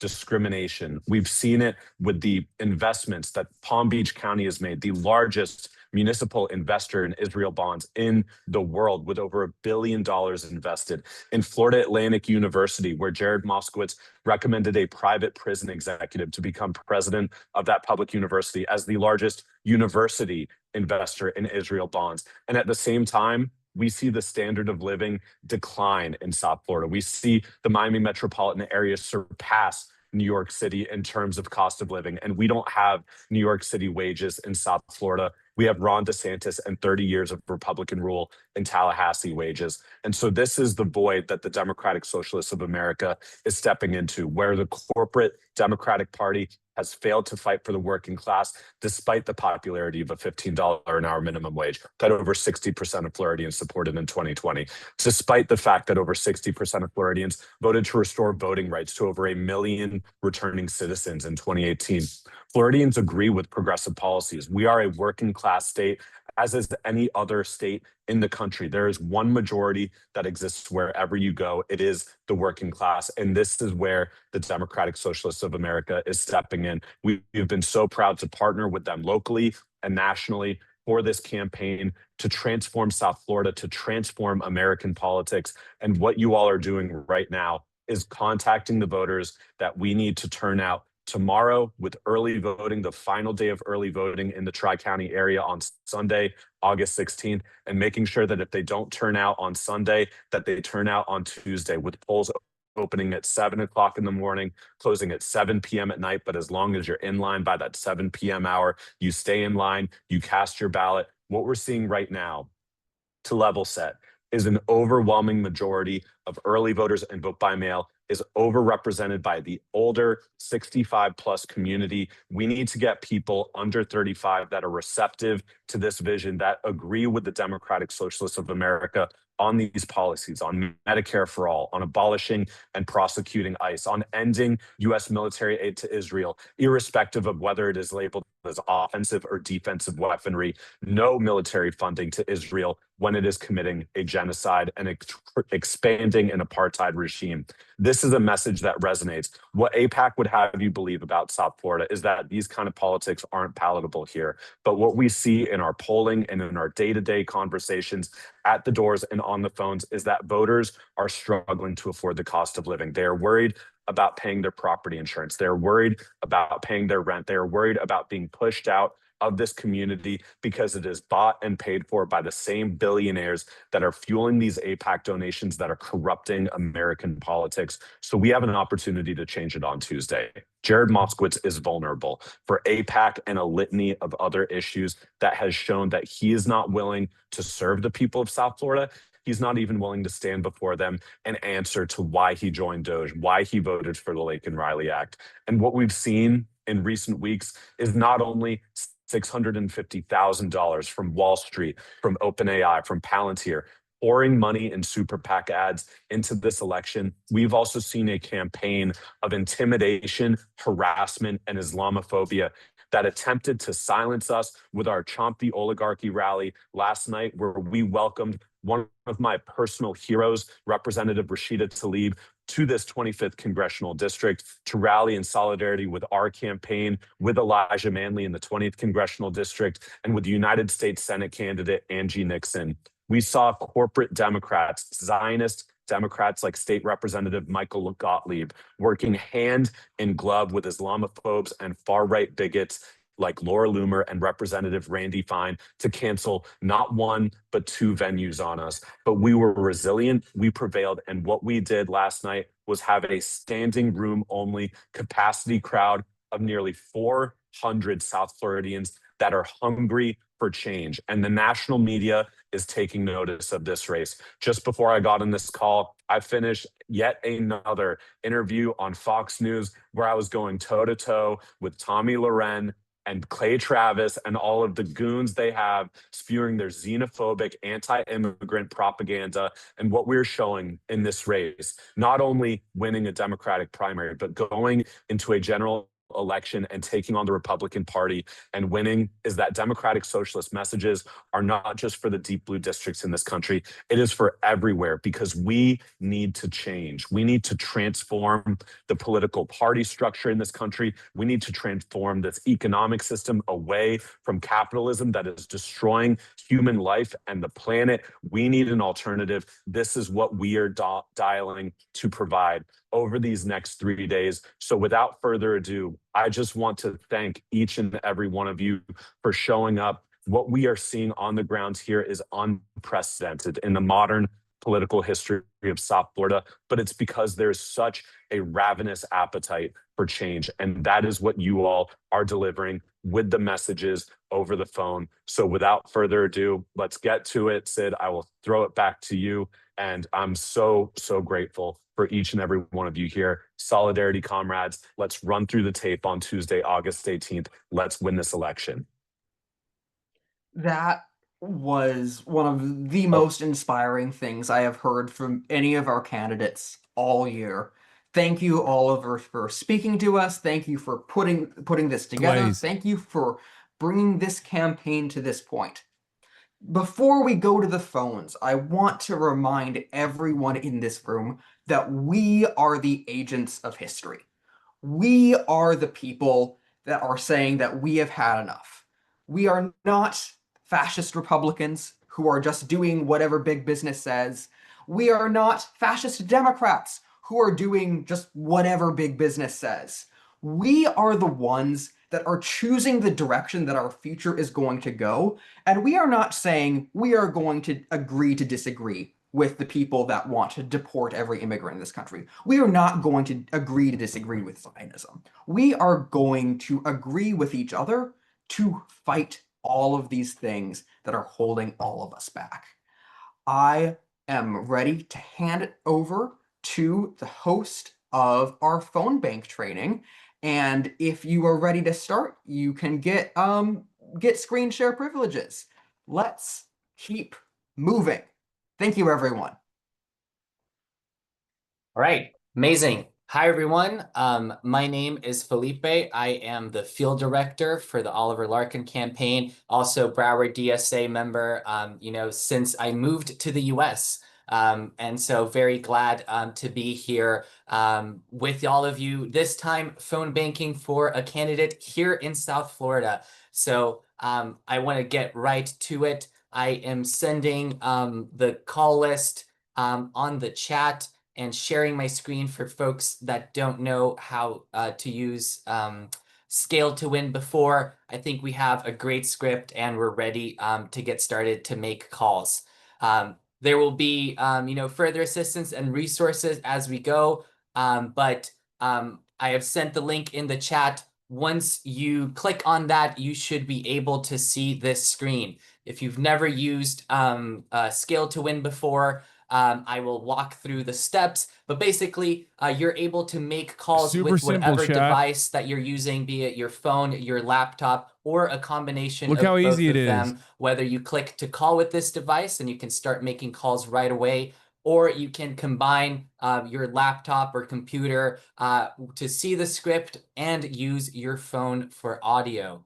But before we do that, we are going to preview the script, which is what I recommend to everyone before we start making calls. So once you click preview script, you will see this screen. This screen bar here on top is going to show up when people pick up the phone, but obviously we're just previewing it over here. Whenever someone picks up, you will also hear a chime, and sometimes there might be a delay. So whenever you see this screen, you can assume that someone has already said, hello, who am I speaking to, and so on. This first page here, it is very important that you introduce yourself and that you confirm that you're talking to the correct person. The script does not move on until you confirm that you're talking to the correct person. And this is really helpful for us because we are calling voters in our universe for a Democratic primary. So only Democrats can vote. We are not going to be calling any Republicans. If someone who comes up who is not the correct name on their list, you can click wrong number or any of these other options here. Pretty self-explanatory, but we only advance with the script once we have confirmed that we are talking to the correct person. So sending the list. Yes, Florida is a closed primary. So the script has both English and Spanish, but if you run into someone who is monolingual and speaks only Spanish, you can also mark the language barrier in Spanish here, and it will be sent to our targeted list with our Spanish-speaking callers. On the right side here, we have a tab where you have information that stays on, both about the election, the voter that you're speaking to, and some quick talking points about Oliver and against Moskowitz. This is something that you can close or open at any time. Once you confirm that you are talking to the correct person, the next part of the script will be getting to asking them if they know who they're voting for in this primary. Listen, guys, it is very important that we are making these calls because Moskowitz has been ignoring us this entire campaign, and he's trying to trick the voters, especially the older voters, into thinking that he's running against Trump when we have a Democratic primary that is competitive, that is about very different ideas and visions for both the party and the country. And we want to get folks talking about our candidate who is fighting to get corporate money out of politics, to abolish ICE, to pass Medicare for all, and invest in universal child care instead of giving providing bailouts to corporations or sending money and resources to wars abroad. Oliver is an organizer. He's a union man, and he has been in Florida his whole life fighting for the voting rights and against these private interests. Again, the script also is provided in Spanish, but these are all resources, like Sid mentioned, Red Sincerity, speaking as a volunteer, as someone who is here because they want to, has been what is the most impactful thing and the most successful in convincing folks to vote for Oliver. As you guys must What do you mean be you're familiar, gonna do the next this phone isn't bank? just Do this a yes one. or no, but we are assessing Midwest their Nice. level of Join support. this phone bank. You can do from it. Strong support to strong oppose, It's super as well as easy. the two options for some It's of like the a people who game. might have already voted today and have just made it to our list. Now, Oliver mentioned early voting is going on. It ends tomorrow. It is very, very important that we're getting these people to vote either tomorrow or on Tuesday. So whether they are strong support or lean support, the next page will allow you to assist them to find the best early voting locations. So where it says city, county here, this is a variable, so you'll be able to see who you're talking to, where they're talking from. You can also see this information again in the sidebar here to the side. But there are different times for the 3 counties, and these are just the closest locations. It's not a comprehensive list, but this is the closest locations to the district where people can vote early. In Florida, during early voting, you can vote. Vote in any of the early voting locations, but during election day, you have to vote in your polling place that you are assigned to. So once you're in this section of the script where you're asking folks if they know where they're going to do their early voting, if they confirm that they're moving forward with an early voting plan, you can also help them find the most the best polling location for them if they're interested in sharing their address, so we can get the best location for them to make a concrete plan to get out the vote. Whether you help them get the specific one or just provide the general area, that will be the end of the script for this part. If folks are undecided, sorry, let me go back. If folks are undecided or lean oppose, you're able to send them more information about the stakes of this race and where to find Oliver's website, read more into his issues, and really try to convince them about the differences between Oliver as a tribune of the people and Moskowitz as a guy who represents his donors. You can send this text directly to the folks that we're calling, and this also wraps up the script, and we're ready to move on to the next call. If folks are, strong opposed, that ends up the script. We have a lot of people to talk to, but one thing that I will point out is that our phone banks have been really successful. We've tried to narrow down this list, but you might have some folks who have complained that we're calling them too much. That is just the success of our field program and the number of calls that we've been making as we move on. So we're assessing Chad, folks. it's okay if you're high. in their, Floridians are support huge for Oliver, potheads. Yes. helping them make a field plan. Helping them make Yes. a vote plan, and getting them to make the True. plan for either tomorrow or election day with their polling place. I believe the call link is You can do it is suited. linked It's now fine. to the chat. It should be pinned or something. But I will have a screen that is showing how many calls we are making. And I want to hear as we stories. I want to go. hear stories of conversions. I So, want people. I guess I I love either hearing pass it from back to the Sid, voters or, that you talk to that we are like, stay damn, I'm going to here go out and while we vote, or watch, the number of calls go or up. damn, I'm never voting for him. Yep, we are ready to get calling. If you have any questions for a bit, you can message me or Felipe, and we'll be able to figure it out. And just get ready to get moving here. These are exciting phone banks. There are very good conversations to have, and bring your most sincere selves. The joyous work continues. All right. I used a posh accent. The lady complimented it, yapped, and talking points flowed naturally. Hell yeah. Okay. All right. I think I can leave now. I'm going to leave the call now. But get to smiling and dialing, okay? How late does the call go? It just goes on for the whole day.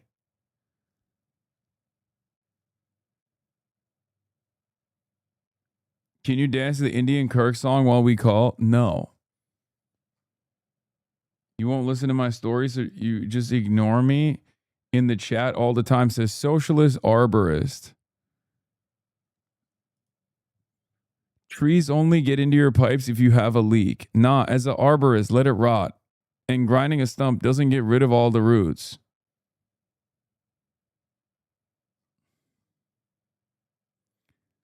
Thank you, socialist arborist, for informing me about my stupid opinion on why people get rid of the stumps from literally 2 hours ago. He's a lumbers guy. Yeah. I'm a lumbers guy. I'm a one-issue chatter. I know you like the lumber. Patrick Bet David. Lamau, you actually read my shit? I did. I'm a lumber guy. Can you also promote canvassing and phone banks for the upcoming NDP by-elections in Canada for all the Canadian chatters? I don't know if I'm allowed to do that because I feel like I don't know enough about Canadian election laws, and I don't know if that is considered foreign interference. And considering that I'm already banned from the UK, I don't want to get banned from other parts of the Commonwealth as well. That is a real fear that I have. I am genuinely fearful that I'm going to get fucking banned from Canada because the Canadian APAC, I forget what it's called. Was it CEJA?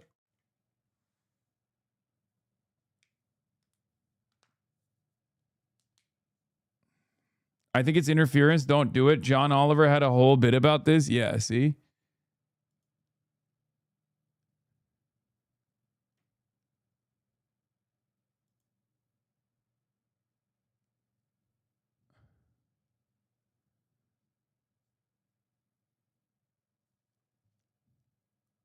Socialist Adri says, you are good. Yeah, here, let's watch this. This is why we do the phone banks.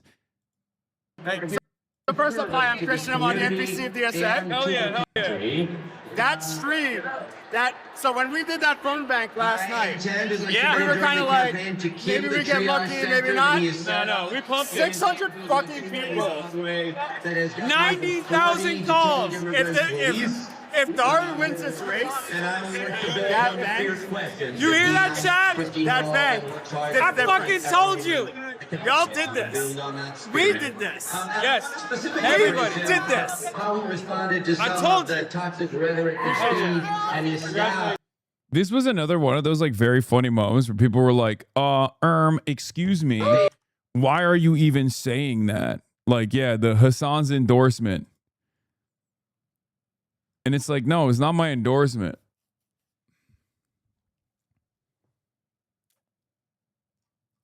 It's all of our work. 90K calls and I got called 40 times. Wait, really? You got called? What do you want? What do you want? I'm not bakmıyorum oraya. Bakmıyorum oraya. Siktir git. Siktir git. Bakmıyorum.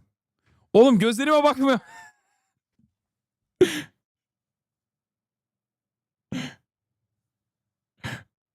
My brother is here and he's trying to hit me with one of these. And I'm simply not looking over there. Murat. Oğlum baksana gözüme.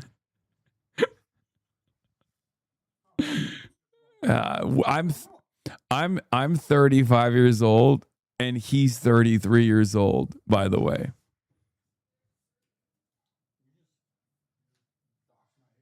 I did. I doxed your age. This is it's crazy how childish he is. Did you just do a yeah, he's such a fucking child. He's such a goddamn child. No, this is like the fuck you in Turkey. Like instead of this, we do that. I mean, we do this too, but we mostly do this, right? And for Murat, fuck coming in. So basically, we turned it into al bakalım. Isn't he married too? Yeah, he is. Yes. It's basically like this, okay? We've turned this game that Americans have to this. Al baktı. You looked. And we do it all the time. It's ridiculous. I mean, again, I'm 35 years old and we still do it. Nah çekti. Very unique has happened over the past 30 years where a disproportionate amount of power and capital has been allocated to two different things. And I call it more broadly tech and Wall Street. Yeah. The amount of sort of both political capital and capital those two buckets have. Yeah. There is a particular LinkedIn class that is connected to both tech and Wall Street. Yeah. And and now tech is Wall Street. Yes. Look at the 7 companies that are driving the S&P 500 growth. And it's all these it's Silicon Valley now. Correct. And then that shows up in the areas where I grew up with the physical infrastructure of data centers. And right now that was one vision of putting together a political coalition that we know fails now. Yes. But when you have Wall Street and tech building out these data centers in all of the places where the Democrats lost. Loomer delighted that Neera Tanden is sharing her posts with insane tropes in them. Apparently, the Democrats are fighting amongst themselves because some of them are sharing my posts about how toxic the Islamic communists are. The Islamic communists say those Democrats are Loomer Democrats. Shout out to my Loomer Democrats who understand you can't be a progressive while supporting the biggest patriarchy of all, Islam. That's awesome. Yeah, no, Neera Tanden is a Loomer Democrat. It's true. And Laura Loomer is now delighted that Neera Tanden is sharing her posts with the insane tropes in them. Like, Neera Tanden literally shared a post where Laura Loomer suggested that I was doing Islamic taqiyya, which she called ninja taqiyya. Like, I just, it's so insane. Like, can you imagine if I did that for any other, for Neera Tanden? Like, if someone was like saying horrifyingly racist shit about like Indian people and I retweeted it about Neera Tanden, what do you think Neera Tanden would do? First of all, she would be on CNN the next morning being like, Hasan Piker is the biggest racist in the United States of America. He's a Klansman. She'd be on Fox News. She'd be on CNN. She'd be on MS Now talking about how I'm the biggest racist on the planet. She can get to retweet MAGA's biggest fucking psycho, Laura Loomer, saying that I'm like doing ninja taqiyya, like hiding as a Muslim. Yeah, Nira hyping the taqiyya trope is reminding me of two things. One, it was popularized in the U.S. as a way to suggest that Obama was a secret Muslim. Two, Tandon was the deputy campaign manager of 2008 when it was accused of spreading rumors that Obama was a secret Muslim. Yeah.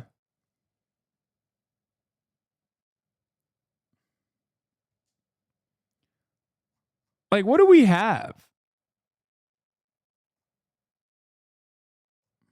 It actually is crazy. She's consistent. No, I just like we can't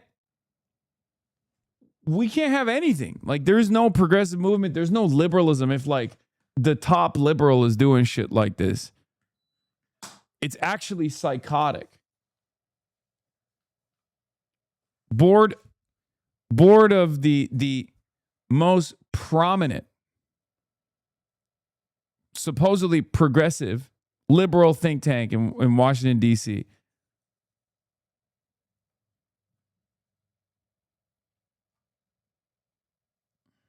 Lost.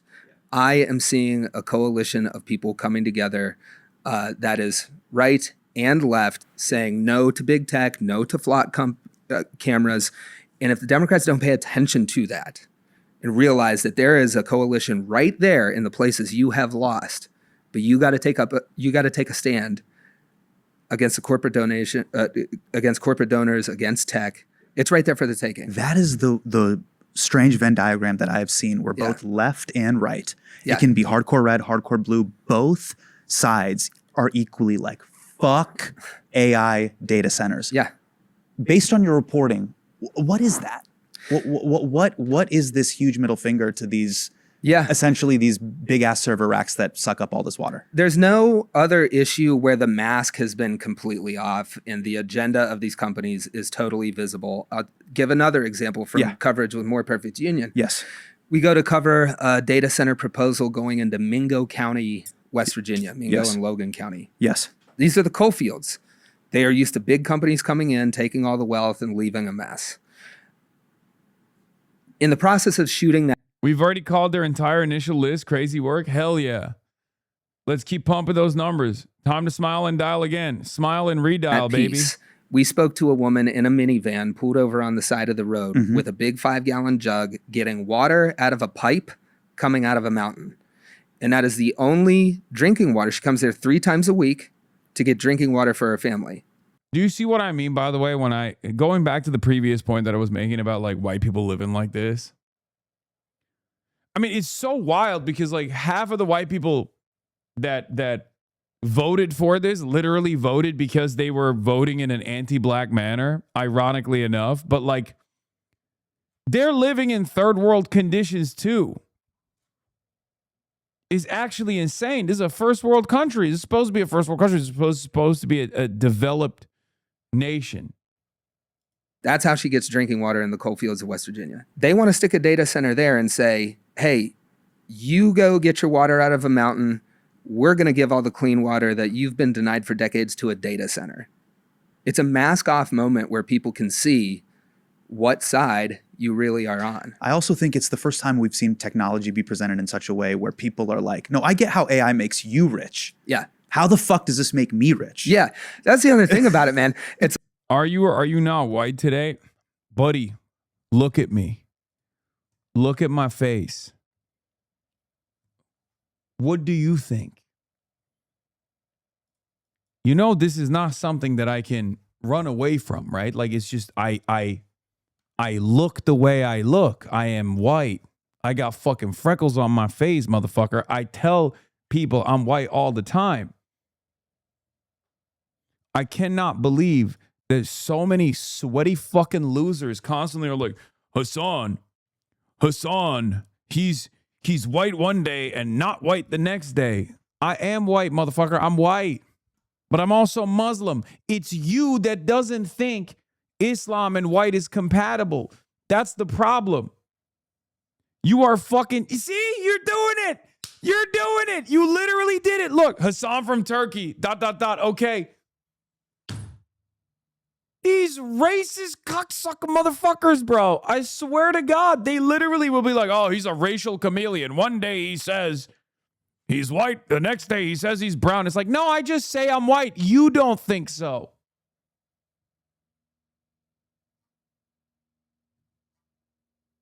You don't think so. Many other people disagree with you. I'm not white and you're in denial. Okay, buddy. What am I supposed to do? Run around and be like, I'm a brown man. I'm a brown man in America. That would be fucking ridiculous. Right? That'd be fucking ridiculous. I'd look like a psycho. Can you imagine if I ran around being like, I'm a brown man in America. I know what it's like. That'd be so funny. If I just... like, you know, I see people like, oh, well, this is how companies operate, right? Yeah. They come to areas where they already made a mess, where people are desperate for jobs. And a lot of people will say like, hey, we need these jobs. But AI data centers are literally a job-killing supercomputer. Totally. That's what it does. Yeah. That's how they sell it on Wall Street. And people know this. There's no jobs in there, man. So if you're a grocery store worker, you work at a fast food company, if you even do clerical work at your local school or dentist's office. Here's my question. Yeah. And you're reporting, right? You're speaking with all these Trump voters, but if you do you remember the inauguration? Yeah. Essentially, the FANG stocks were right behind him. Right there. And you would think the way Donald Trump positioned himself, it would be like cowboy hat, no shade to you, mullet, dude. Like, you know what I mean? Like, hey. Like he would have signaled like, hey, here you are up on stage, Cowboy Stadium behind me. Yeah. Like I'm America's team. But he basically had the top 10 companies in the S&P 500. Yeah, like right behind Elon him. Musk is like tweaking out on ketamine. Sure. Zuckerberg, 1,000-yard stare. But just weird. But the head of Apple, the head of Amazon. Yeah. Do you know what I'm saying? Tim Apple. And so Tim Apple. But my question is that when you talk to the people that voted for Donald Trump and they watched the inauguration, that scene signaled something to me. What did that scene signal to them in your reporting? Well, that's the thing that a lot of people assume. A lot of people assume that doesn't land with Trump voters. It absolutely does. But for it to mean anything politically, you have to have a political movement that's pointing that out. That says, there they are on his side, and here I am on your side. Yeah. Is the Democratic Party doing that? Or are they kind of trying to hold on to this coalition that's now lost umpteen elections and avoiding taking a stand against the people who are standing behind Donald Trump? I think you have to draw it in a line in the sand. But thankfully now we've seen a movement of that happening. I mean, you have Zohran Mamdani winning in New York City, but it's not only that, but now we see candidates from that model succeeding everywhere. Michigan, Colorado. And I think that can succeed everywhere. And, something that has been less examined is the fact that there are little blue cities all over red states where you can make government deliver for people, where you can take back some of the public sphere and say, you can expect excellent public services. And we're also going to take a stand against data centers and flock cameras coming into town. And I think that would sweep Huntington, West Virginia, Wheeling, West Virginia, little towns all across this country. And, that's something haven't seen a wave of it happening, but I think it's possible. So I got a question for you. I don't have the answer to it, but there's two states that Me neither. are Hey, look, join me, man. Yeah, please. Well, there's two states that I don't fully get, but I'd love your analysis on. If you look at two states, there's North Carolina and there's Kentucky. Those are two states where the governor will be Democrat, but the state voted for Donald Trump. Yeah. What do you think's happening there? Yeah, I can relate that back to covering Elliott County in Kentucky, because Andy Beshear, at the same time that Elliott County voted, that's 144 years for Democrats, then Donald Trump. Why Same are time you they a voted for Donald terrorist? Trump. I am not a member of the Israeli occupying forces. You must have gotten you. See, classic mistake. People do this all the time. They think I'm a part of the IOF. I'm not. So. They also voted for Andy Beshear. That Kentucky Governor Andy Beshear, a Democrat, has been reelected. Wrong This is stream, a buddy. Very Wrong stream. significant win for Democrats. Beshear, who ran as a defender of abortion rights in a largely Republican Commonwealth, Kentucky, is defeating Republican attorney. How come you say Iranians are brown but Turks are white? Really curious, not trying to be a dick. Brother, not every Turk is white. Look at my uncle, bro. Would you say Cenk is white? No, of course not. I'm just saying I'm white because I fucking look white. What do you mean? Why is this such a fucking sore spot for so many people? Like, look at him. That's my motherfucking uncle, okay? Why is Jake not white? Because he's fat? Yeah, that's why. That's crazy.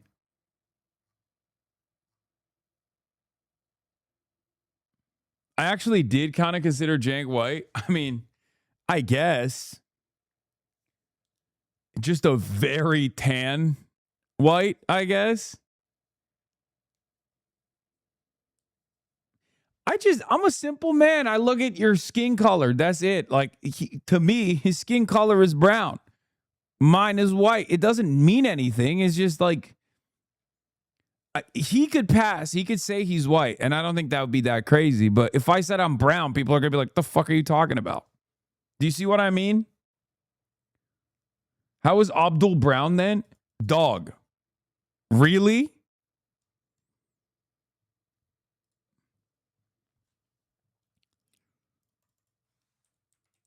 Like, he's Egyptian, brother. What are you talking about?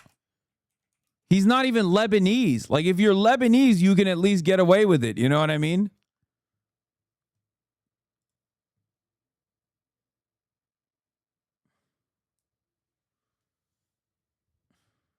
Maybe I don't know. Maybe I see something different. What is this discourse? Hasan, why do you hate brown people? Man.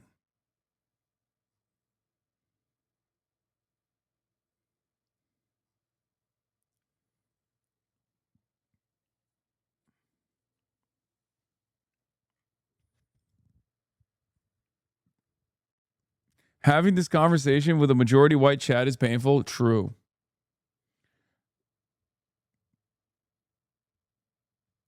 One episode of Aşk-ı Memnu is going to break their brain. Selçuk Yöntem and Kıvanç Tatlıtuğ, both Turkish, would be insane for them. Yeah, because the Ottoman Empire was a fucking very diverse empire. Okay? It spanned across many regions. So there's like blonde Turks, there's brown Turks, you know what I mean? There's like Turkish people, there's a whole range of different ethnicities and different races if you want to break it down to haplogroups. HasanAbi looking mad biracial today. Okay.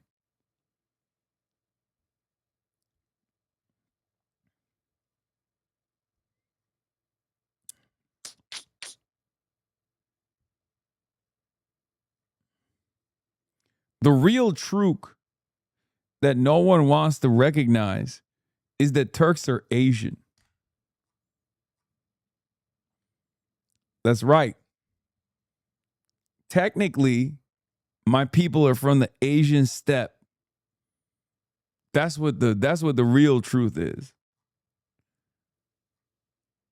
Like my cousin, you guys might have seen him before. Like he has like Crimean Tatar, like way more in his ancestry. So he straight up, my first cousin, he looks way more Asian than I do. He's got what's it called with the eyes? Like he got is it monolid? Like his eyes are way more like the folds, he got epicanthic folds.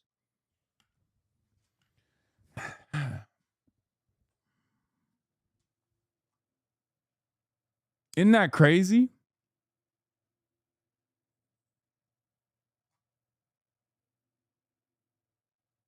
Yeah, Turks are the OG Wasians if you really want to think about it like that. We're the OG, we are the Wasian Gattaca. Going back to what I was talking about yesterday, Wasian Gattaca with Wasian characteristics. versus Lusotropicalism. Turks are the actual original Wasian Gattaca archetype.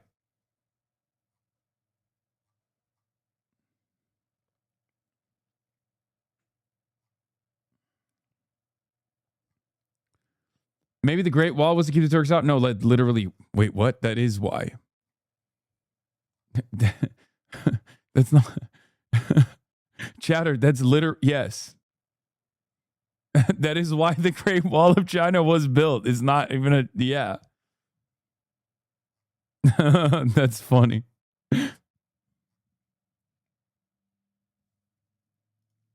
Anyway. Attorney General Daniel Cameron. Now, some people will point at Bashir and say that's the way to go. That's the way to win. But I think it's important to also realize.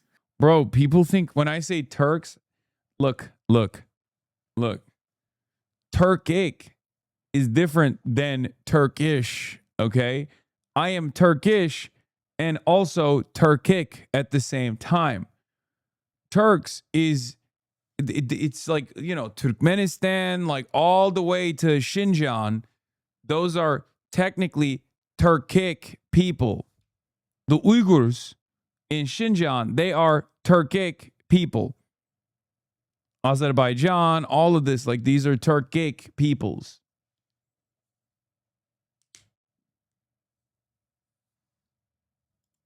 That same ancestors. Did I tune into the race channel? I mean, this information is utterly irrelevant. It's not, you know, I'm not saying that this is, I'm not like a Panturanist or anything. I'm just telling you history.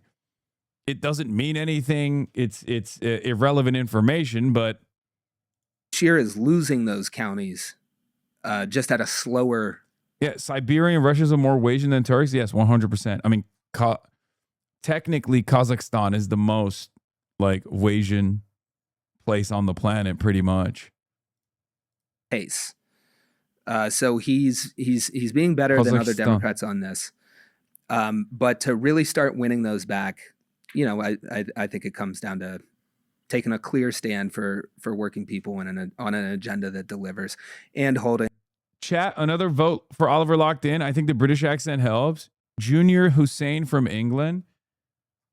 That's crazy. You're just buttering up. You're just buttering up the Floridians with your British accent. Nice. The corporate bad actors accountable. Thankfully, that's good. Vote for Oliver in it, mate. Fucking hell. You know, it's Tuesday is when the election is coming up. Yeah. All right, then. Fucking hell. Give it a go. Can I fancy you for a cup of tea? And a little vote? Little vote for Oliver, like Oliver Twist in it. Wrong accent? No, in my mind, I'm imagining you talking like that. Vote for Ollie, eh? Can I get a fucking Ollie, oi, oi, oi? Have you voted, cunt? All right.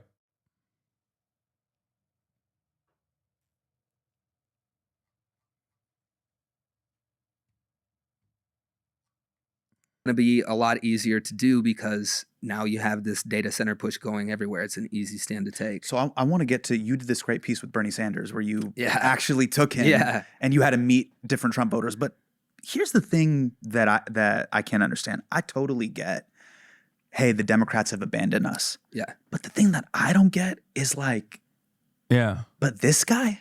Yeah. Like, billionaire Scrooge McDuck. Yeah. I'm only out for myself. Yeah, see? Turkic languages.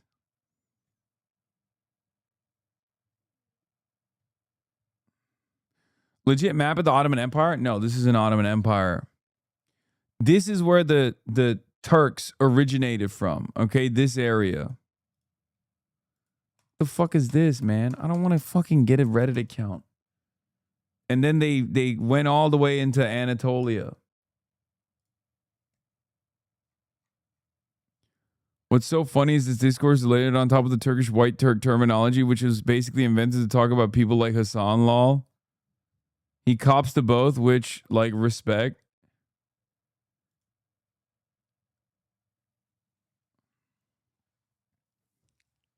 It is true.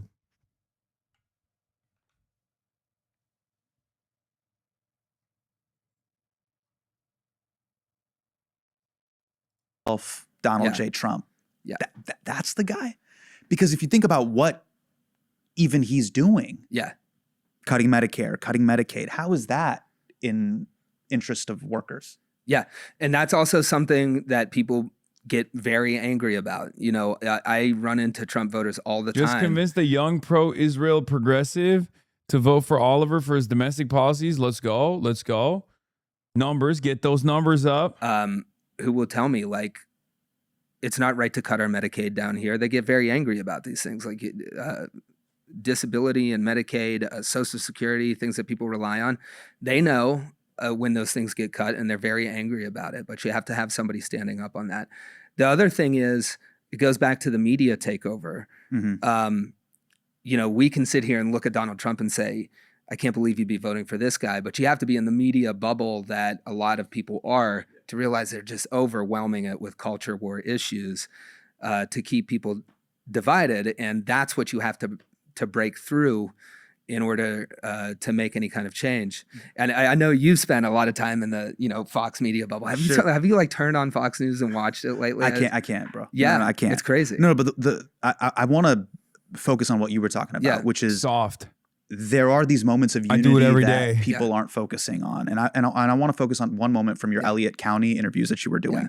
This is a video where you're talking to a Trump voter about immigration. Let's take a look. When it's people coming across the border versus, say, billionaires or something like that, who's got the most influence over the problems that you think we face as a country? Millionaires. Yeah. Yeah. Yeah. Do you think you have more in common with a migrant from Mexico or Donald J. Trump? Great question. A migrant from Mexico. Yeah. A migrant from Mexico. Absolutely. Absolutely.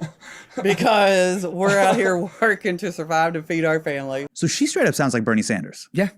How common do you think this perspective is amongst the Trump voters that you've interviewed in your report? See it all the time. And that was Nehemiah Stark behind the camera who asked that question, and it was key. But I see that all the time. Also in Elliott County, there's a Mexican restaurant in town, and it is 99% white in that county. People love the Mexican restaurant. One of the things I'll do is, you know, I ask in that piece, what's the top issue for you? People will say the border. We're in Kentucky, thousands of miles away from the border. And that's only been a priority for like 2 years. But if you go and say, okay, the border is a problem, why don't we start by kicking out the guy who runs the Mexican restaurant in town? The answer you always get is no, not that guy. He's not who I'm talking about. I'm talking about everybody else who's doing crime and fraud and all of this. But those are boogeymen that are made up by the media that are keeping those people voting in a way that serves the folks who own the media that's filling their head with lies. Yeah, I mean, so this happens all the time. And I've had this conversation with people all the time as well. When I had to go do field pieces for The Daily Show, cover different conventions. But I've told people this before, and sometimes there's an overlap and sometimes these are two different things, which is there's ignorant people and then there's like bigots and racists. Yes. Sometimes it's both. Yep. Sometimes they're both ignorant and they're bigoted. But sometimes it's just an ignorance thing. Yes. I think that's the biggest bucket there is ignorance. But that's something that you can unwind ignorance. It's not going to be easy. So one time I went to the Republican National Convention. This is when the Muslim ban was happening. Okay, this was in the zeitgeist. Yes. So I did this field piece. It was basically it was called like Hasan's goodbye tour. So I basically went to the delegates from every state, and I'm like, hey, you're the delegate from Montana. Tell me what Big Sky Country's like. And he's like, Big Sky Country's great. Da da da da. You should go to Yellowstone Park. And I'm like, oh, I'd love to go to Yellowstone. I can't. Why? You know, the guy you're voting for wants to ban Muslims from the country. And then he was like, Hasan's goodbye tour, right? And then I hug them. I'm like, goodbye from Montana or whatever. So that's I'm the sweating joke. right now. That was the joke. Yeah. But I met this very lovely lady. We have the tape. We can play the tape. That sucks. That sucks. Hey, we got a new list. Nice. she We was got like, to get those numbers up, chat. We got to get those numbers up. We've made 30,000, more than 30,000 calls so far. We're going through the list fast as fuck. Okay. Not going to happen. Donald Trump's not going to do that to you. You're one of the good ones. And I was like, you're one of the good ones too. And then we hugged. But just had the most lovely conversation with an older voter on the Oliver phone bank. It was leaning Moskowitz, but is now going for Oliver after hearing he's a union organizer and a Bernie guy. Let's go. That is a part of my larger point, which is there's a group of people that I feel there's a chasm in between these two things. There is this MS-13 Taliban boogeyman that they see in the media, and then there's their day-to-day neighbor. There is their Latino colleague at work. There's the Muslim dentist that works in town. There's the Bengali cardiologist that they are getting a heart exam for with. But let me ask you this. There is this narrative within media circles that the Republican Party and the current MAGA movement is a white Christian nationalism movement. Yeah. In all the states that you go to, do you see them as part of this movement, or is it not about that for them? It's a big country. I'm sure there are parts where it's like anything else. There are parts for which that is true, but that's not my experience on the whole. One of the things that I think is so interesting to that population of people, I try to have revealing conversations with Republican voters. And I try to point out that, hey, you might be rooting for what ICE is doing right now, but be careful because you might find out that this standing force is also for you later on down the line. And I think how do you make that connection though? So right now, he just looks like that. This plays a big role, I think. Because when I say that shit, they go, "Shut the fuck up."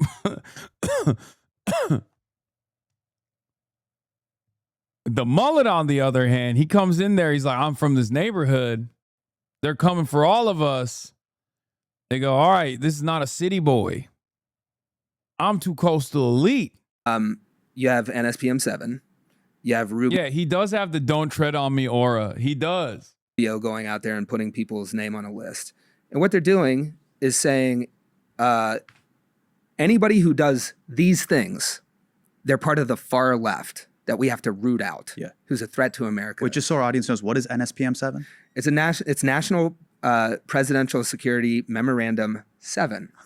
Okay, because the way you said it so fast, it was like... Yeah, I'm deep in the weeds here. I was like, he just said a K-pop group, and you have, I have to nod along to act like I know, but I don't know. But I don't know, so I just wanted to be like... Because I didn't know... They're on TikTok. Yeah, I didn't know Huntrix for a long time, and then my daughter was like, "You don't know who Huntrix is?" And I was like, "Oh, fuck, I haven't seen K-pop I have Demon no Hunters." clue who that is. Yeah, K-pop Demon Hunters, movie on Netflix. If you have children or daughters, they're super into it. Anyways, this is much more sinister and worrying. Hey, nefarious. Hey, no. Hey, they're fighting demons, just so you know. Okay, which is super fucked up too. ICE and some of the demons that they're fighting, but all the demons aren't bad. Anyways, I'm going on one of my tangents again. Back to you. NSPM 7 is what? This is a presidential memorandum that directs the full weight of law enforcement in the United States towards targets for enforcement. And they list out some of those targets, and they all have that kind of under the umbrella of this far left threat. Attorney General Pam Bondi's ordered the FBI to compile a list of what the Justice Department is calling domestic terrorist organizations. And one of the buckets of people in this memorandum is folks who are anti-big tech. So if you are a Republican going out and say you get a crazy idea and you cut down a flock camera, there's all kinds of news stories out there of people doing that with thousands of comments of people cheering them on. And maybe you're a Republican in doing that. This is what's left of a flock camera here on Claremont Avenue. It's one of several investigators say were targeted by vandals. Houston police say they're investigating as Eyewitness News now has found at least half a dozen flock cameras destroyed across the city this week. A man has been arrested for damaging close to a dozen flock cameras in the city of Suffolk. What you might not realize is that you just landed yourself on the far left terrorist list, according to NSPM 7. And this standing force that is totally unaccountable, that has murdered Americans, ICE. Yeah, here's how you tie this shit back to, stuff that Republicans care about. Being anti-data center. Being anti-data center is considered terrorism.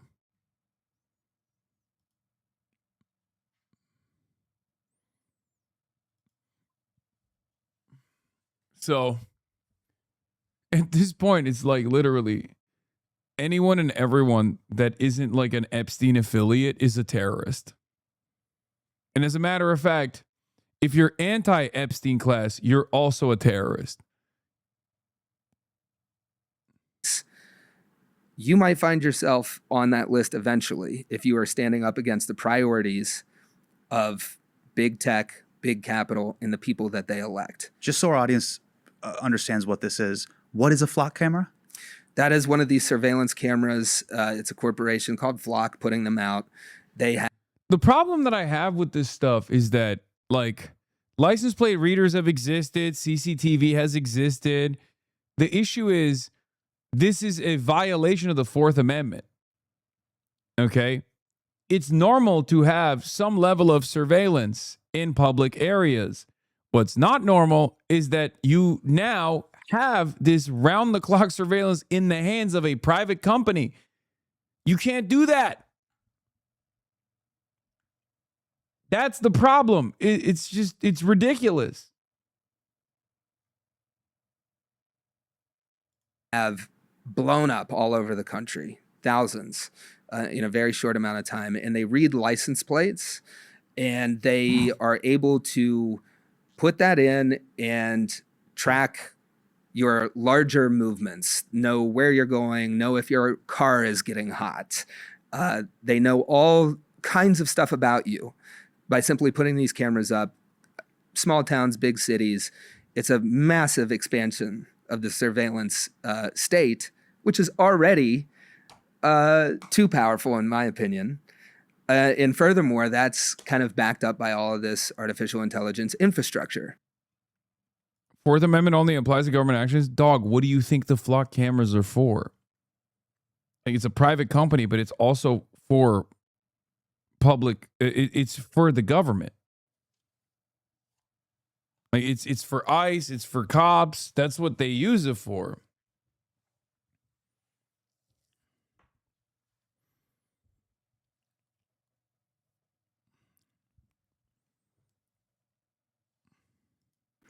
Right? It's a huge privacy and security issue. Yeah, no. This is some George Orwellian It's 1984 very level Orwellian. shit. Yeah. And if you are a Republican and you go out there and you really resist that, you might find yourself on the wrong side of the security state with all the other leftists that ICE is supposed to be rounding up, etc. In your reporting, when you went and you interviewed all sorts of different people, did you find that they all, in addition to AI data centers, they were also like, fuck these flock cameras? Oh, yeah. Or did they think that, like, no, Big Brother is going to keep me safe and these flock cameras are going to find MS-13? From where I am, I would say people are against these flock cameras. Understood.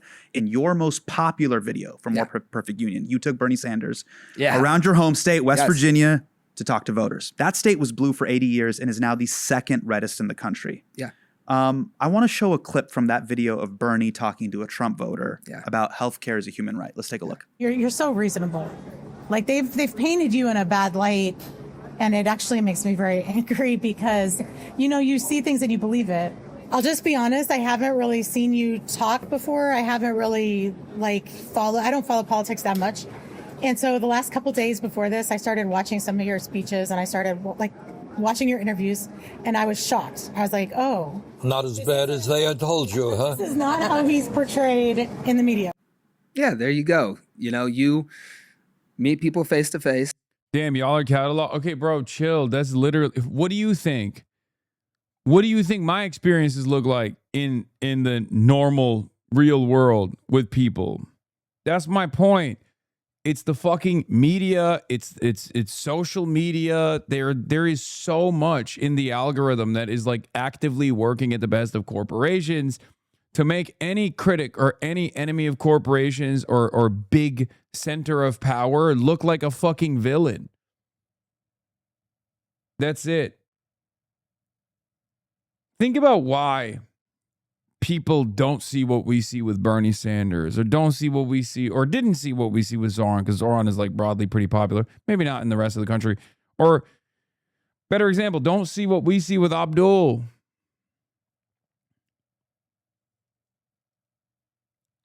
It's because their first interaction with these people is unbelievably negative.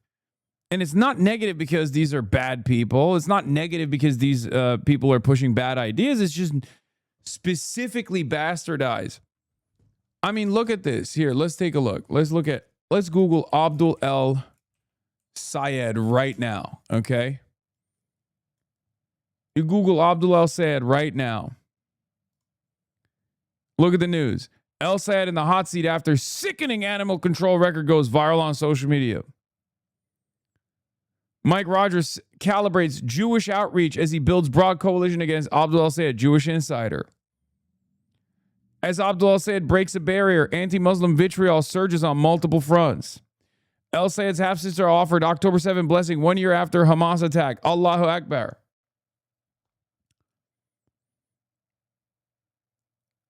Who's Abdul El Sayed's sister? Iman Abdul Hadi's past remarks revealed. Why do you think most of the top line news stories are anti Abdul El Sayed?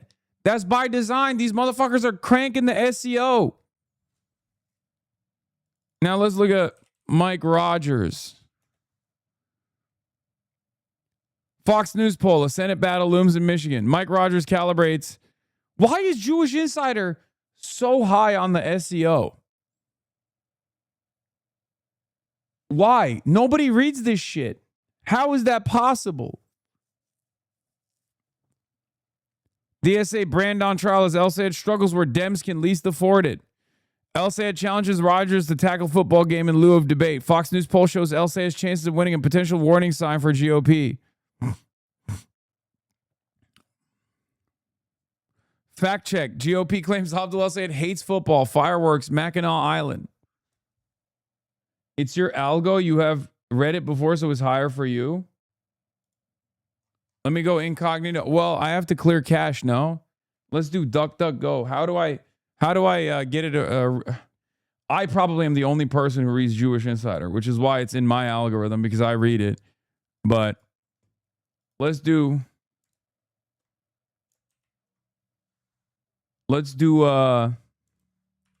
incognito. Does incognito clear the cookies? No, probably not.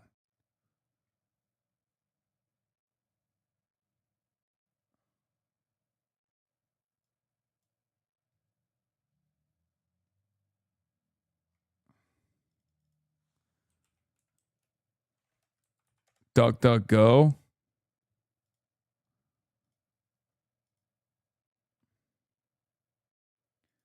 Yo, why did Imani... So after 24 hours of a miniature deep dive about Hasan Piker, I have cracked the code as to why it is that these people are going after him. It's the same reason why they're going after Miss Rachel. And you would also be surprised to know it's the same reason why it is that they've come after some of the most prolific Black leaders in our history. Hasan Piker is not only a threat because of the massive platform that he had, which ultimately means a massive influence. But one of Hasan Piker's biggest threats is that he has wealth. And it's something that I've seen in a lot of comments of people talking about how much his home is worth, his net worth, which if we understand capitalism in the United States of America, capitalism is not set to reward people who are not aligned with establishment. Based on this country's values, Hasan Piker and Miss Rachel are people that are supposed to fall on the right side of imperialism, not oppose it. Something that the Black radical tradition has shown us in history time.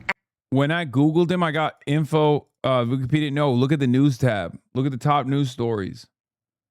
After time. One of the greatest examples is Paul Robeson. He was considered a Renaissance man, singer, actor, athlete. He could do it all and traveled the world. Just another Rutgers grad. It's just, you know.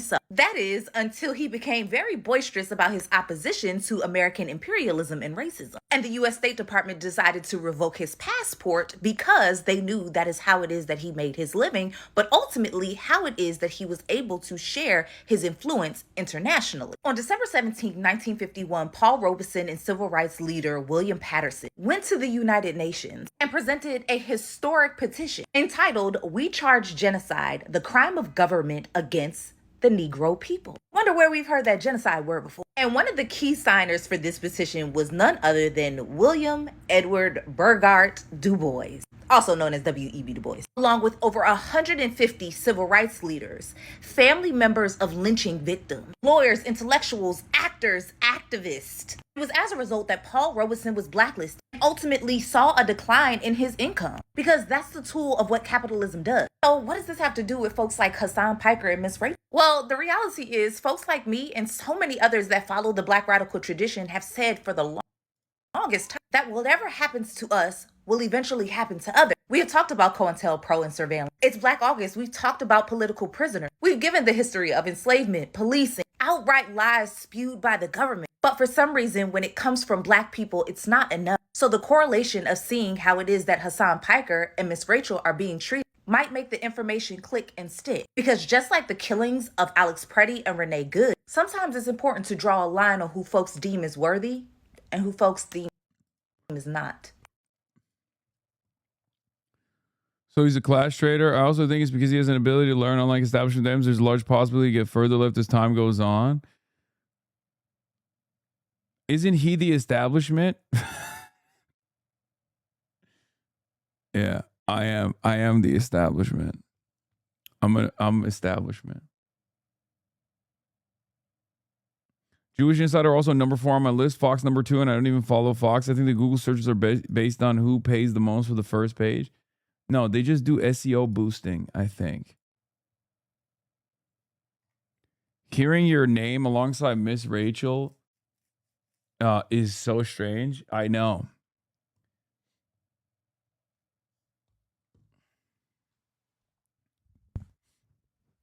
Yeah, I mean, look, I got the suit on, so clearly I'm establishment.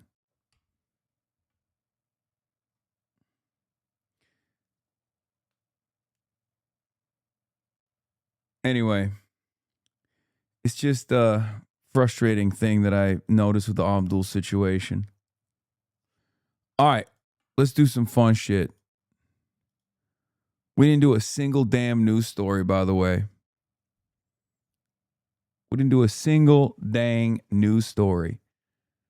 We got the Candace Owens debate. I just want to show you this one thing, okay? I just want to show you this moment because the entire debate, I tried to watch it. It's just not worthwhile. I mean, Candace Owens like backs away from a lot of like some of the more insane things that she said.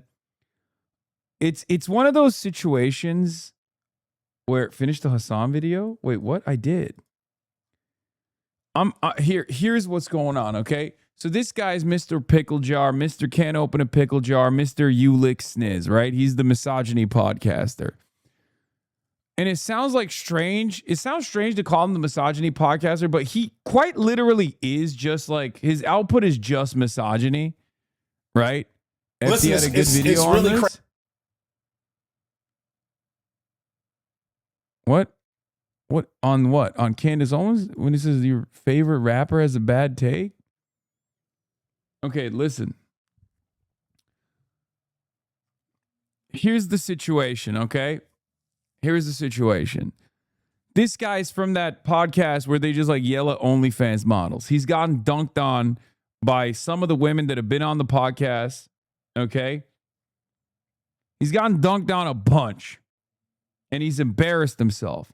But this time, he's, I guess, debating Candace Owens on Charlie Kirk's assassination on the side of Israel didn't kill Charlie Kirk. Candace Owens is on the side of Israel did kill Charlie Kirk. The debate is moderated by Patrick Bet David, our GOAT, right? I don't know, man. This is the second time you've that you've lied to your audience after a one-day banning and mischaracterized my perspective. Several scholars have had critiques of desegregation and how it was a mistake. I say that progress for black people shouldn't be measured by biracial children and interracial couples, and you say that I'm against interracial marriage. You are anti-black, and you might not be teachable in this area. Shaking my head. Enfant Door is at it again. You're right, Enfant Door. I should, as a white guy, run around saying stuff like, desegregation was a mistake. Thank you. That's incredible. Incredible stuff. Enfant Door is aching for a VIP at this stage, okay? Enfant Door, it might not be me that is unteachable. Oh, Enfant Door. Is this chatter just a rage baiter? No. No. Just someone who wants me to read the literature about how desegregation was a mistake. He's black, by the way. Enfant Door is black, for the record. Just so you guys understand. And they're anti. Wait, did they unfollow? What the fuck? Enfant Door said read the literature and then unfollowed? What the hell? How old is this person? Old.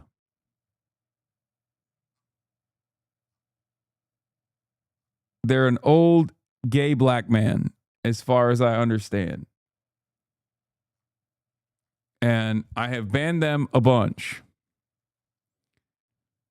This is not a good bit. It's not a bit. This is real life.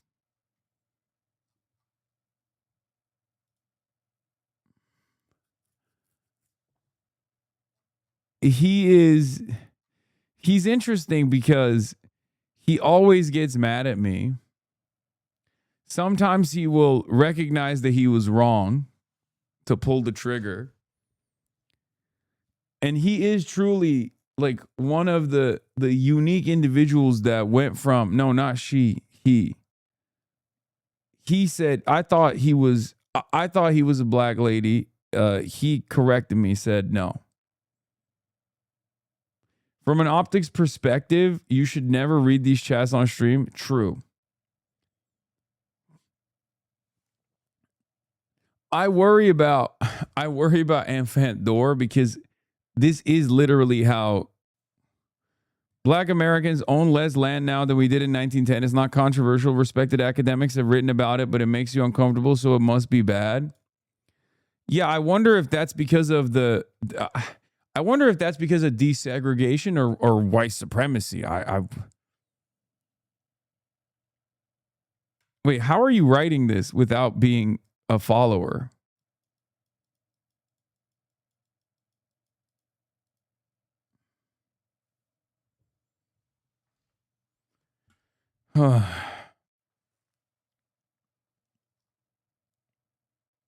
This is pure gold for Fox News. Stop reading him. He's baiting you. Wake up. No, he's not baiting me. This is...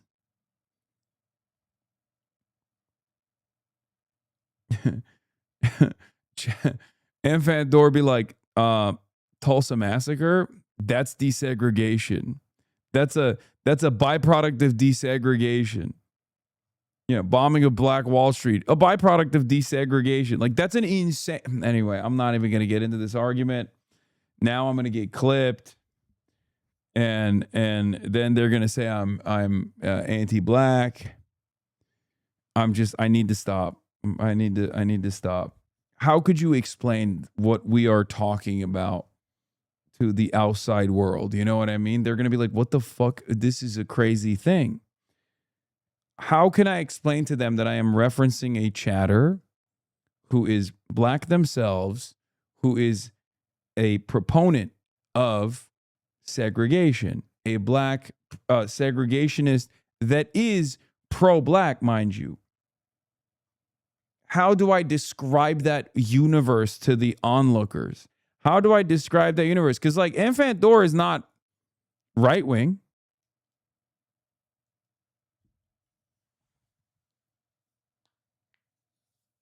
They're not right-wing at all. You bastardize every perspective that I have. You just don't get it.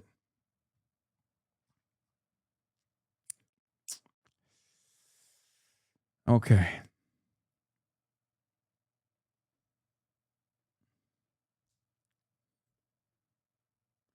They aren't anything productive either. Fucking ban them? No, that would be racist. Blasian, you're being racist.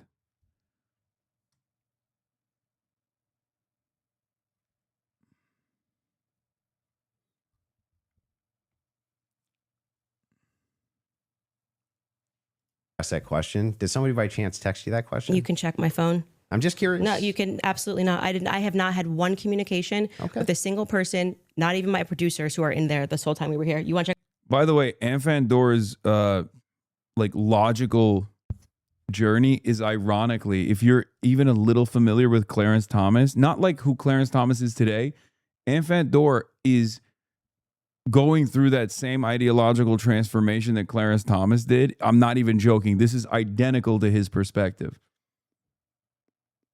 Not even a joke. Not even a joke. That is straight up. Clarence Thomas got one-shotted by Thomas Sowell and basically worked through the motions of arriving at this like very interesting black nationalist framework. Yes, Clarence Thomas's wife is white. This is true. Anyway, all right. Well, let's get to this. So Candace Owens is defending the idea that Charlie Kirk was assassinated by Israel. This fucking woman-hating podcaster is saying Charlie Kirk wasn't assassinated by Israel, but was assassinated by Tyler Robinson. Patrick Bet-David is moderating. Most of the conversation is really bad. One, because Candace Owens is insane, and her ideas are even crazier. And she basically like backs down from some of her more ridiculous positions, I guess. But this guy is unbelievably unprepared for this moment. I don't know what he was thinking. Maybe he got so used to just like yelling at women that he thought, oh, Candace Owens is a woman. This is, my time to shine. Because virtually everyone that watched this debate came to the same conclusion that he lost. Like, I'm talking about people who don't think that Israel killed Charlie Kirk. I'm talking about people who do not like Candace Owens at all, do not like or do not agree with her point of view at all. But the Lick Sniz guy is so universally hated and put up such a piss poor performance. He came in so unbelievably unprepared that Candace Owens cooked his ass. Now, this is the most viral moment, and you will understand why, because this basically captures exactly why Candace Owens was the one. Fuck you, man. Twice on Christmas. And Fat Thor, I love you. Okay.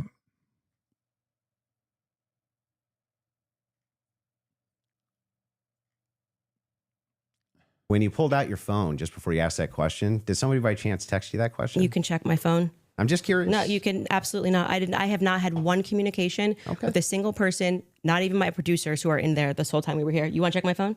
I'm happy to do it. If I may ask a question, is that permitted? Go ahead. Just so I also have clarity, since your basis has been evidentiary, you keep saying that you have evidence or like you are following evidence. Which one of the charges against, or all of them, do you think Tyler Robinson is guilty of? The specific charge? Yeah. Yeah. So what I think is that Tyler Robinson shot Charlie Kirk. Yeah, but of the 7 charges that he's being charged. Yeah. Can we list them real quick? I'll tell you exactly which ones. We'll pull them up. Well, do you know any of the charges that he's up for right now? Yeah, of course. But I want to make sure that we have them listed. Yeah, but like can you name one? Because my general perspective is that you don't actually care about this case. You're not following the case. That's the question. You're just not following it enough. It seems pretty like if you're going to engage and you're going to say the evidence is overwhelming that Tyler Robinson is guilty, I just think that you should can you tell me one? Then let's do the counter. You can really hang on. This is a great gotcha. No. You just got to ask me, play clips out of context, put me in the hot seat. So please just answer the question. This is fair. Guys, I don't know if you've seen this, spoiler alert, but he doesn't know, which is probably one of the best debate techniques. If you get a gotcha like this, it's over in any debate, because even if he's right, okay, even if his worldview is more logically sound, Candace Owens absolutely cooks his ass.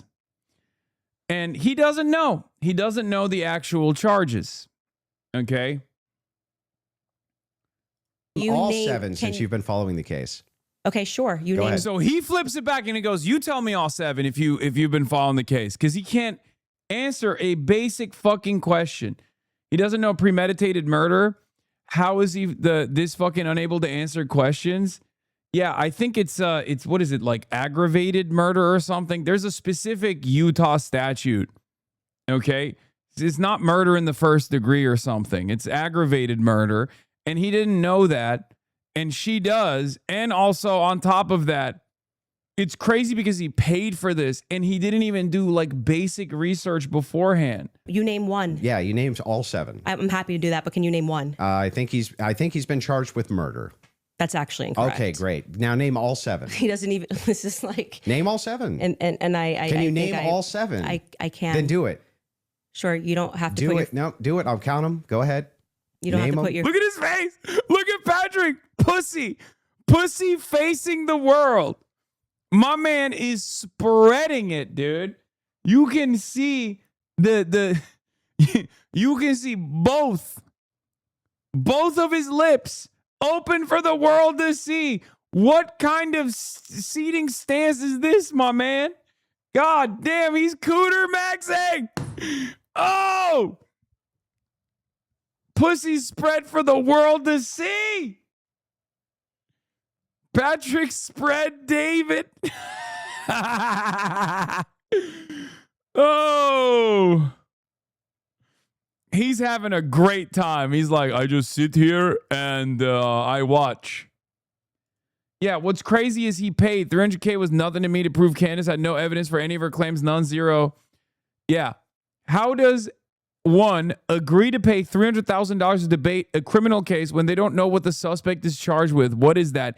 56,000 likes, by the way. This shit was going nutty mode in America B. Okay? This was doing insane. This is the Super Bowl for America B. We live in a totally separate reality. It's their world. We happen to live in their world as side characters. Okay? I want you guys to understand something. Like 200,000 live concurrent viewers watch this fucking 4-hour debate. Okay? Anyway, and yes, it's true. This fucking moron paid $300,000. $300,000 to get owned this hard. Honestly, we're America B. Can I be honest? We like to think we're America A. We are America B. Okay? They are America A. We are America B. There are more of them than there are of us. People that legitimately are like, Candace Owens is speaking the truth, is spreading the word of God. Only person that cares about Charlie. Like, there are so many more people that think that way. It's crazy. We might not even be America B. We're probably America C. Patrick was just sitting in the back and saying, it's time for an ad break and Shilda's products. That's my goat. That's my fucking goat. That's my big businessman. That's my numbers guy. He was just making money, okay? Just putting his pussy out there for everyone to see, for the entire world to stare at, and simultaneously collecting moolah, okay? Cold, hard cash money. Money. And sitting there being value-tained, if we're being honest. He was the one who was being value-tained. Fingers up. Okay, hang on, name them. Yeah, sure. Name them.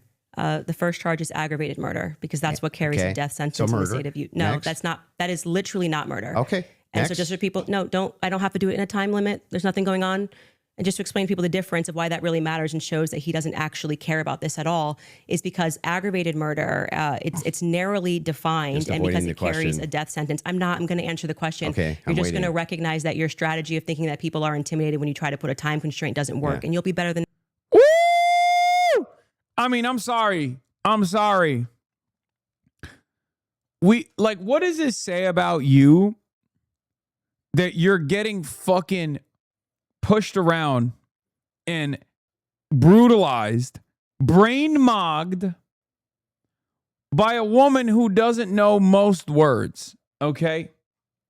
Like, there's an entire account dedicated to Candace Owens saying words wrong, okay? That account has 57,000 followers. And she is just bitch slapping your ass. This is a monstrosity, okay? This is a monstrosity coming straight to you from Gibraltar. I don't even know how to fuck that one up. Okay?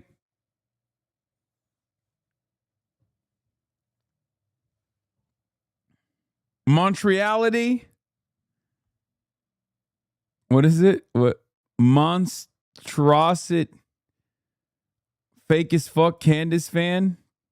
No, she says monstrosity. Right? Anyway, it's fine. She's awesome. Gilbatar. No, monstrosity. Anyway, she's a media mogul. Okay? I love her. She is my media mogul. Okay, I got to stop making fun of her because now I'm going to start saying words wrong. All right. Anyway, listen. She's my media mogul. Next time you debate someone. I got it. Give me the other ones. Yeah, I'm actually fucking ESL, so I shouldn't be doing that. The more you cut me off, the longer I'll take. Do you want to just wait for me to finish of why that's a big difference so that people don't walk away? No, I just want you to list the charges. Yeah, I'm going to do that. You just don't get to pretend that there's a time constraint for me to do that. Well, how long does it take you to list 7 charges? Because I'm speaking. You just got to. It sounds like you're just delaying it because you don't know them. I know all 7 of them, Then and I'm going to say them. again, because you're going to get embarrassed. You don't have to rush this. I'm also showing an example of a very flawed debate strategy. I actually am under no time constraint. Yeah, she started doing meta-analysis. Like, she's doing meta-commentary while she's like slapping him around while also on the one hand slapping him around with her hands, and then with the other hand going, hello, I'm using the technique that your defenses are weak to, and like explaining, like, live meta-analysis while you're getting bitch slapped is crazy. That is crazy. I've never seen anything like it. I mean, that's incredible. Why isn't Patrick Bet David doing his fucking job? What do you mean? That's his job. His job is to sit there and show his pussy like a nasty gal. Is this on stream even anyone seriously or all for comedic purposes? No, this is the most serious debate of all time. Wait, Candace Owens was tweeting during the debate? Big game.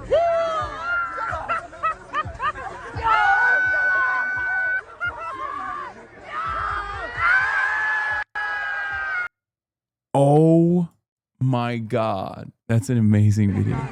Big game.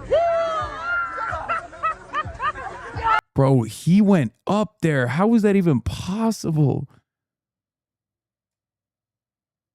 She's like an anime villain explaining why you're weak and she's actually strong. Yeah, this is some Death Note shit, dude. The smoke made him tougher. Wait, hold on. Let me see if it works. Hold on. Strategy of thinking that people are intimidated when you try to put a time constraint doesn't work, and you'll be better the next time you debate someone. I got it. Give me the other ones. the more you cut me off, the longer I'll take. Do you want to just wait for me to finish of why that's a big difference so that No, people I just don't walk want away? you to list the charges. Yeah, I'm going to do that. You just don't get to pretend that there's a time constraint for me to do that. Well, how long does it take you to list 7 charges? Because I'm speaking. You just got to. It sounds like you're just delaying it because you don't know them. I know all 7 of them, Then and I'm tell going to me say them. again, because you're going to get embarrassed. You don't have to rush this. I'm also showing an example of a very flawed debate strategy. I actually am under no time constraint. I got one. Great. The second charge is the felony discharge of a weapon.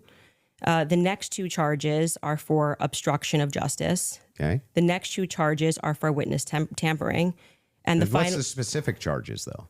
That is them. Obstruction of justice, Both of obstruction those? of justice, witness tampering, witness tampering. Okay, and there's no other specifics to them. Well, I can tell you why he's being charged with it. Just the charges and then 7? Yeah, see, the bad thing is when you try to be an a-hole and it doesn't work. What's the 7th? The last charge is violence in front of a minor. Okay, got it. So then he's being charged with murder. You just say aggravated murder. That's the distinction. You just want to. It's a massive. It's Got like it. you cannot Massive. say murder versus aggravated Massive murder. distinction. This gets to the entire crux of why him being up for the death sentence, and I actually find the defense's filing about why this is not aggravated to be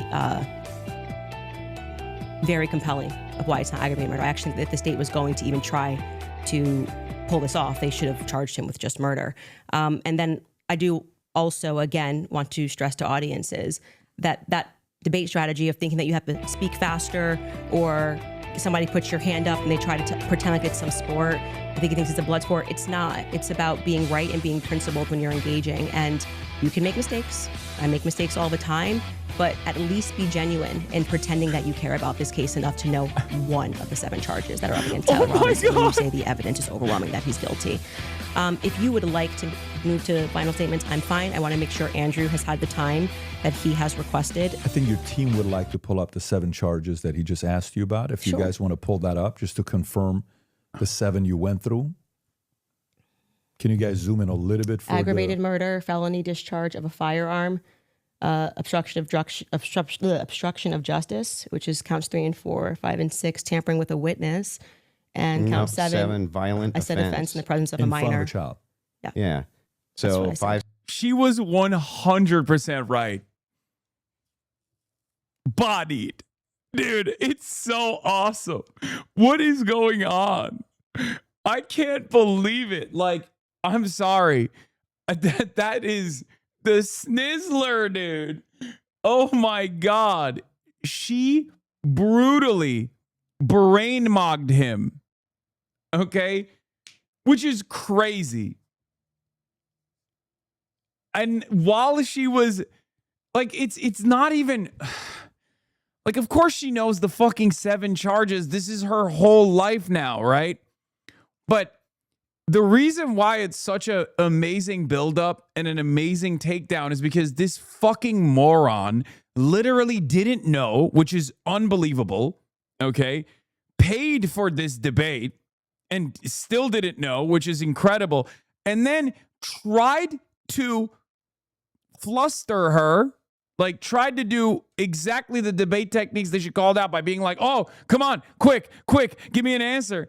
And she paused mid-description to describe what he was doing, took back the frame, and cooked his ass. It was awesome.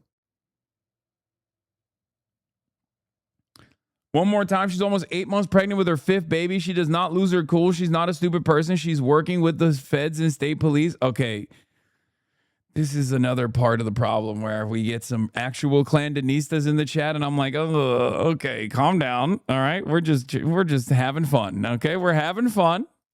We're having fun. Okay. No, I don't think Candace Owens is right. I just think she's, absolutely fucking eviscerating this dipshit here. But, I wouldn't say that I'm on her side on this issue. I am, let's just say I'm spiritually on the sidelines on this. Because, like, on the one hand, my brain tells me something entirely different than what my heart is championing. If you know what I mean, okay? If you're picking up what I'm putting down. On the one hand, I want to be logical. I want to be rational about this case. But then on the other hand, I'm thinking to myself, I can't speak out against this queen. I mean, I can't speak out against this queen because this is a queen that successfully and single-handedly undermined the Republican initiative to martyrize Charlie Kirk and use that example to crack down on political dissent. She dropped a grenade on the discourse. You understand? So I'm with her. It's hard. It's hard for me. My brain says, no, it's probably Tyler Robinson. But my heart says, go, Candace, go. Keep cooking. You know? Does that make sense? I'm on the sidelines. I don't even want to course correct. I don't want to course correct. I'm just, not everything needs a reaction. Sometimes it's okay to sit back, kick it, and listen.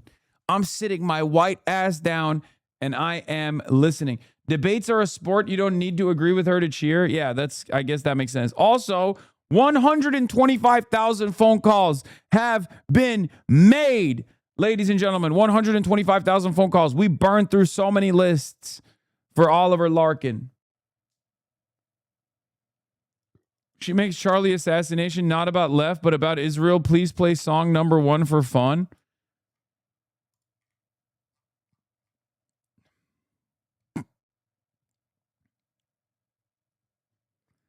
It's insane to consider how much she cooked this discourse.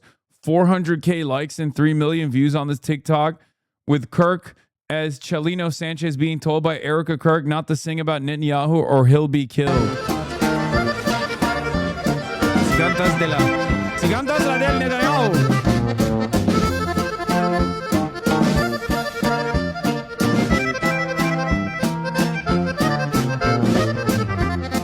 I feel more fucked up about this because this is a real person and he actually did get assassinated. So the reference itself, like the Kirkification, maybe we don't Kirkify this one. You know what I mean? Maybe this is one of the stories where we don't Kirkify, if that makes sense, because that is actually kind of sad. That's a real story that is sad. But it is kind of wild that this is just so commonplace now. This is the not Charlino Kirkes.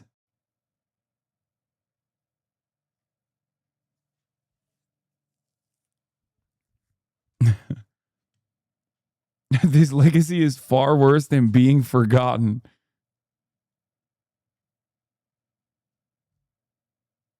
Bleeding TP USA. It's called One Trip to Turning Point USA Headquarters.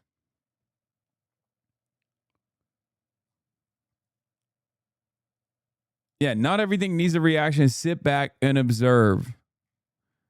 The debate was basically unwatchable, but what is truly striking is how Charlie Kirk has become a background character in the endless soap opera about his own murder. The story now revolves around the raging narcissist Candace Owens and the mass psychosis she has induced. He's so jealous. Can I just say, he's such an unbelievable fucking grifter. And he is so, his ass is constantly fucking pissed off that Candace Owens went there first.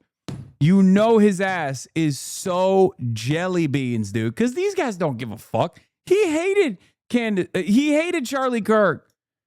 He hated Charlie Kirk more than me. And he can't farm Charlie Kirk's death. And he can't be the moderate voice, the reasonable voice, because he's a fucking Holocaust denier. This could have been his opportunity. He could have been the next Charlie Kirk. And instead, Candace Owens came in and was like, I'm the new Charlie Kirk. And I'm going to get there by talking about Charlie Kirk in perhaps one of the more disrespectful fashions, even though all of the Kirk heads are now Candace Owens heads, and they think Candace is doing his memory justice.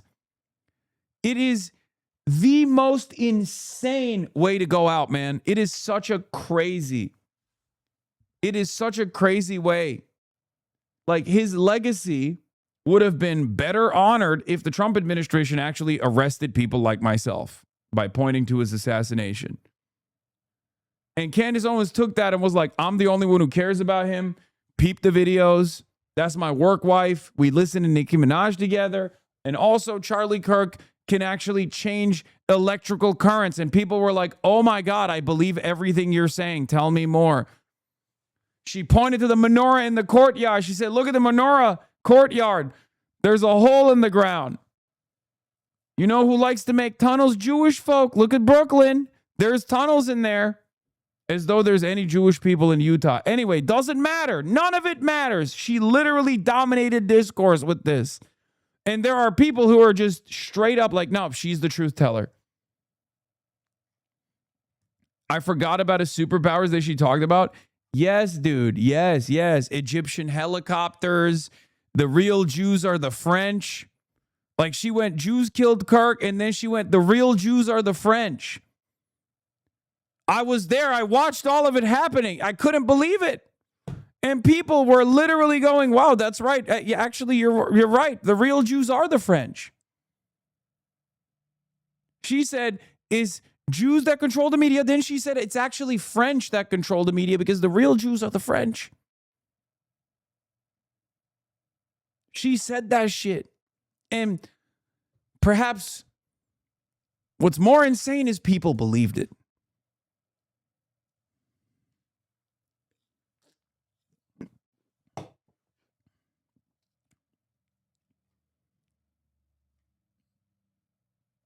I'm jealous of her imagination, to be honest. She's so goated.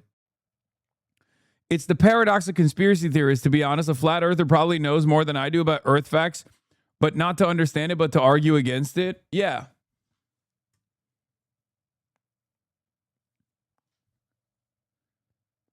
I'm going to get you, Dog Shocker Hasan, Diddy Booty Piker. I know where you live. I'm a drone pilot. Your days are numbered. I'm going to do it while you're live, says Dubstep Scott. At least that's like a cool, at least that's like a cooler way to say you're going to assassinate me. It is kind of crazy that you just have your whole ass photo on here. Hello, everyone from Pakistan. You are not American at all, Pinhead. I'm going to get you, Dog Shocker Piker, Diddy Booty Piker. How does this happen to someone?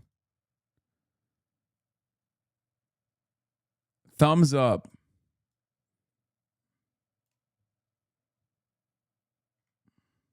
That's me.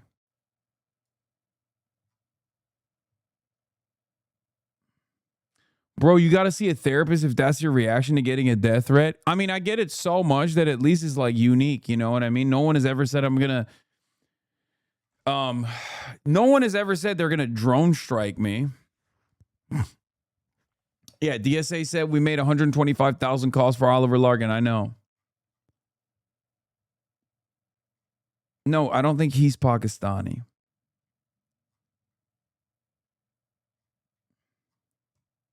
He's saying that everyone in chat is from Pakistan. Anyway, so Nick Fuentes is very mad. And then Candace Owens says, in other words, you publicly said you were backing Andrew Wilson and are not coping with the fact that he lost badly. Oh, ratioed too. I'd say it's for certainly a win that you pocket another $300,000 plus AdSense money before Tyler Robinson is for certainly going to be found guilty and hopefully executed. A fitting end to the most successful political grift of all time besides Trump. Just admit you picked the wrong horse. Don't spike your ball and go home, Nick. What exactly is the argument that you thought you won? I think the first hour was debating the definition of the word inference and overwhelming. Complete waste of time, but of course, because you are the center of attention and made money, that's the win condition for you. I can't like her tweets because she blocked me many, many years ago. This is before she became our hero. Okay. Many, many years ago, Candace Owens blocked me. I've not been a fan of Candace Owens. I am a fan now. They're still going. Comparing me to Charlie Kirk, Nick Fuentes, and Clarence Thomas was the line for me. I don't know, man. I genuinely believe you're a bona fide anti-black racist, but most things I post don't even come close to the unhinged chatter in the space. I mean, normally I think you would be right. Cyber stalking will do that. Normally I think you'd be right, but like you might be one of the only people, Amfant Door, that that does say some pretty unhinged things. Wait. You're saying I got blocked by Candace Owens because I was cyber stalking Candace Owens? That was your argument? Wait, now you're defending Candace Owens? What the fuck is going on? You're saying I cyber stalk Candace Owens?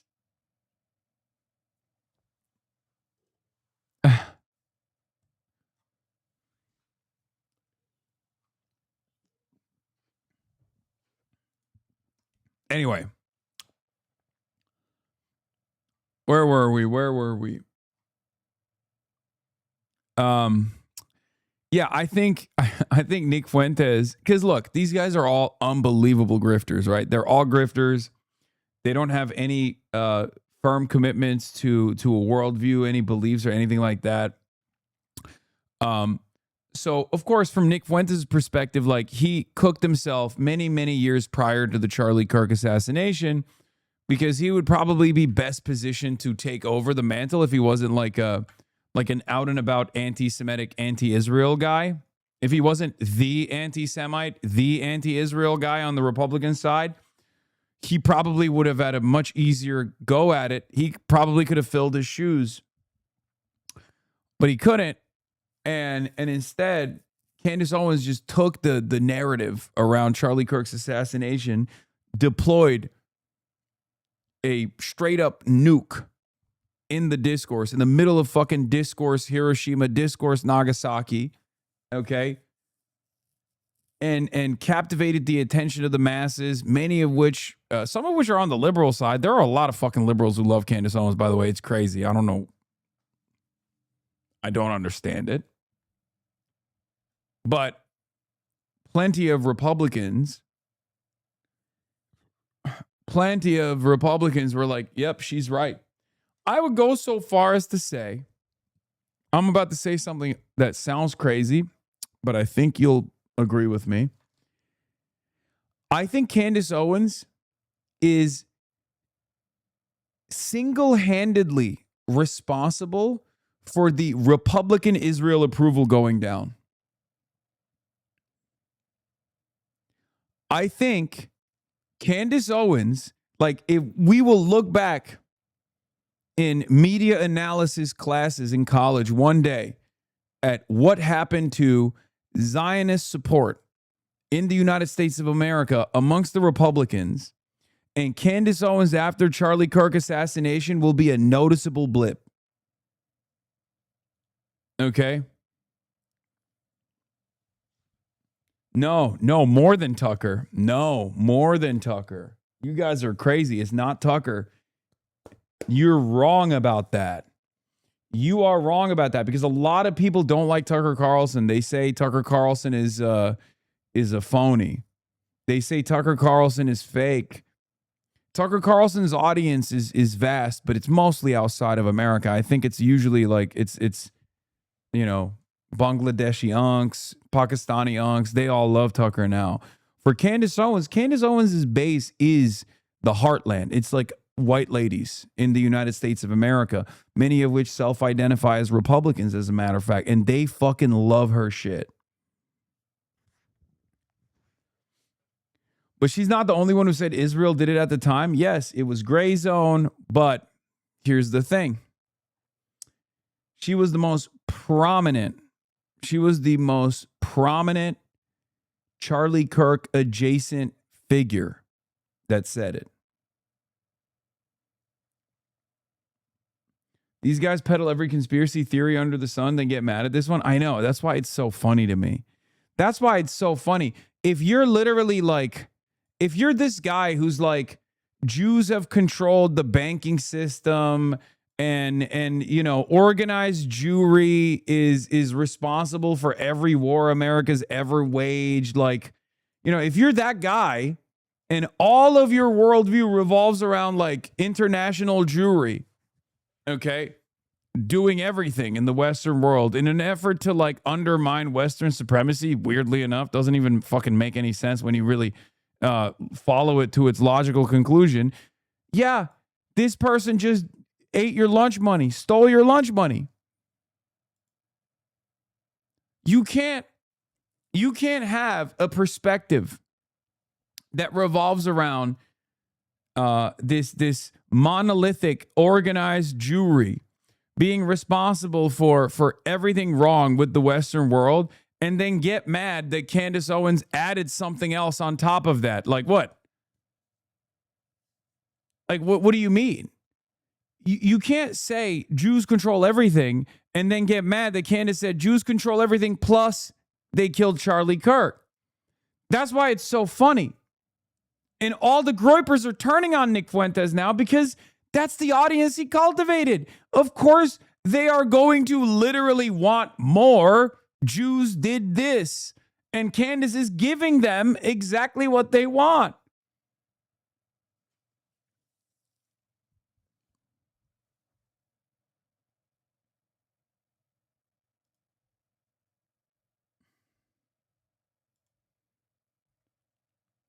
That's what's so funny about this. Is there true crime coverage? Please get back to diversifying your content and bringing in so many new audiences. Yeah. Why didn't he just say Israel did it too? I think he's just, I don't know. I think he has the same kind of autism that I have, where he has to literally, like when he sees something as illogical as the argument that like Israel killed Charlie Kirk, he just can't fucking, he has to say that that's not the case. I don't know. That could be one reason. The other reason could be because he thought he could potentially message himself into, he probably thought he could maybe message himself into like a more moderate stance.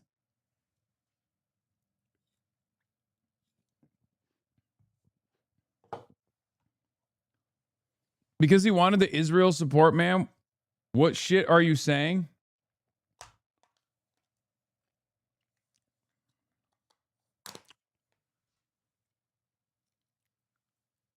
It could be because he wants to. I mean, he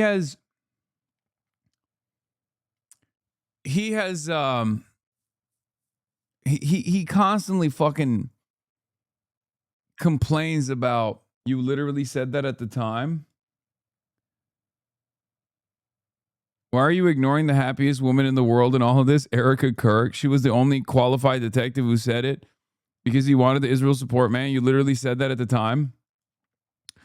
I mean, he's such a grifter that it's tough to put my finger on exactly what was motivating him. Because I think he also wants to be edgy. Erica Kirk confirmed his powers, by the way. Okay, shut the fuck up, dude. Stop. I can't tell when we're joking and when we're being serious. Okay, I don't think Charlie Kirk has superpowers. Please stop saying things for 1 second.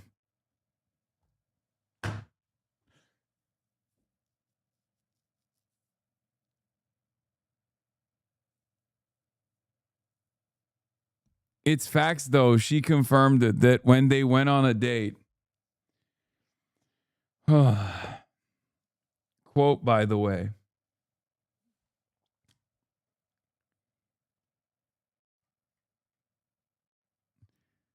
Okay. He just wants to gatekeep what the right can and can't get mad at. The other day, Fuentes was saying that Israel might assassinate Trump, but he gets mad at this. Yeah, that's what I'm saying. It like literally doesn't make sense. It doesn't make sense to live in this universe where it doesn't make sense that you want to live in this universe where you're like, it's not even just like Israel, but it's like Jews are responsible for all of these crazy things. Okay. And they're monolithic. It's not capitalism. It's just like, you know, Jews are doing everything. They're the puppet masters. But then you think that they don't do this. You know what it reminds me of?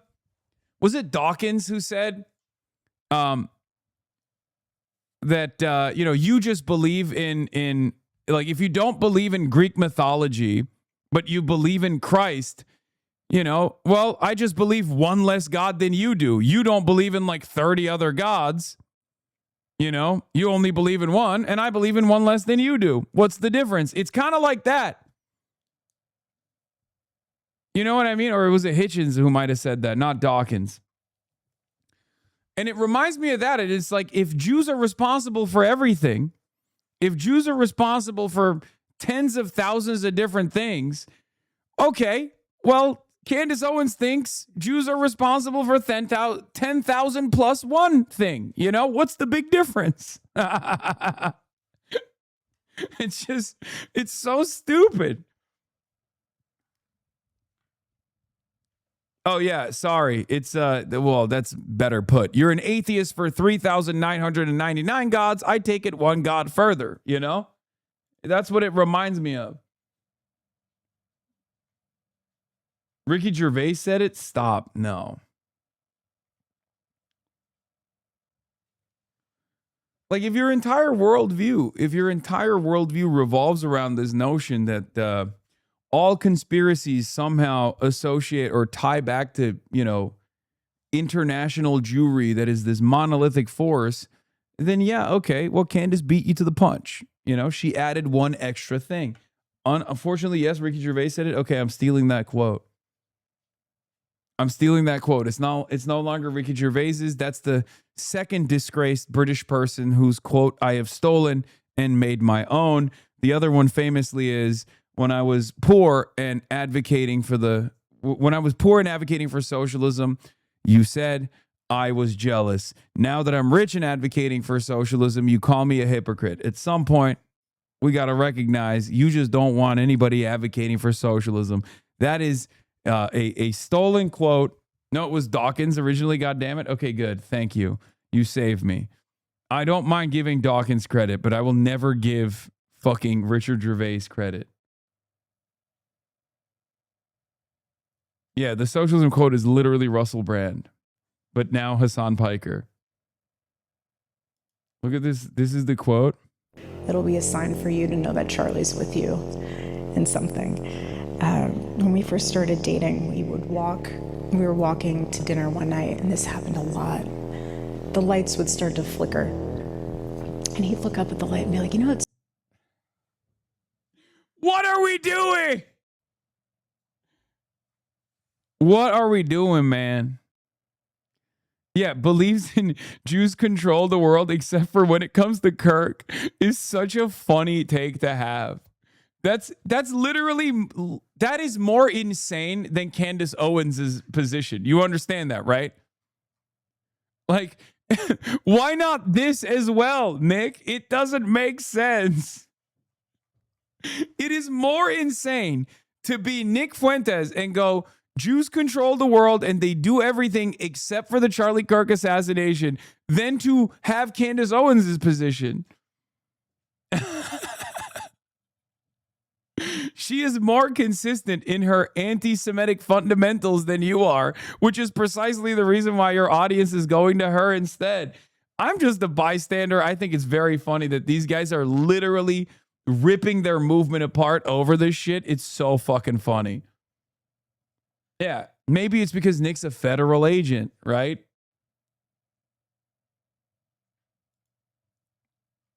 Go ahead. And now you have stated multiple times that you believe that Israel's involved in the death of Charlie Kirk. Can you give me... Yes, we can pull up the clip. I'm sorry. I'm just saying. Can I finish the sentence? Go ahead. Can you give me the context for what are you talking about? Like when I say, generally speaking, why people think that Israel's involved? Mm-hmm. Okay. Where's your question? Yeah. Do you have any positive evidence whatsoever that Israel killed Charlie Kirk? Well, I couldn't say Israel was on the ground and shot and killed Charlie Kirk. I would say that there are various things that we're trying to establish, one being a motive. And since I don't believe that Tyler Robinson and his transferee is a convincing motive because he was fired up about politics, which Lance testified that he never spoke about with him, nor do I believe that he was so into LGBTQ issues, since Lance testified they never spoke about LGBTQ issues, that he stopped and ate at Chick-fil-A, which if you are into LGBTQ issues, wouldn't be your lunch before you go kill Charlie Kirk. See, this is just objectively wrong, but let our queen cook, okay? Let our queen cook. I'm sorry. You're just so wrong about that. Okay. First of all, gay people and LGBTQ people love eating at Chick-fil-A. And secondly, so do allies. Everybody likes Chick-fil-A. That's not even a question. So it's fine. You're wrong about this, but we'll let you cook.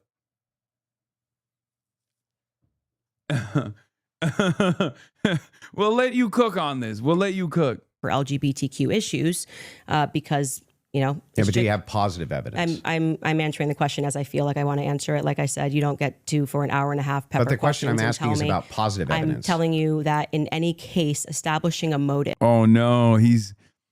You're cooked, man. You're cooked. You're shook. And again, I already informative debate explained this at the top of diagram. the show.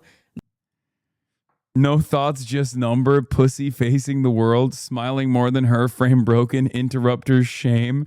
Not smiling. Unbroken frame. Conspiracy maxing. That's right.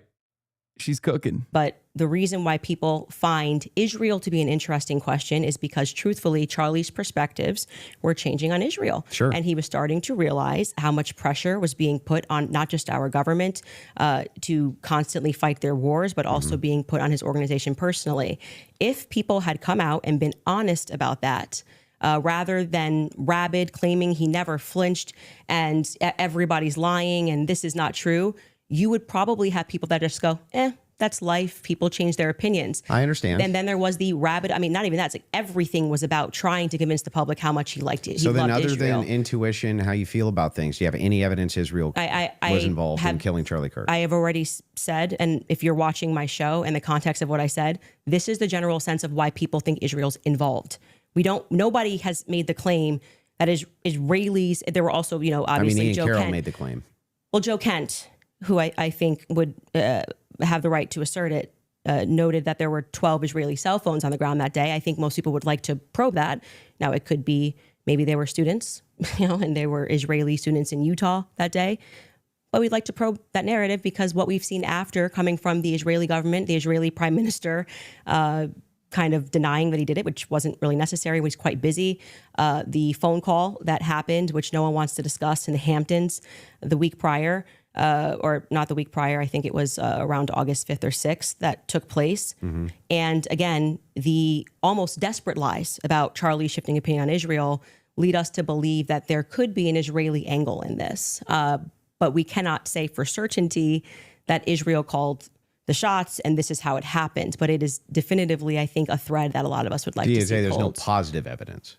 Whatever you want to say, however positive, negative, however you want to say it. Well, positive I evidence can just would have be a conversation. material evidence and other evidences which would what point we've you said to it. is on our show is what we said, which is It is kind of crazy that if Charlie Kirk wasn't assassinated, we were straight up going to debate on the issue of Israel. So I am at least uniquely positioned in this story to know exactly what his takes were because I was researching his positions on Israel.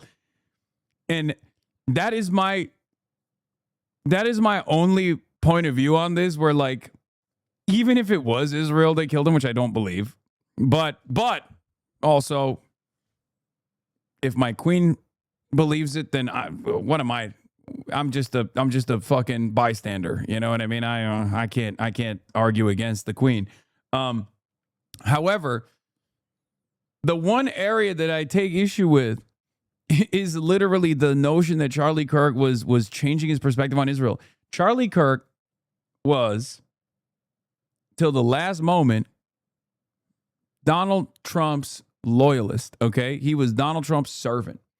I have plenty of evidence to show you, especially on the issue of Jeffrey Epstein. Charlie Kirk was a huge Jeffrey Epstein guy. And as soon as Donald Trump gave him a boss call and said, shut the fuck up about Jeffrey Epstein, he said, I'm going to shut the fuck up about Jeffrey Epstein. Charlie Kirk unironically did write a book that I think is now postmortem published about Israel, specifically about how conservatives should defend Israel. He wrote a letter to Netanyahu on how to win back the youth. This is literally this was one of his primary concerns. Also, on the other hand, just like these fucking grifters are usually, Charlie Kirk hated the donors, okay? He hated them. Of course he hated them. Why wouldn't he hate them? People who are pro-Israel are unbelievably fucking arrogant about their donations. They literally go, oh, you're criticizing Israel? I gave you $100,000. Shut the fuck up. So that doesn't mean anything. You know who else famously was super pro-Israel throughout the entire so-called peace process, the Oslo Accords? Bill Clinton. You know what Bill Clinton famously said? I can't stand Benjamin Netanyahu. Bill Clinton famously said to Benjamin Netanyahu, who the fuck do you think is the superpower here? And then at the end of the day, Bill Clinton still did the bidding of Israel in those Oslo Accords. So the reality of the matter is, all of these guys are annoyed with the Zionist donors. All of these guys get annoyed with the pro-Israel movement, but it doesn't matter. Their output is still always going to be the same. Until Donald Trump turns on Israel, Charlie Kirk was never going to turn on Israel. Okay? So that is actually one part of this conspiracy that I find, really goddamn annoying, but whatever, who cares? I think you meant Mossad wrote a book, put Charlie's name on it, and then exploded a lav mic. Yeah, that's what I meant. That seems less far-fetched than the conservative movement's most loyal servant being unbelievably loyal to Israel. Yeah, I always go back to this. Turning Point USA founder Charlie Kirk, who voiced his concern over the Epstein files a mere 48 hours ago at the Student Action Summit in Florida, now says he's, quote, done with the matter. Honestly, I'm done talking about Epstein for the time being. I'm going to trust my friends in the administration. I'm going to trust my friends in the government to do what needs to be done, solve it, balls in their hands. I've said plenty this last weekend. He wouldn't debate you on an issue he's on the fence about, because if he changed his stances later, he'd be lending you credibility. It'd be such a crazy look if he debated you on the issue, then shortly came out and agreed with you, though. That's really why I don't buy the narrative. Why would he debate you on an issue he's on the fence about himself? No, his own. Okay, there's two things. There's two different conversations taking place here. Okay. Charlie Kirk's personal perspective about Israel could be entirely different than his output on Israel. Okay, that's what grifters do. But Charlie Kirk's personal perspective on Israel wasn't as critical either. It really wasn't. He was just more so annoyed with the pro-Israel donors and the pro-Israel movement because it was making his job a lot harder to reach out, to do youth outreach. He was always very worried about Nick Fuentes for this reason as well, because Nick Fuentes would, show up at his events, and his groypers would show up at his events, and they would fucking harass and bully. And it was because it's like antithetical to the anti-DEI initiatives. You know what I mean? You can't be a fucking anti-DEI guy, but then also talk about being woke about Israel, being woke about Jews in particular for the right wing, for the right-wing youth movement. They want to be anti-woke to everybody except for white people, but that's a totally different story.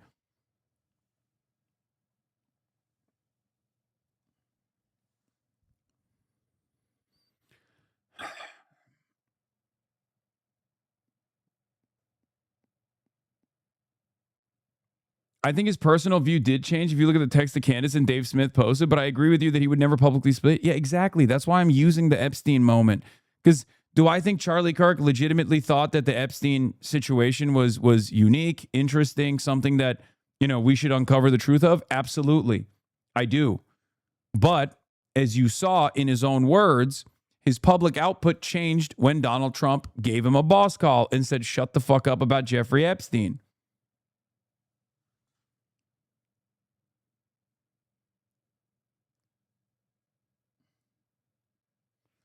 Well, the only real move in the Charlie was anti-Israel mindset was for him to sabotage your expectations and to end up being anti-Israel in the debate by having you prep for him to take the opposite stance. Do I think Charlie was smart enough to make that move? Fuck no. But that's what people imagine? No, that's ridiculous. Like, people talk about how he was debating, how he was taking an oppositional stance to Israel when he was debating this rabbi. Yeah, dude, because we were about to debate on the issue of Israel. So he was training.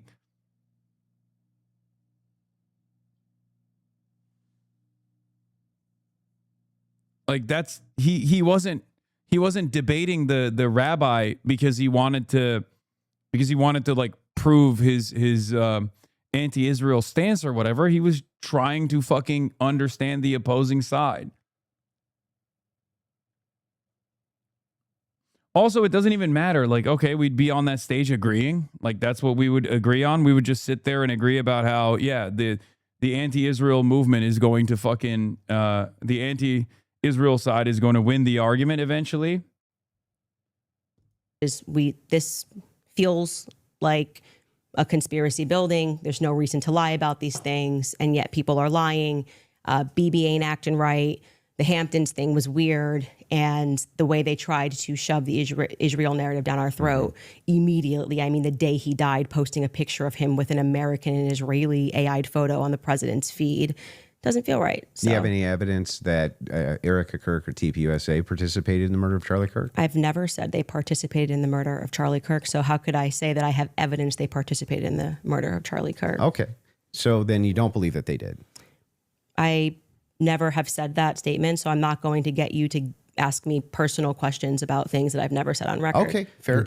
Your team is sending messages in the back saying they have a video they want to play. Okay, go ahead. I don't know what the video is.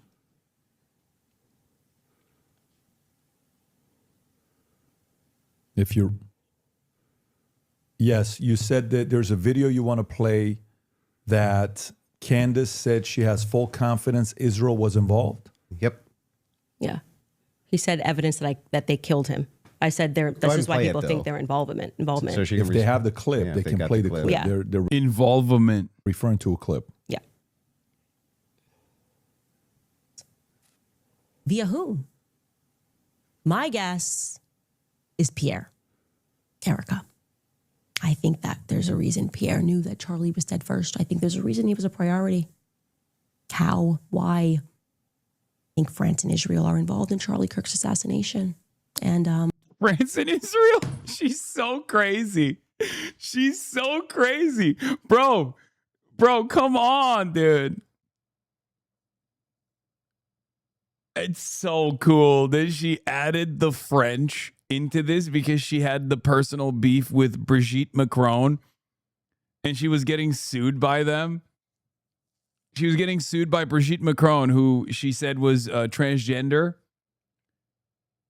So she just, boom, tied France into that conspiracy too. It's fucking awesome. I see, that's the other side of this story that I kind of don't understand. Like, do people just like avoid that side? Like, or do they also think France killed Charlie Kirk? Because I'm pretty sure people think Israel killed Charlie Kirk, and that came mostly from her. So when she added the French into the equation, did people just like avoid that part? Do they just pick and choose what kind of crazy conspiracies they believe? She hates like nobody else. A real professional one could say, oh no, for sure. For sure. I've been saying the French are up to no good. I'm going to put that out there with full confidence. Okay. I also involvement. I understand. Yeah. So you think you with full confidence, you think that I think Israel's France involved. and Israel. Yeah. I mean, the person that gave me that thing that I reported said that French Foreign Legion were on the ground that day. Mm-hmm. Again, this would. That's so insane. Are you forgetting the French are the real Jews line? That makes them the same sentiment? No, I know, but like no one believes that, right? Please tell me people don't believe the French are the real Jews, whatever the fuck that even means. And yes, by the way, for those of you who didn't fucking believe me,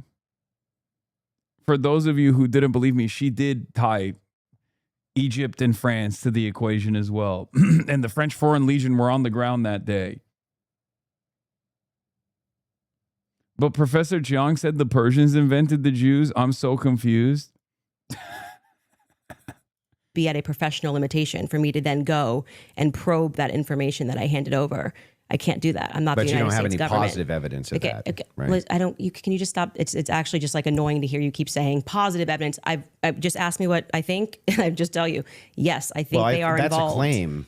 No, I said here's what I think. I have every right to ask you about your claim. Yeah, but and if there's positive evidence for your claim. In this statement, I literally just said I think, and I am allowed to think. And you're allowed to think, but you're making a claim. I have tons of positive evidence that I'm allowed to think. I agree. You're allowed to think. Okay. So nobody's disputing whether or not Candace Owens is allowed to think. What I'm asking is but you have what's your issue then? What is your issue with the statement? evidence. I think that Israel is involved. That's not just what you said. You said that it's with full confidence. Yes.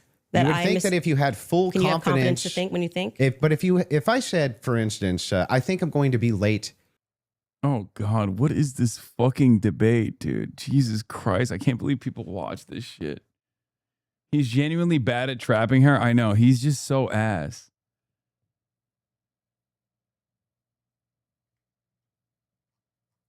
Ay, ay,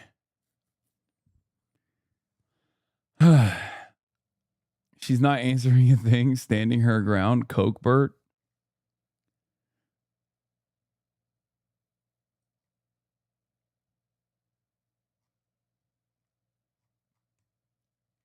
He's at 2% power since he doesn't have cigarettes to chain smoke nervously. Does he do that in debates normally?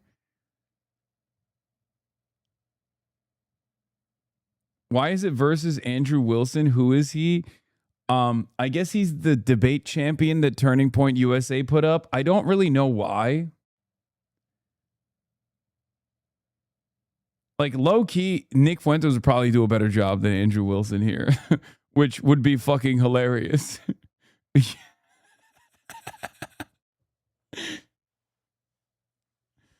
Oh God. What a stupid, stupid time to be alive.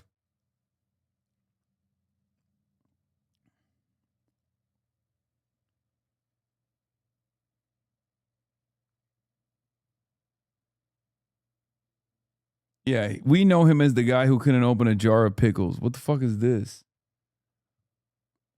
Bro, don't send me fucking downloadable links, dude. Take a day off.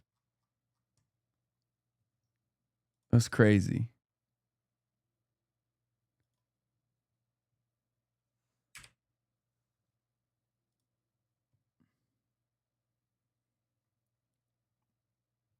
Just got into a spat with a customer who was wearing a Trump 2028 hat. And virus installed. Anyway.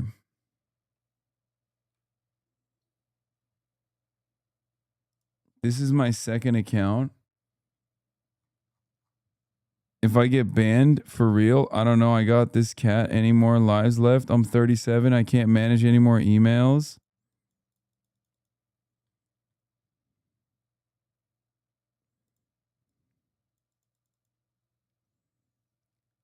What? Infant Door is still going crazy. I exist as several characters at once according to this chat. I don't think that's possible. Who is Jimmy Dore and should I follow this man?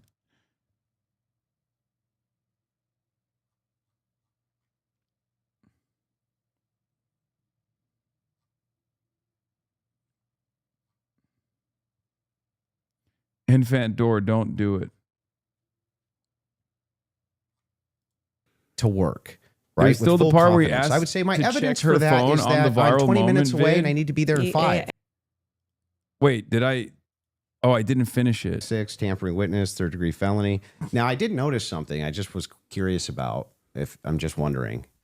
When you pulled out your phone just before you asked that question, did somebody by chance text you that question? You can check my phone. I'm just curious. No, you can absolutely not. I have not had one communication with a single person, not even my producers who are in there this whole time we were here. You want to check my phone? I'm happy to do it because you're just going to get double embarrassed. Where's my phone? You want to see it? I'm just can. curious. Yeah. You can literally do that. Here you go. PBD, you're the moderator. Take it. Let's see See if anyone was texting God, he's such a catty bitch, Patrick. at all during this debate All right. about the violent charges or anything. I'm looking through this. You give me permission. You so I'm have looking full at, I'm not gonna permission to give go through my names. phone. I don't need to cheat. So the last one has nothing to do with it. It's just a compliment. I haven't even read my text messages. That's so a compliment. He's reading them. You're okay. You'll give me permission. Yes. I'm just going to read 3 of them Yes. to 1132 because after that, I don't need to read it. And you know their texts. Could have been Telegram. Could have been something. All like I that. have is Signal. You can check that too. I only have Signal. Oh my God, he's so bitch made. I mean, this is, bro, this is crazy. He knew he got owned. He knew he looked like a fool. and he doubled down. He doubled down thinking that he could catch her in a gotcha. Telegram I used in Russia. Okay. And that was I downloaded for Russia. I'll take your word for it. Yeah. Then- I don't need to like I Okay. deeply care about this case. I don't need to I pretend get to it. know If you stuff that deeply I care don't about know. the case, I Yeah. just, I have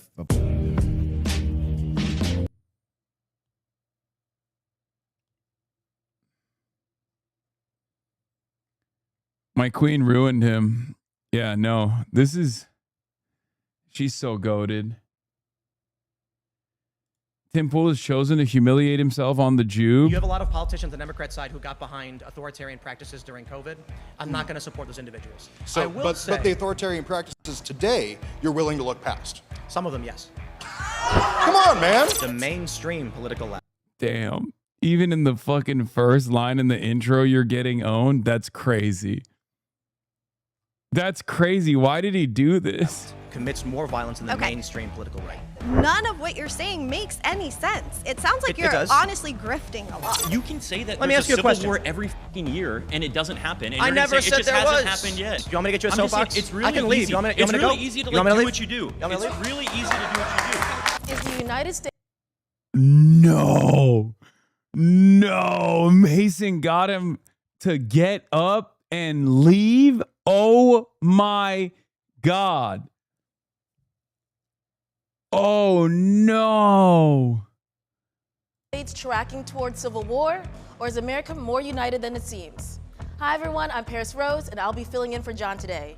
From Jubilee Media, this is Surrounded, where one brave soul faces a room full of disagreeers. You have literally Stop no talking. idea what you're Stop talking about. You've not done any I do. You're research, mad. and you've never You're used mad. Google. There was a homeless shelter in Venice Beach that received 185 mail-in votes despite no one living there. Because Again, people that live on the street have addresses registered to shelters. completely because they don't have agree. any- My first surrounded claim is that the mainstream left commits more violence than the mainstream right. That's such dude, that is wrong. What? Does he think like if he says mainstream that is that his out? Like he's trying to say like, oh, all of the right-wing violence wasn't mainstream, right? Because the Department of Justice doesn't agree with this claim. Like this is just a objectively wrong claim to make. My next surrounded claim is that the Democratic Party has embraced authoritarianism. My Okay. next surrounded claim is that the United States is tracking towards a That's a classic from him, though. And then my next surrounded claim is Ukraine is the enemy of mankind.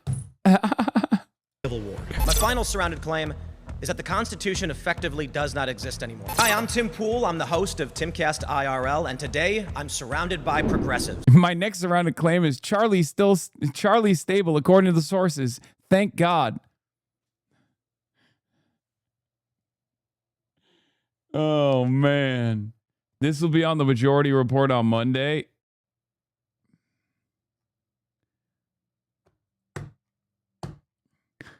It's awesome, but also at the same time, there's not really anyone on the right that can just like deal with even 20 liberals. You know what I mean? Especially because I will say this, liberals and leftists have gotten far more invested in debate purgatory in the last like 4 or 5 years. I mean, look at Dean Parker. There's so many examples. Isaiah Martin, Adam Mockler. Like there are so many Jubilee leftists and Jubilee liberals that love debating. So me? No, I fucking don't do this shit at all. I will do high profile debates as long as it's worth it. I'm thankful you never became like this. Yeah, I've never been that into this sort of thing. This is a huge TikTok thing. This is a huge TikTok thing. They love doing this on TikTok. TikTok is basically a hyperbolic time chamber for leftist Zoomers. Yeah, the problem with like only getting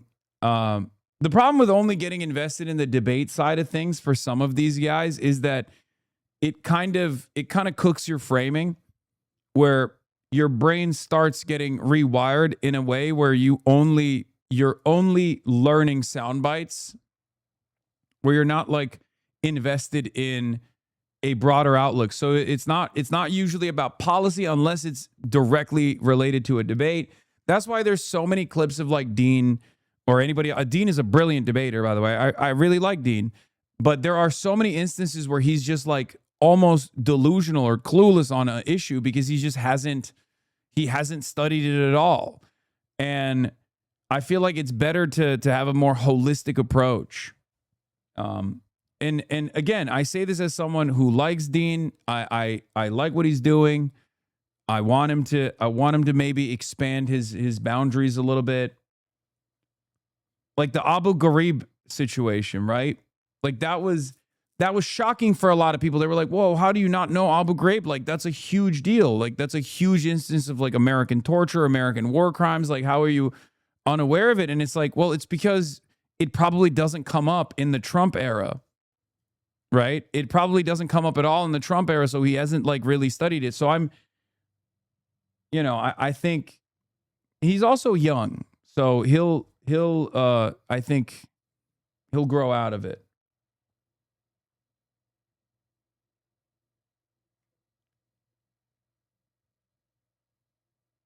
How can you hate Dean? Have you heard his peanut rap? I don't hate Dean. There are a lot of people in my community that don't fuck with Dean that much, but I actually like Dean.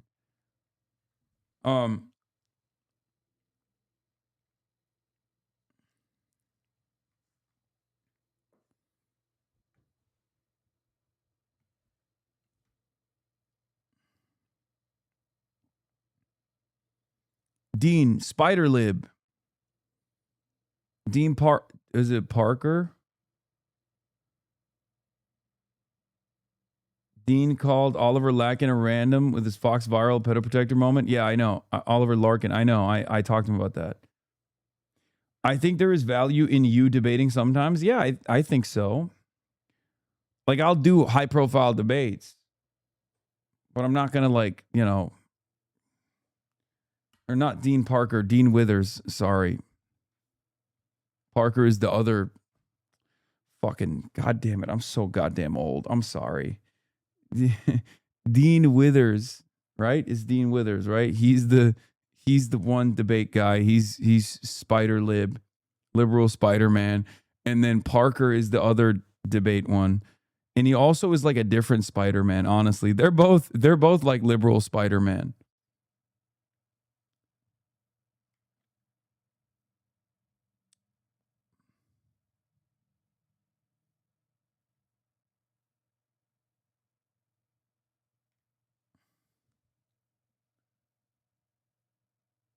Anyway. All right, that's all I got for today. I'm tired. I'll be back tomorrow. Now we're gonna get you on Jubilee with 20 hog women. Yeah. I mean, I've avoided Jubilee for the longest time, but I was thinking about it. Maybe I should do one of these. Because like it's good, it goes viral. And also on top of that, I listened to the Pod Johns ask questions to the. I listened to the Pod Johns ask questions to the guy who owns Jubilee, and he was like talking about how he's not going to have fascists on because that's my concern at least. Like I don't want to fucking be on there with like a goddamn fascist. You know what I mean? And normies love that shit.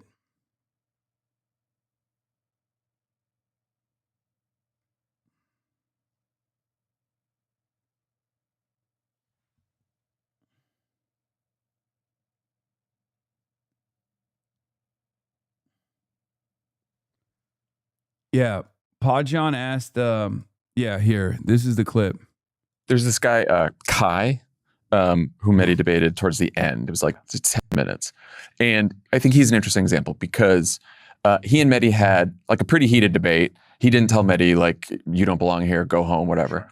But afterwards, you like look into the guy and he's like a huge Nick Fuentes fan. So for someone like him, is it behavior when you're on the show? Or is it like, how much do you look at their life, their posts, their presence, what they do outside of when they come on Surrounded?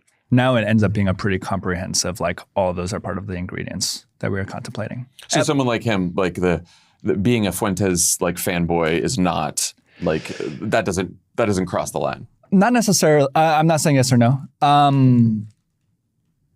But it is the right question that I think that you and I both should be contemplating, right? Someone like a Nick Fuentes is a good example. We've never had Nick Fuentes on. That's not for lack of interest necessarily from Nick. The question becomes, if what I said is true, which is we want to have honest conversation, and just because we have someone on is not us. So there's no thumb on the scale, right? Jubilee is not saying, hey, because we have this perspective on that, we're validating that viewpoint necessarily. We're creating the circumstance where these conversations are happening. At what point does a viewpoint become big enough or a perspective become big enough that we need to hold it to account? And low-key, this is my perspective on debating fascists as well, ironically enough. Like, I think there's a point where if it's so commonplace, if this attitude is so commonplace, then there's no way that you can deplatform it successfully and efficiently. That's why I think it's important not to platform fascists, right? But they have already. They have done so over and over again. But this, to me, seems like they learned their lesson with the Mehdi Hasan debate, and we're like, we probably shouldn't do that again. Because there's a difference, right? Like, I mean, Donald Trump is basically a fucking fascist, but it doesn't matter. It's like you can't do anything. He's the president. Like, that viewpoint is commonly expressed, so you have to deal with it. Whereas, if there is some of these like esoteric fascist perspectives are not commonplace at all. So anytime you are offering them a larger platform, even if it is to technically debate them, you're basically just like putting them in front of a much larger audience. That's why for years and years I didn't talk about Nick Fuentes. Regardless of the funny moments, him getting outed as going on a date with a cat boy, him being gay, stuff like that. I never even covered that shit because I was like, there's no reason to give this any light whatsoever. And I guess lucky for us, it doesn't. Yeah, Mehdi was mad at Uncle Sam for recommending he go on Jubilee before Mehdi ended up surrounded by Nazis. Yeah, no one knew that was going to be like that.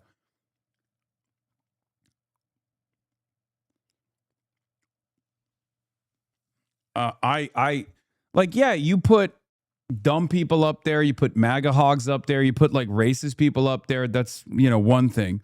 But straight up having the Mehdi debate be comprised of 20 fascists is insane. Like, you literally are boosting this otherwise very dangerous ideology whose proponents will openly lie. So that's the other side of it too. Like, I'm very open about my perspective, right? I'm very open about my perspective. I know liberals will try to act like I, hide my opinion or something. And then they'll be like, see, he's being honest. He got caught here. And it's like, bitch, that's just a point that I made in a podcast or my own stream. Like, I didn't get caught. I'm just saying what I believe. Whereas with neo-Nazis, like, they have to hide their power level. And especially if they are skilled orators, as Nick is, that makes it all the more difficult to deal with.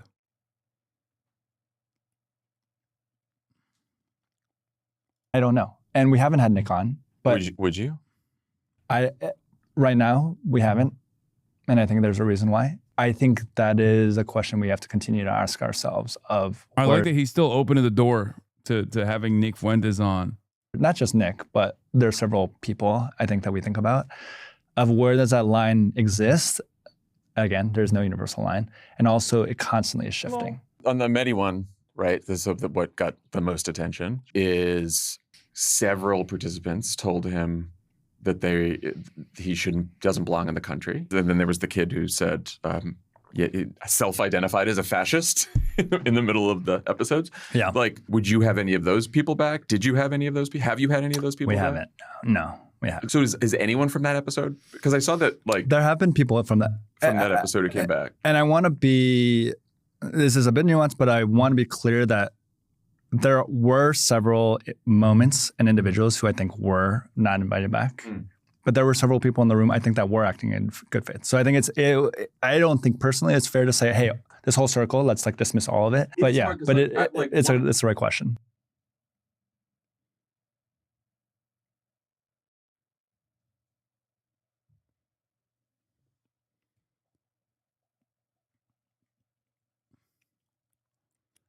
Jubilee has a problem where half the libs they invite on are Epstein orbiters for some reason. What do you mean? That's like they're huge in the debate space. The whole like Unfuck America tour people are all, that's like all sex pestiny orbiters.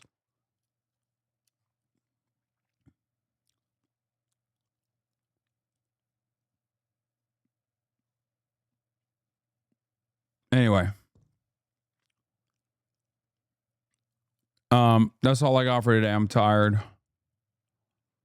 I'm ending the broadcast here. I love you all.